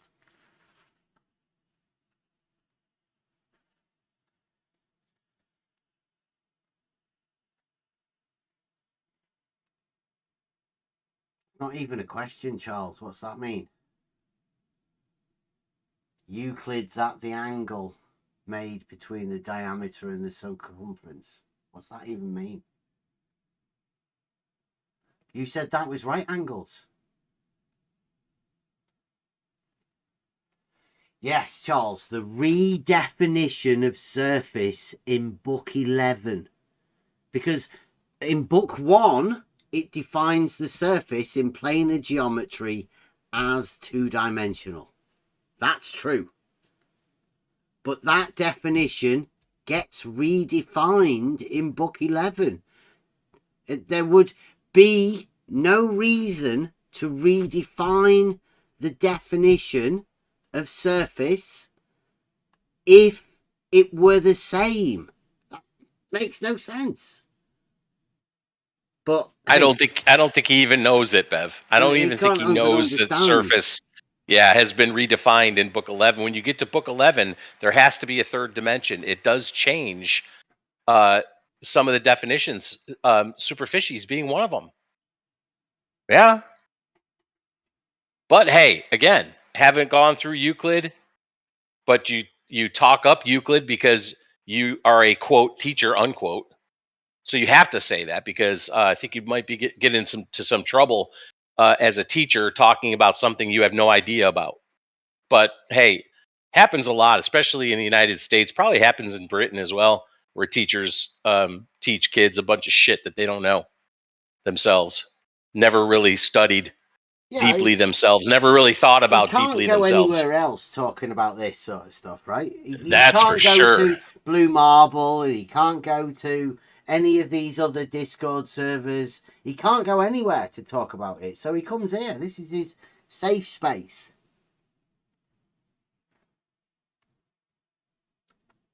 He's fine with that, right? He just gets upset when we point out the contradictions he's got. Because he can't see contradictions. He's got a broken mind.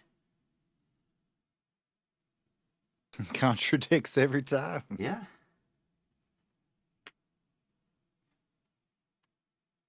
The redefinition is obviously the bit that contradicts it, because you wouldn't need to redefine it if surfaces remained 2D.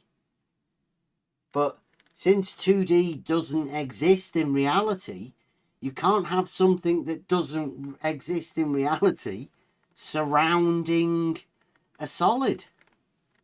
Because the solid does exist in reality, so its surface must exist. And since everything that does exist in reality is 3D, the surface of the sphere must be 3D.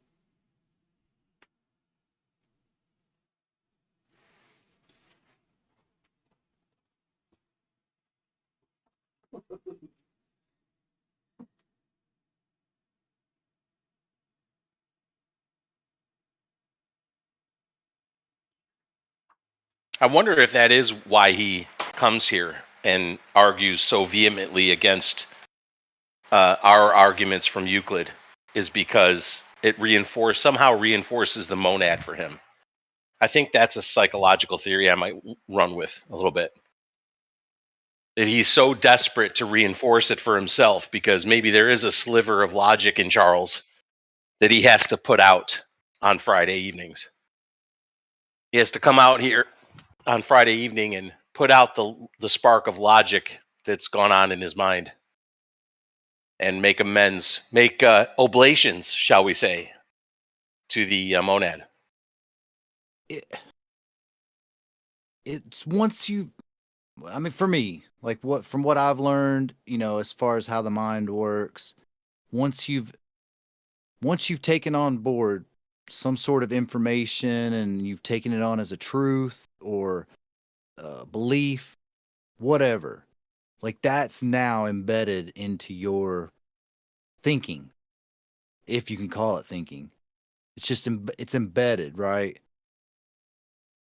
And that dictates what you say.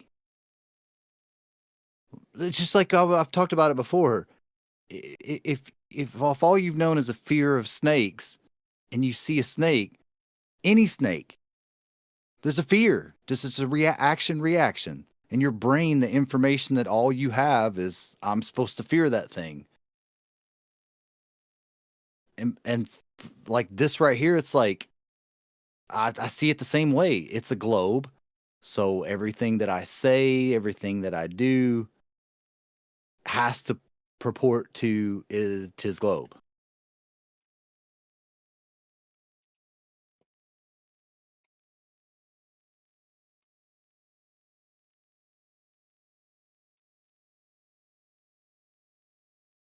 Yeah, in a way, it becomes less of a discussion around geometry or mathematics and more of a discussion about your own personal worldview, doesn't it? Yeah, it's a schema, as they call it. I mean, that's just what you've built up as your worldview. You have to defend it, or, I mean, justify it, all those things. Charles has given us a picture there, and J-Ro's quietly. Is it Chancellor? Yeah, Chancellor J-Ro. Chancellor J. Yeah. Chancellor. He's pointed out the fact that the picture that Charles shown us, it's not the best, but you get the idea, because there is 3 dimensions on it. On the very graph. Okay. But he wants to say that it's 2-dimensional. But the graph he shows us has got 3 dimensions on it, hasn't it? Stolen concept. 1, Anybody? 2. We need a. What do you call it? Like a Yahtzee board. Not a Yahtzee. What's the?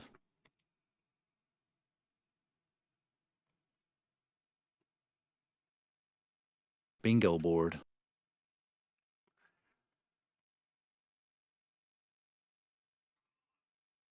I guarantee you, Charles does not see that as 3D. Guarantee you. Yeah, but there are 3 dimensions on the graph, right? In order Clearly. to represent the thing that he wants to call 2D. Yep.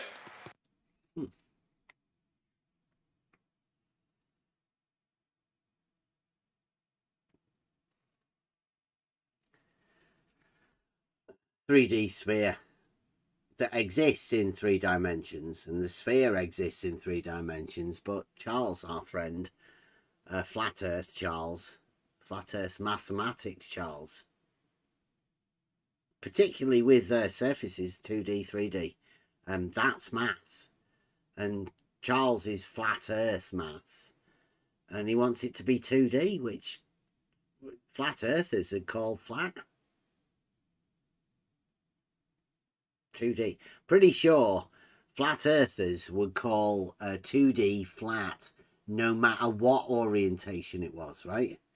They completely forget about their horizontal flat and say that just 2D is flat, but not think horizontal when they're saying it. Like the geometric 2-dimensional.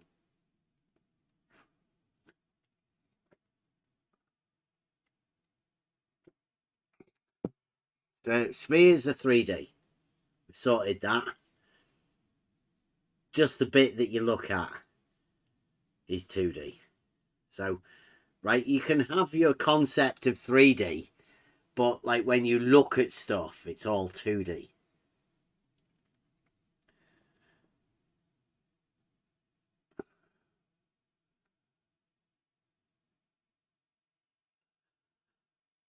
That's a nice picture. That's definitely 3D there in the picture. But the picture's 2D. Right? Can you imagine that the picture's flat, 2D, on your TV screen? Most people could do that.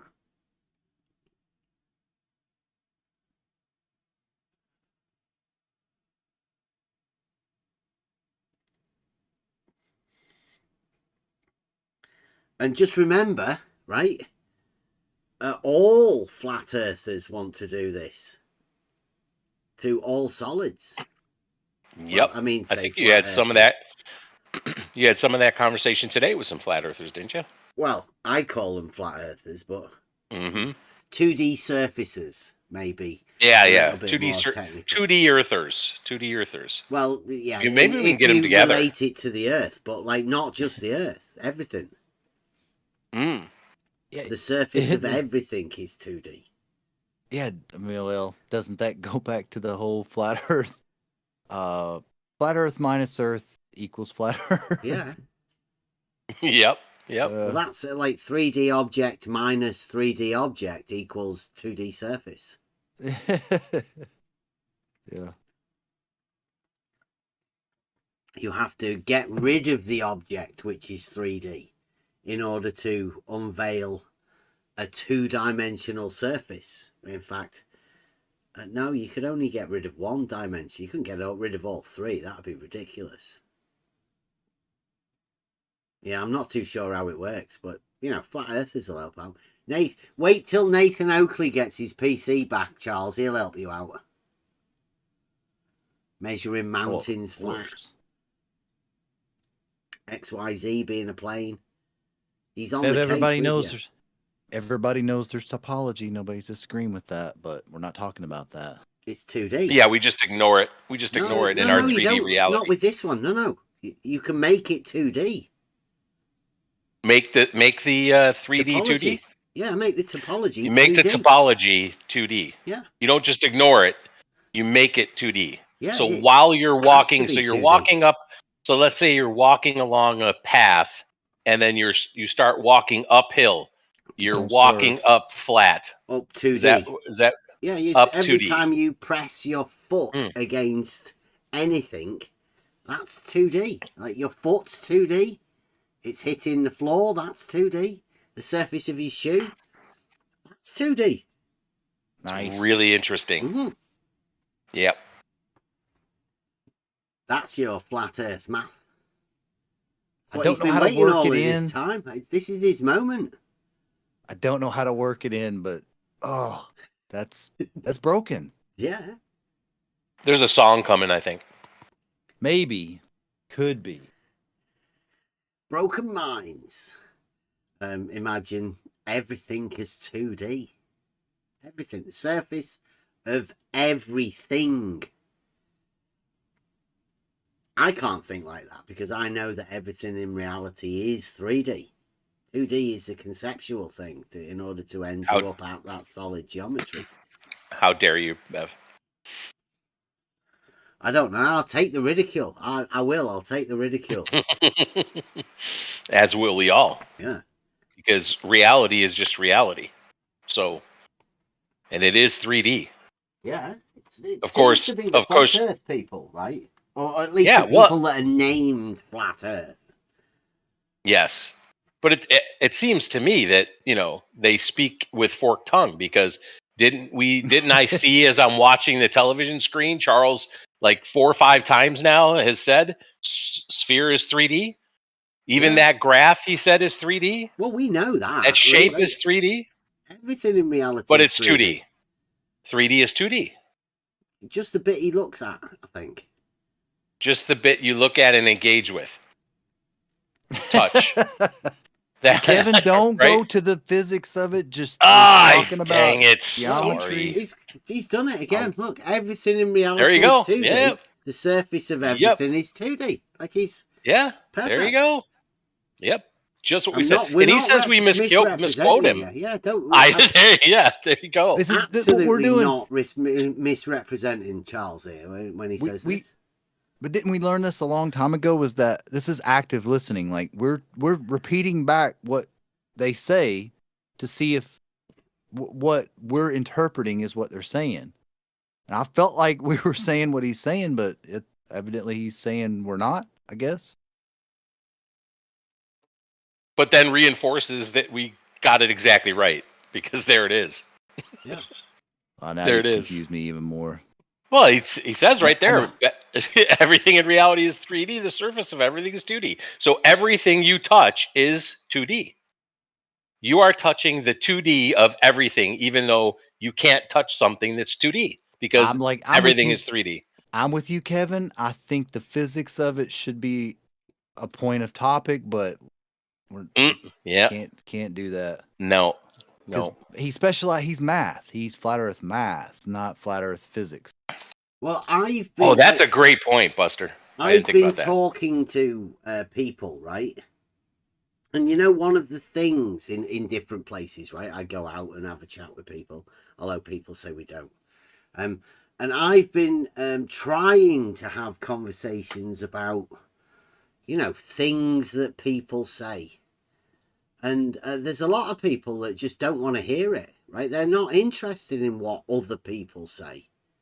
As ridiculous as it is, they don't care. Now, I think flat earth math saying this sort of stuff is fantastic. People should be talking about these sort of things. But I fear, right? People will just write him off because it sounds like flat earth shit. It's called flat earth math, for fuck's sake.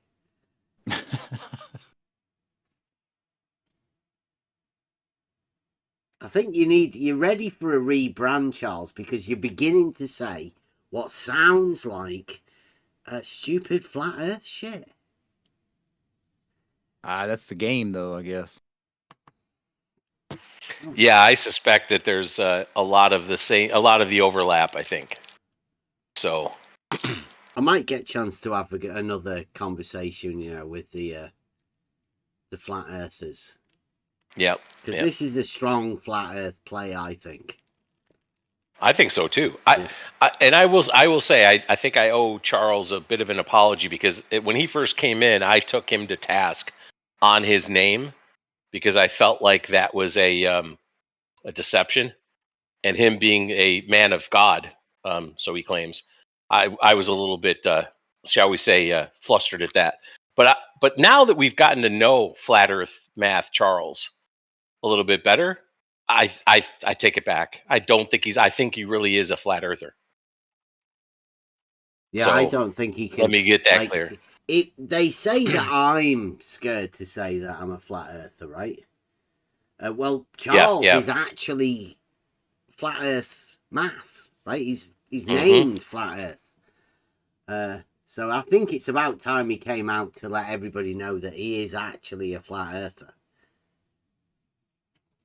This 2D surface of everything has to be a giveaway, right? That completely model afflicted 2D earther, 2D everythinger. It could have been a cry from Charles from way back, because Charles is one of the OGs, right? From what I understand, he's been around OG. I don't think there was anybody 2015 here or before something. that. Yeah, well, like 8 years ago, something like that. Yeah, 8-9 years ago. So maybe it was no, like 16. Like, jeez, yeah, like OG, right at the conception of the new flat Earth wave. He called himself Flat Earth Math, obviously trying to sell himself as the new flat Earth. He might have even originated it. He did say he was the guy that named Nathan Oakley the flat Earth debate, right? He gave that. Oh, I didn't hear that. Really? Yeah. Did he? Yeah. Wow. He used it first before. Well, Nathan. That would make sense. Yeah, that would make sense because I think what Flat Earth Math said was that he was around before any of them.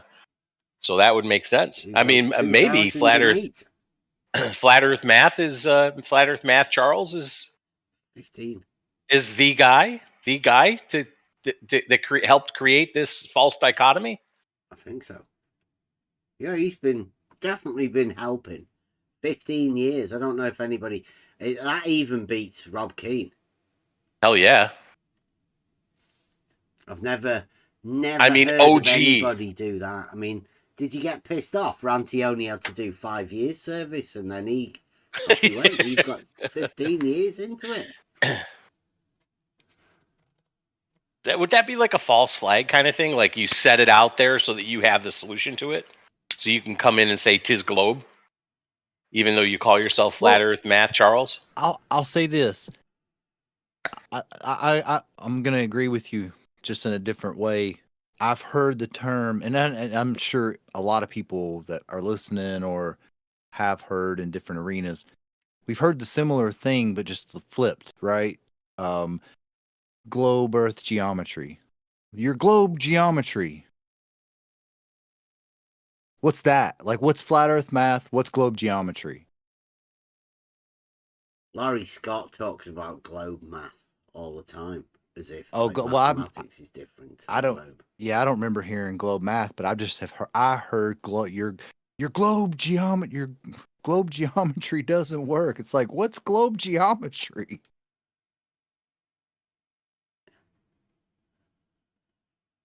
Well, you do have to set it apart from the regular geometry, right? You don't want to get it mixed up. I mean, what's globe geometry? I mean, I like that. That's setting something apart. Like flat Earth math. I know he said he's explained the naming himself, but it's supposing that different shapes have their own geometry. It's a misunderstanding of what geometry is. Oh, definitely. Typical for the flat Earth guys.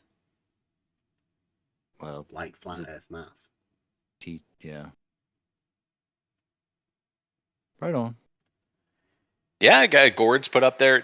Flat Earth math proved 'tis globe. Yeah, 'tis globe, obviously. Mm-hmm. I got to say that a few times today.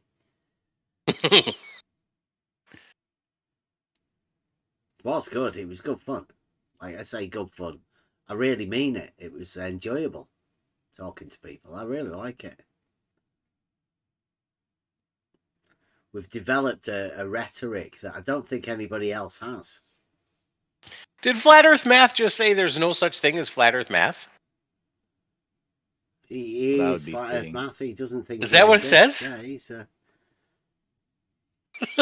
It's like blue marble science, right? Blue marble science says there's no such thing as blue marble science. Oh, it's like goodness. You didn't see me, right? I needed that laugh, man. That was great. Here. Thank you, Matt. Flat Earth math. I am not a thing. You didn't see me. Those are not the flat Earth math people you're looking for. This is not the globe geometry you're looking for. I said it, but I didn't mean it. That's great. It may be my name, but I'm not here.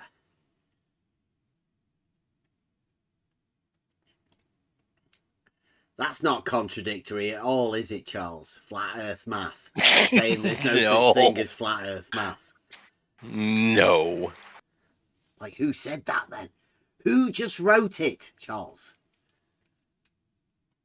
15 years ago, apparently, as well. Yeah, that's what I mean. Like, that's OG. I don't think there could have been anybody around here. Like, there'd be like, everybody's just going around their daily business, and then it's like, flat Earth math. What the fuck's that? It's like, oh, this new thing I'm going to be bringing round. You watch it. It'll be big in about 15 years. But it won't exist. Yeah. There's no such thing as it. Yeah. Never mind, I even said it. You didn't see me, right? You didn't. I wasn't here. You didn't see me. I wasn't here. Oh, it's so good. It is amazing. I'm amazed. I've said it for a while now. Just when you think things can't get crazier, somebody can't say something crazier. It always happens. Yeah, I mean, it's all right as well because like not many people are watching this, and nobody cares to listen to it. Nobody wants to. Like, if you were to go out tomorrow, right, and say, this guy called Flat Earth Math said the surfaces of everything was 2D, they'd just go, yeah. Yeah, I mean, so what? Like, it fucking sounds stupid. Like, my dad would just go, yeah, that sounds stupid. Yeah, my dad would go, that was on the internet, wasn't it? Yeah. Yeah, that was on the internet, right? Yeah, it was. Yep. It's like, why are you listening to him? It's like, I'm not. It just sounds stupid. He's going like, yeah, of course it sounds stupid. We're fascinated by the things people say. Yeah. Well, here's the analogy, right? Like, we're just in our little pub, like, and there's like 20 people in the pub, but Flat Earth Math has to come in, right, to tell us these things, and then say there's no such thing as me. Could you imagine that? Yeah, so he runs into the pub where we're just having a drink, just relaxing, saying, I am not here. but you need to pay attention to me. Oh. I know everything, but I'm not here. Yeah, that 3D thing there, the surface that you're looking at, it's 2D. Yeah, it's 2D. You didn't see me, right? I'm not here. Didn't we hear that at one point? Somebody said you can't know what reality is. We heard that at one point. Yeah, I think several people. Dahomey Don comes to mind. Yeah. I think J-Roll probably has a clip of it. J-Roll, get the Rolodex out. Oh man, I think I he has remember some. somebody saying that and going like, "What? We're in reality? Well, no, you can't know what's in reality." It's like, wait, we'll have to take a breather on that one. Isn't it? It's that there's no proof, so you can't prove anything in reality, so you can't know anything. It's just an extension of there being no proof. Yeah, Paige said in the mind. Paige said it. In the mind. It's all in the mind. Look at that, Chancellor J-Ro, straight in there. Like, don't think that all this stuff doesn't get saved. Like, Hold when people beer. say stupid shit, like that's the sort of shit that we save. There you go. There you go, Buster. Well done, Chancellor J-Ro. This is why J-Ro is the Chancellor. Yeah. We may have to rename him Minister of Information. J-Ro. That's pretty good. Nice. I bet Flat Earth Math Charles agrees with that. Yeah, some of the things, right, are just so amazing. Like, amazingly stupid. That's it. You've got to save it. You can't lose that shit. You have to remember it. But obviously, everybody's only in the early stages. Eventually, after about 3 or 4 years, you'll be going, yeah, they've fucking said that loads. Can't be all saving it anymore. It just becomes normal. Yeah. Yeah, 10 people just said it today in the live chat. Yeah. Let me show you. So good. But there's less and less people like Flat Earth Math. Right? Because obviously it gets harder and harder to defend it. Once Flat Earth Math has said something so fucking ridiculous, like he has, like, for anybody else to join in, they have to support him. I think it's like, it's one thing when you say it, like, because people say stupid stuff, you know, I mean, all the time, not just, I'm not talking about just like this moment right now, but people say stupid stuff. But like, if you were to hear somebody say the same thing that you said, you'd go, oh, yeah, I've said that, but it doesn't sound right when I hear somebody else say it.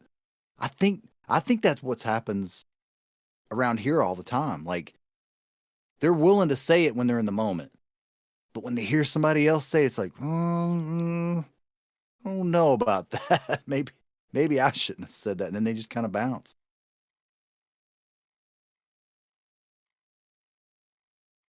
I mean, maybe I'm reaching, but I got Larry. Larry was doing a thing with us today. He drew some pictures. I don't know whether today I saved it or not. Yeah, I've been over to the MMM server. And we had a word with Larry. It's been a while since I talked to Larry. I think the last time I talked to him, he told my son that triangles have more than 180 degrees. There we go. I mean, you got to redefine what a line is. You got to redefine what an angle is. You got to, I mean, that's a pretty good stretch. And he kept circling this part of it. He drew on a water level, which is the red bit. And then he started circling it. Can you see that? Hang on. Live chat. Yeah.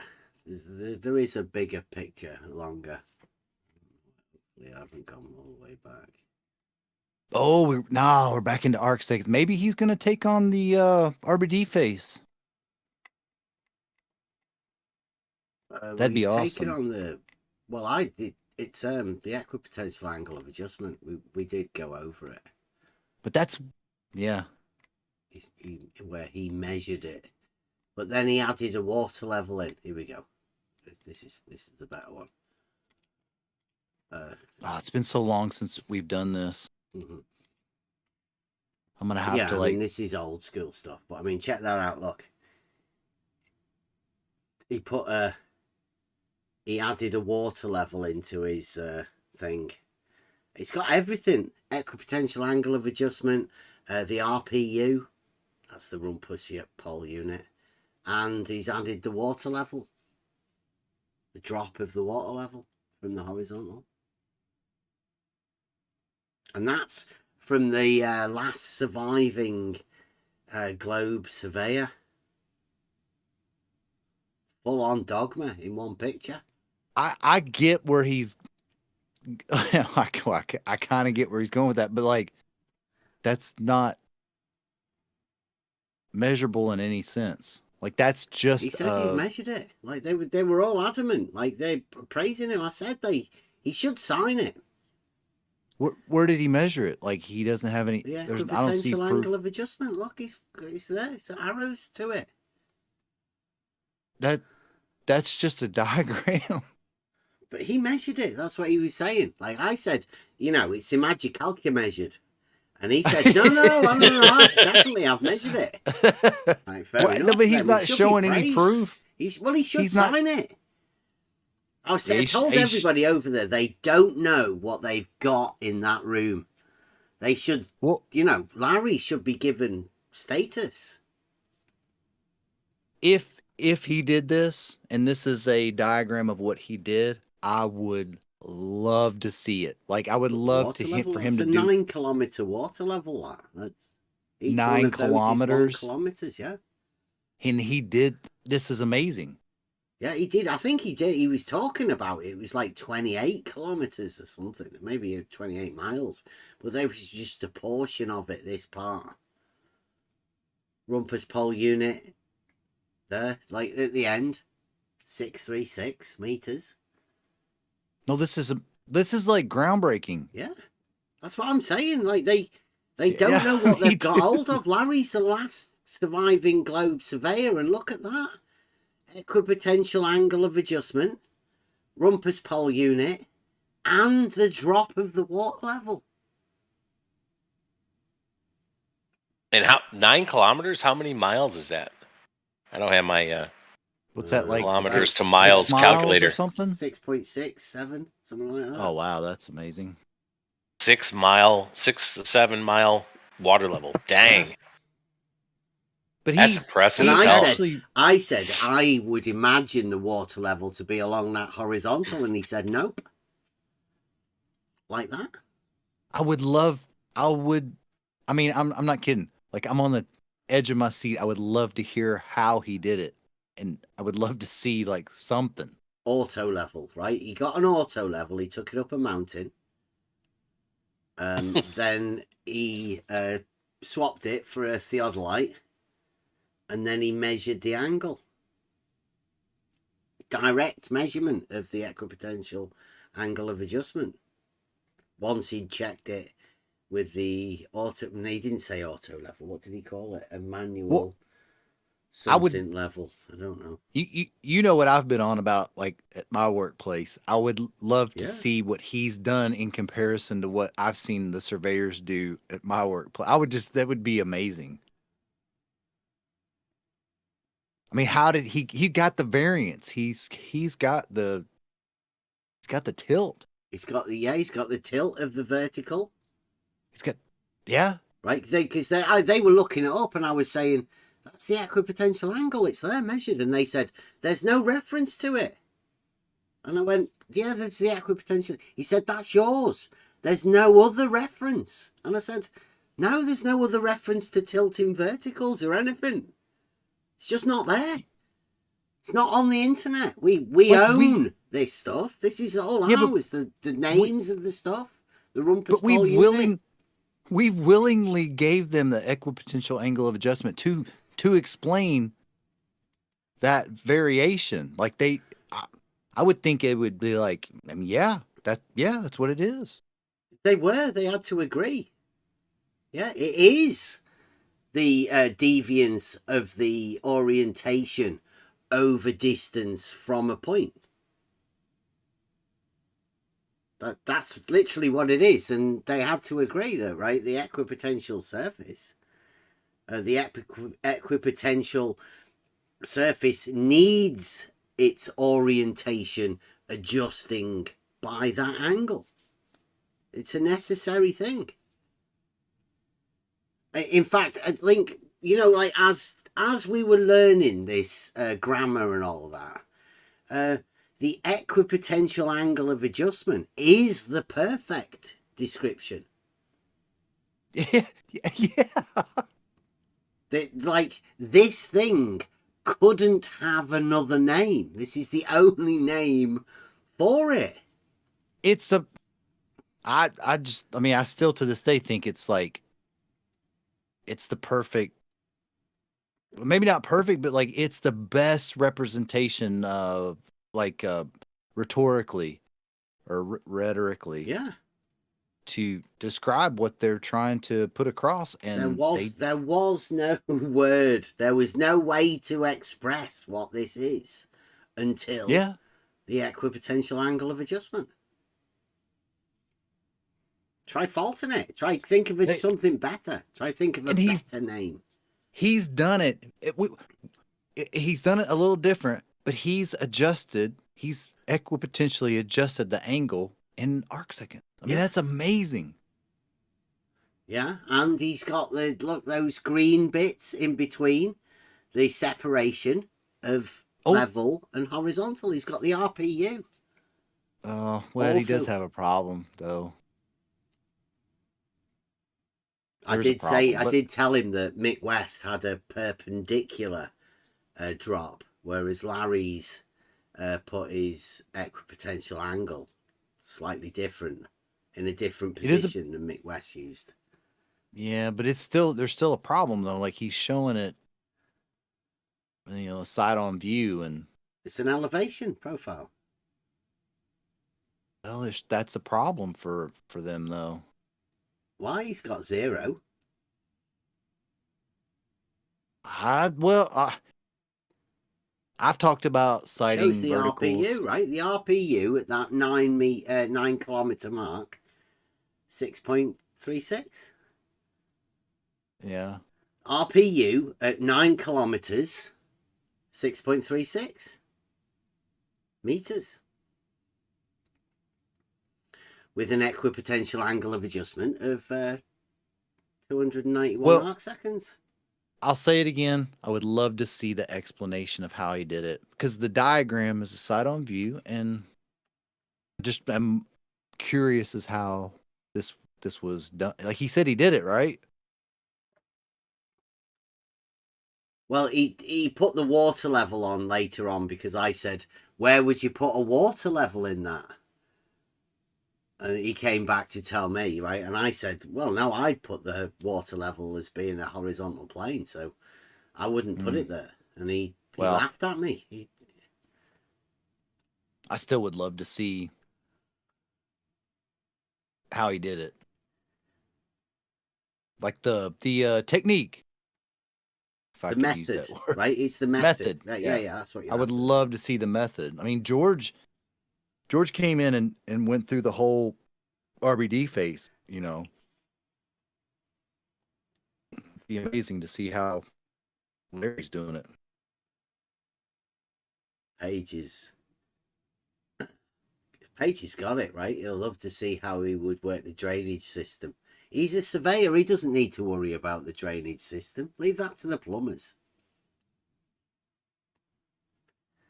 His job's just to 28 miles, I think it was. He said he was sighted with an auto level. I said that's a bit much.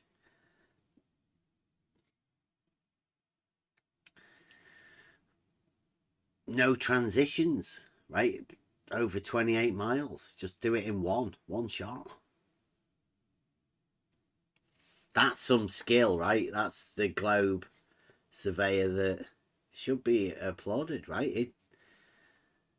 You want to see a shadow giant?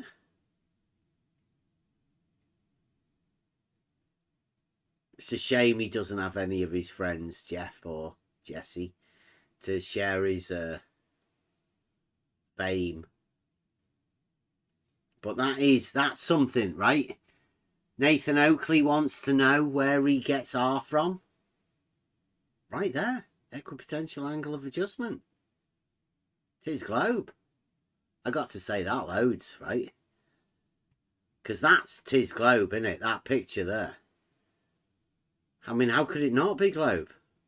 It's got tilting verticals, it's got separation of level and horizontal, and it's got elevation change of a water level. It's got it all.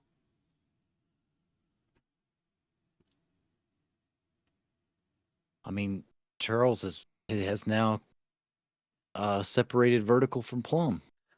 Horizontal is perpendicular to plumb. No, it's not. Horizontal is perpendicular to plumb. So horizontal and plumb are linked now. So is level okay. Level's perpendicular to plumb as well, which that would make horizontal the same as level.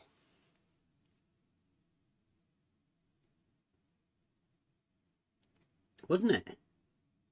Is he not playing the same game that they were playing with the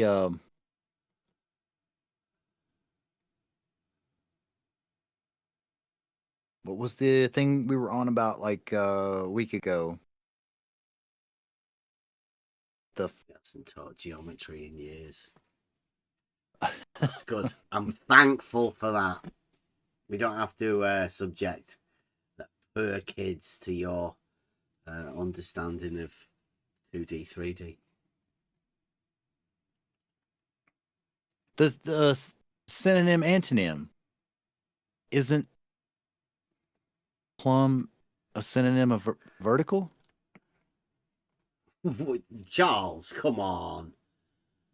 Horizontal is a straight line perpendicular to plumb. Level is a curved surface perpendicular to plumb. I'm not too sure that works, Charles. That's slightly contradictory, right? Having both a straight and a curve being perpendicular to the same thing. Like, that is a contradiction, Charles. In one sentence, you've done it again. Thanks very much.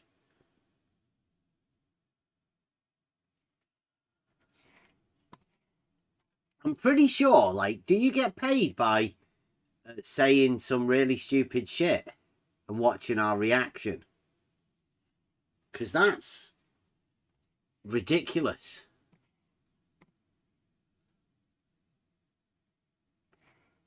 I'm having that as another thing, Charles, right? I mean, it's been a while since I clipped some stupid shit that people have said. But you really take the biscuit, you know, and I can't really show them over there at the politics server. Have you ever been over there, Charles? The politics server?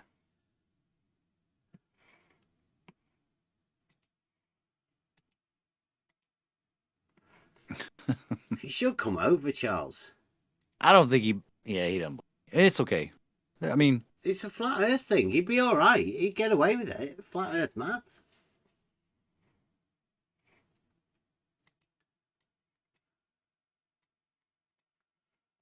You could go around telling them the surface of everything's 2D. You fit right in.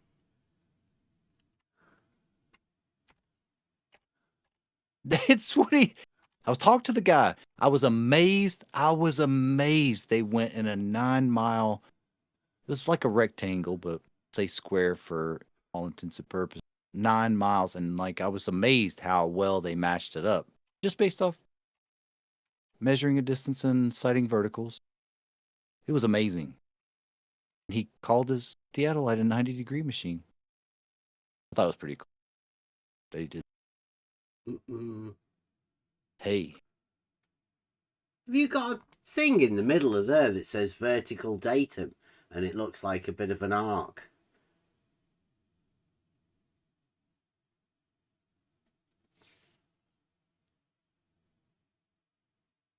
Is that... Do you know what a datum is, Charles? Because, like, it's a singular thing, datum. Because they call lots of datums data.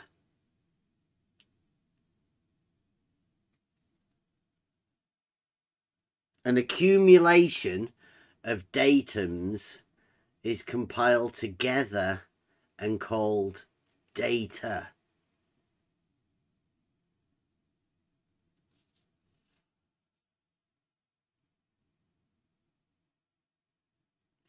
So a datum would just be a point.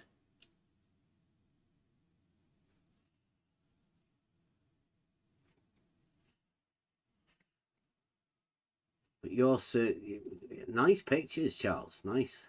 Yep. Yeah, vertical datum. There it is. That doesn't look like a point. See that horizontal plane as well? You see that? Look at it. It's a tilt. It's got a tilt on it. Equipotential angle of adjustment. There it is. You want to see it? You want to know what it is?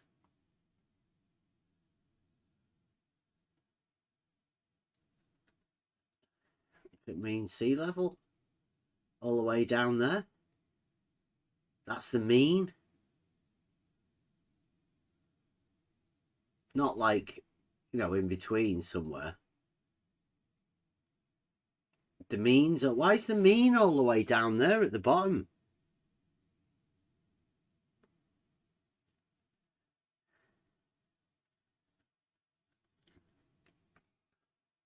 We didn't do any of that, Charles, when we did differential leveling. You know, for plotting stuff. Like, that we didn't... Mean sea level's just a point. But you've got it pointing at, I don't know, somewhere at the bottom. What is that?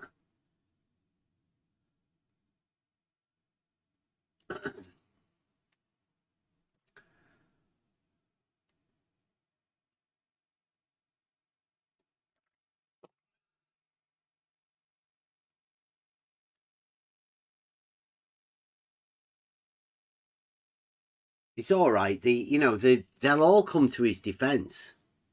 The flat earthers, I think. Flat earthers? Either or.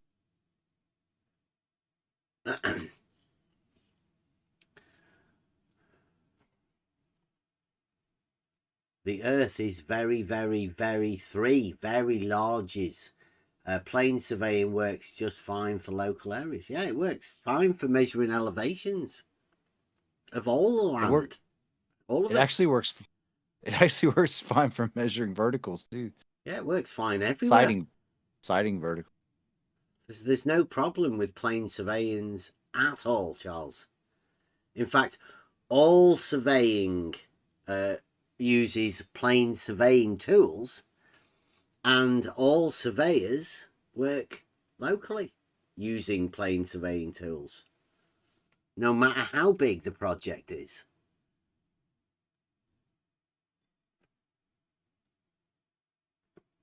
I know, because I've done it. Got a certificate. Say I've got a certificate on my wall, but I haven't, because it's not there. Took it down. I haven't even put my shelf back up yet, you know.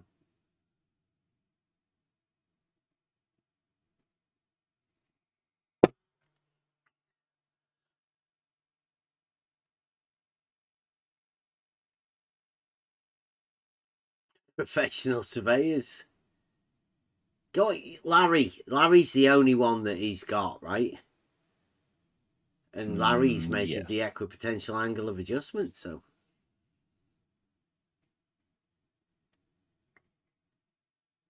Six point 6.36 RPU at 9 kilometers. Supported Mike. It's like he's got Larry to do it. Larry's measured it. He said today. I said calculated, measured, Imagicalcula measured. And he said, no, measured. And I said, but isn't Imagicalcular measured? Measuring? It's got measured in the title. Maybe indirect measurement is what he meant to say. I don't know. Yeah. I would just love to see what Larry did. So.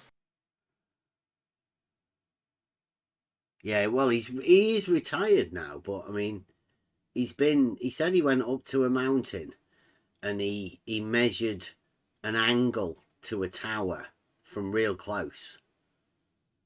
And then he moved his auto level 28 kilometers or miles away and looked at it, and it was, I don't know whether he said it was 400 meters higher. But when he moved 28 miles away, it was in the crosshairs. So in the auto level, but he didn't say auto level. He had some other tool. And then he got his theodolite out and measured an angle. And the angle told him that it was below, but higher. Globe geodetic surveying. Like, there's only Larry that can do it. So, Charles, if you are listening, I'd have a word with Larry Scott, the guy that told my son that triangles have more than 180 degrees, because he's the man that's measured the tilt of the vertical and the slope of the horizontal. But I think the slope of the horizontal goes upwards, whilst the vertical... It's really weird, that, isn't it? Right, the vertical tilts away in the distance, but the horizontal rises.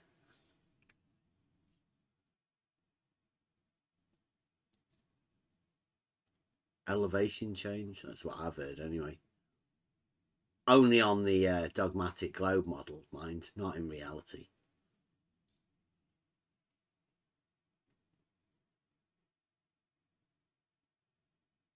See, I'm learning the rhetoric. I know the rhetoric of all of them.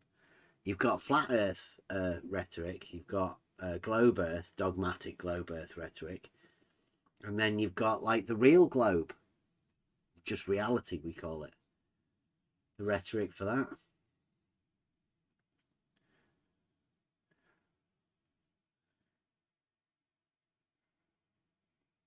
I'm not misquoting him, Charles. He talked to my son. He told my son that triangles have more than 180 degrees.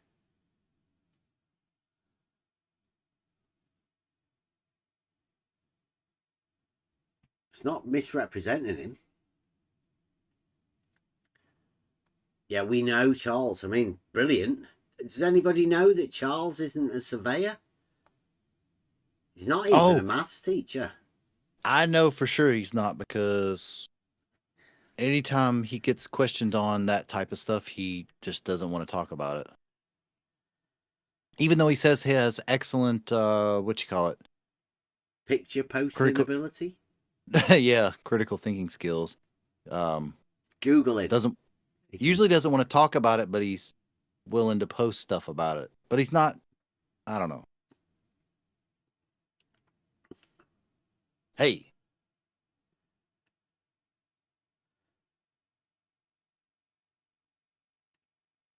Wow. How long have we been going tonight? 1.5 hours. Look at you people. How lucky are you? 5.5 hours from like just doing nothing. Thank you very much, people. It's 1:30. If anybody does want to come in, have a chat, not you, Charles, anybody else other than Charles. Charles, if I were you, I'd try going and having a word with other people about this. See if you can get a collab going. 2D balls. Sorry, 2D surface of the balls. You could rub them, couldn't you? Like the cricket balls, like the guys, you know, rub it on the crotch to get that red stain to get for the spin. Rub the 2D bits. I always call them Brenda's 2D balls because Brenda was the first person that introduced me to two-dimensional balls. The solid, obviously.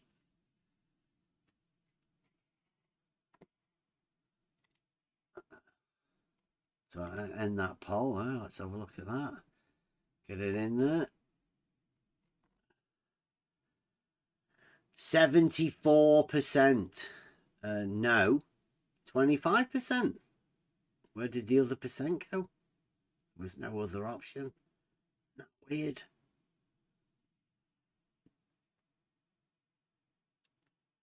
%1 of people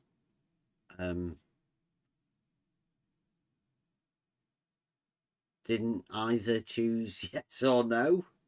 That's fantastic. There's no flaws in that, is there? I get that. I'll get that for you guys. No.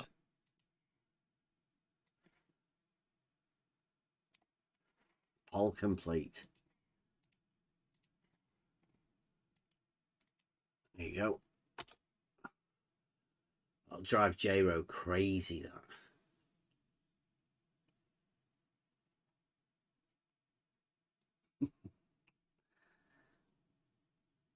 Right. Thank you very much for watching. We will be back on Monday, but I mean, is there any UFC this weekend? Who knows? We might be back over the weekend because you guys, you're going to be missing out on people. There's no, what do you call it? Ball busters, 2D ball busters, from the Flat Earth guys. QE, he's not around this weekend. There's no Nathan Oakley. His PC's broke, so if you can afford to save a bit of money and hand it over to Nathan Oakley, and if you've got a bit spare, send some money to Arwin for his croissant fund. He'll survive. He can't survive without them croissants. He'll die. And yeah, watch the QNFE, QNFE Arwin thing. It's quite good. Anybody got any? Are we missing Rob? I hope he's all right. His back's not done in too much. Strange not to have Rob around for an entire night. Friday on a evening, like it should be like mid work day for him. Yeah, he's got a bad back. He's been. Well, I know that, but I mean, still, he says he's through it.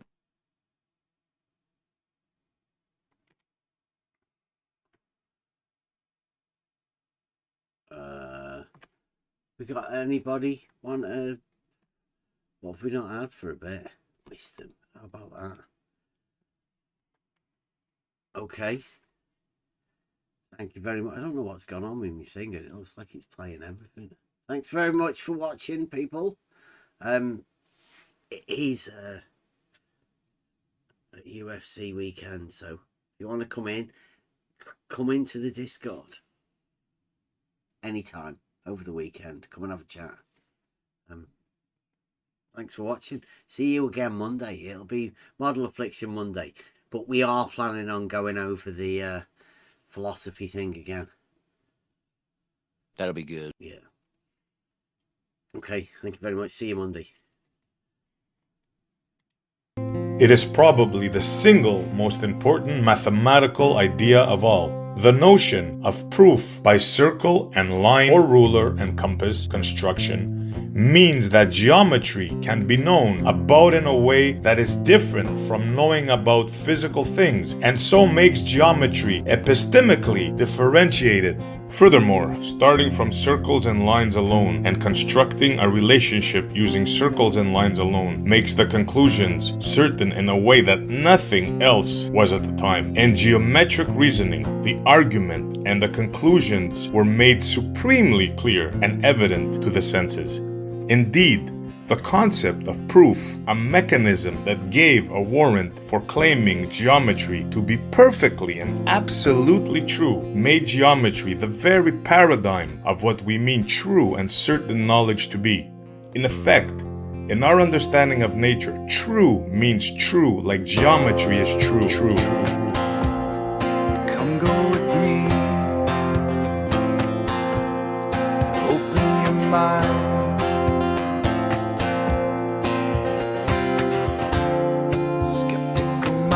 Was all I ever knew. Finding the knowledge of the real world starts with the point of which has no parts.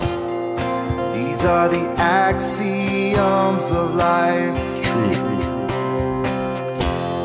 And I'll take my chances with the old ways, finding the proofs in geometry.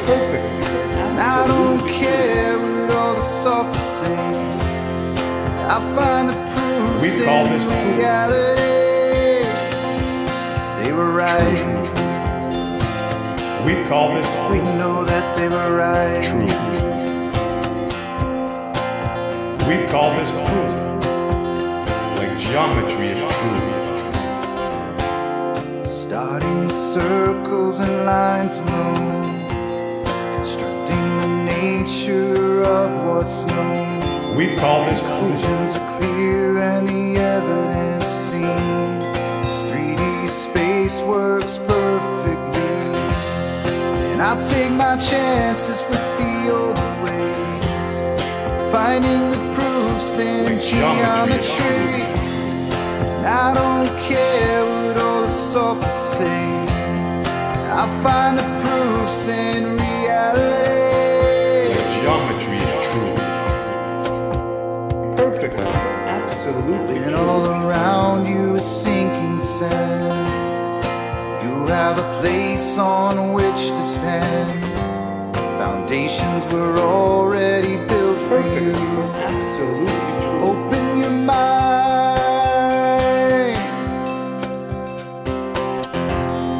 and I'll take my chances with the older ways, hearing the words of what the ancients said. They say my words sound like sorcery, but there's wisdom in all honesty. True.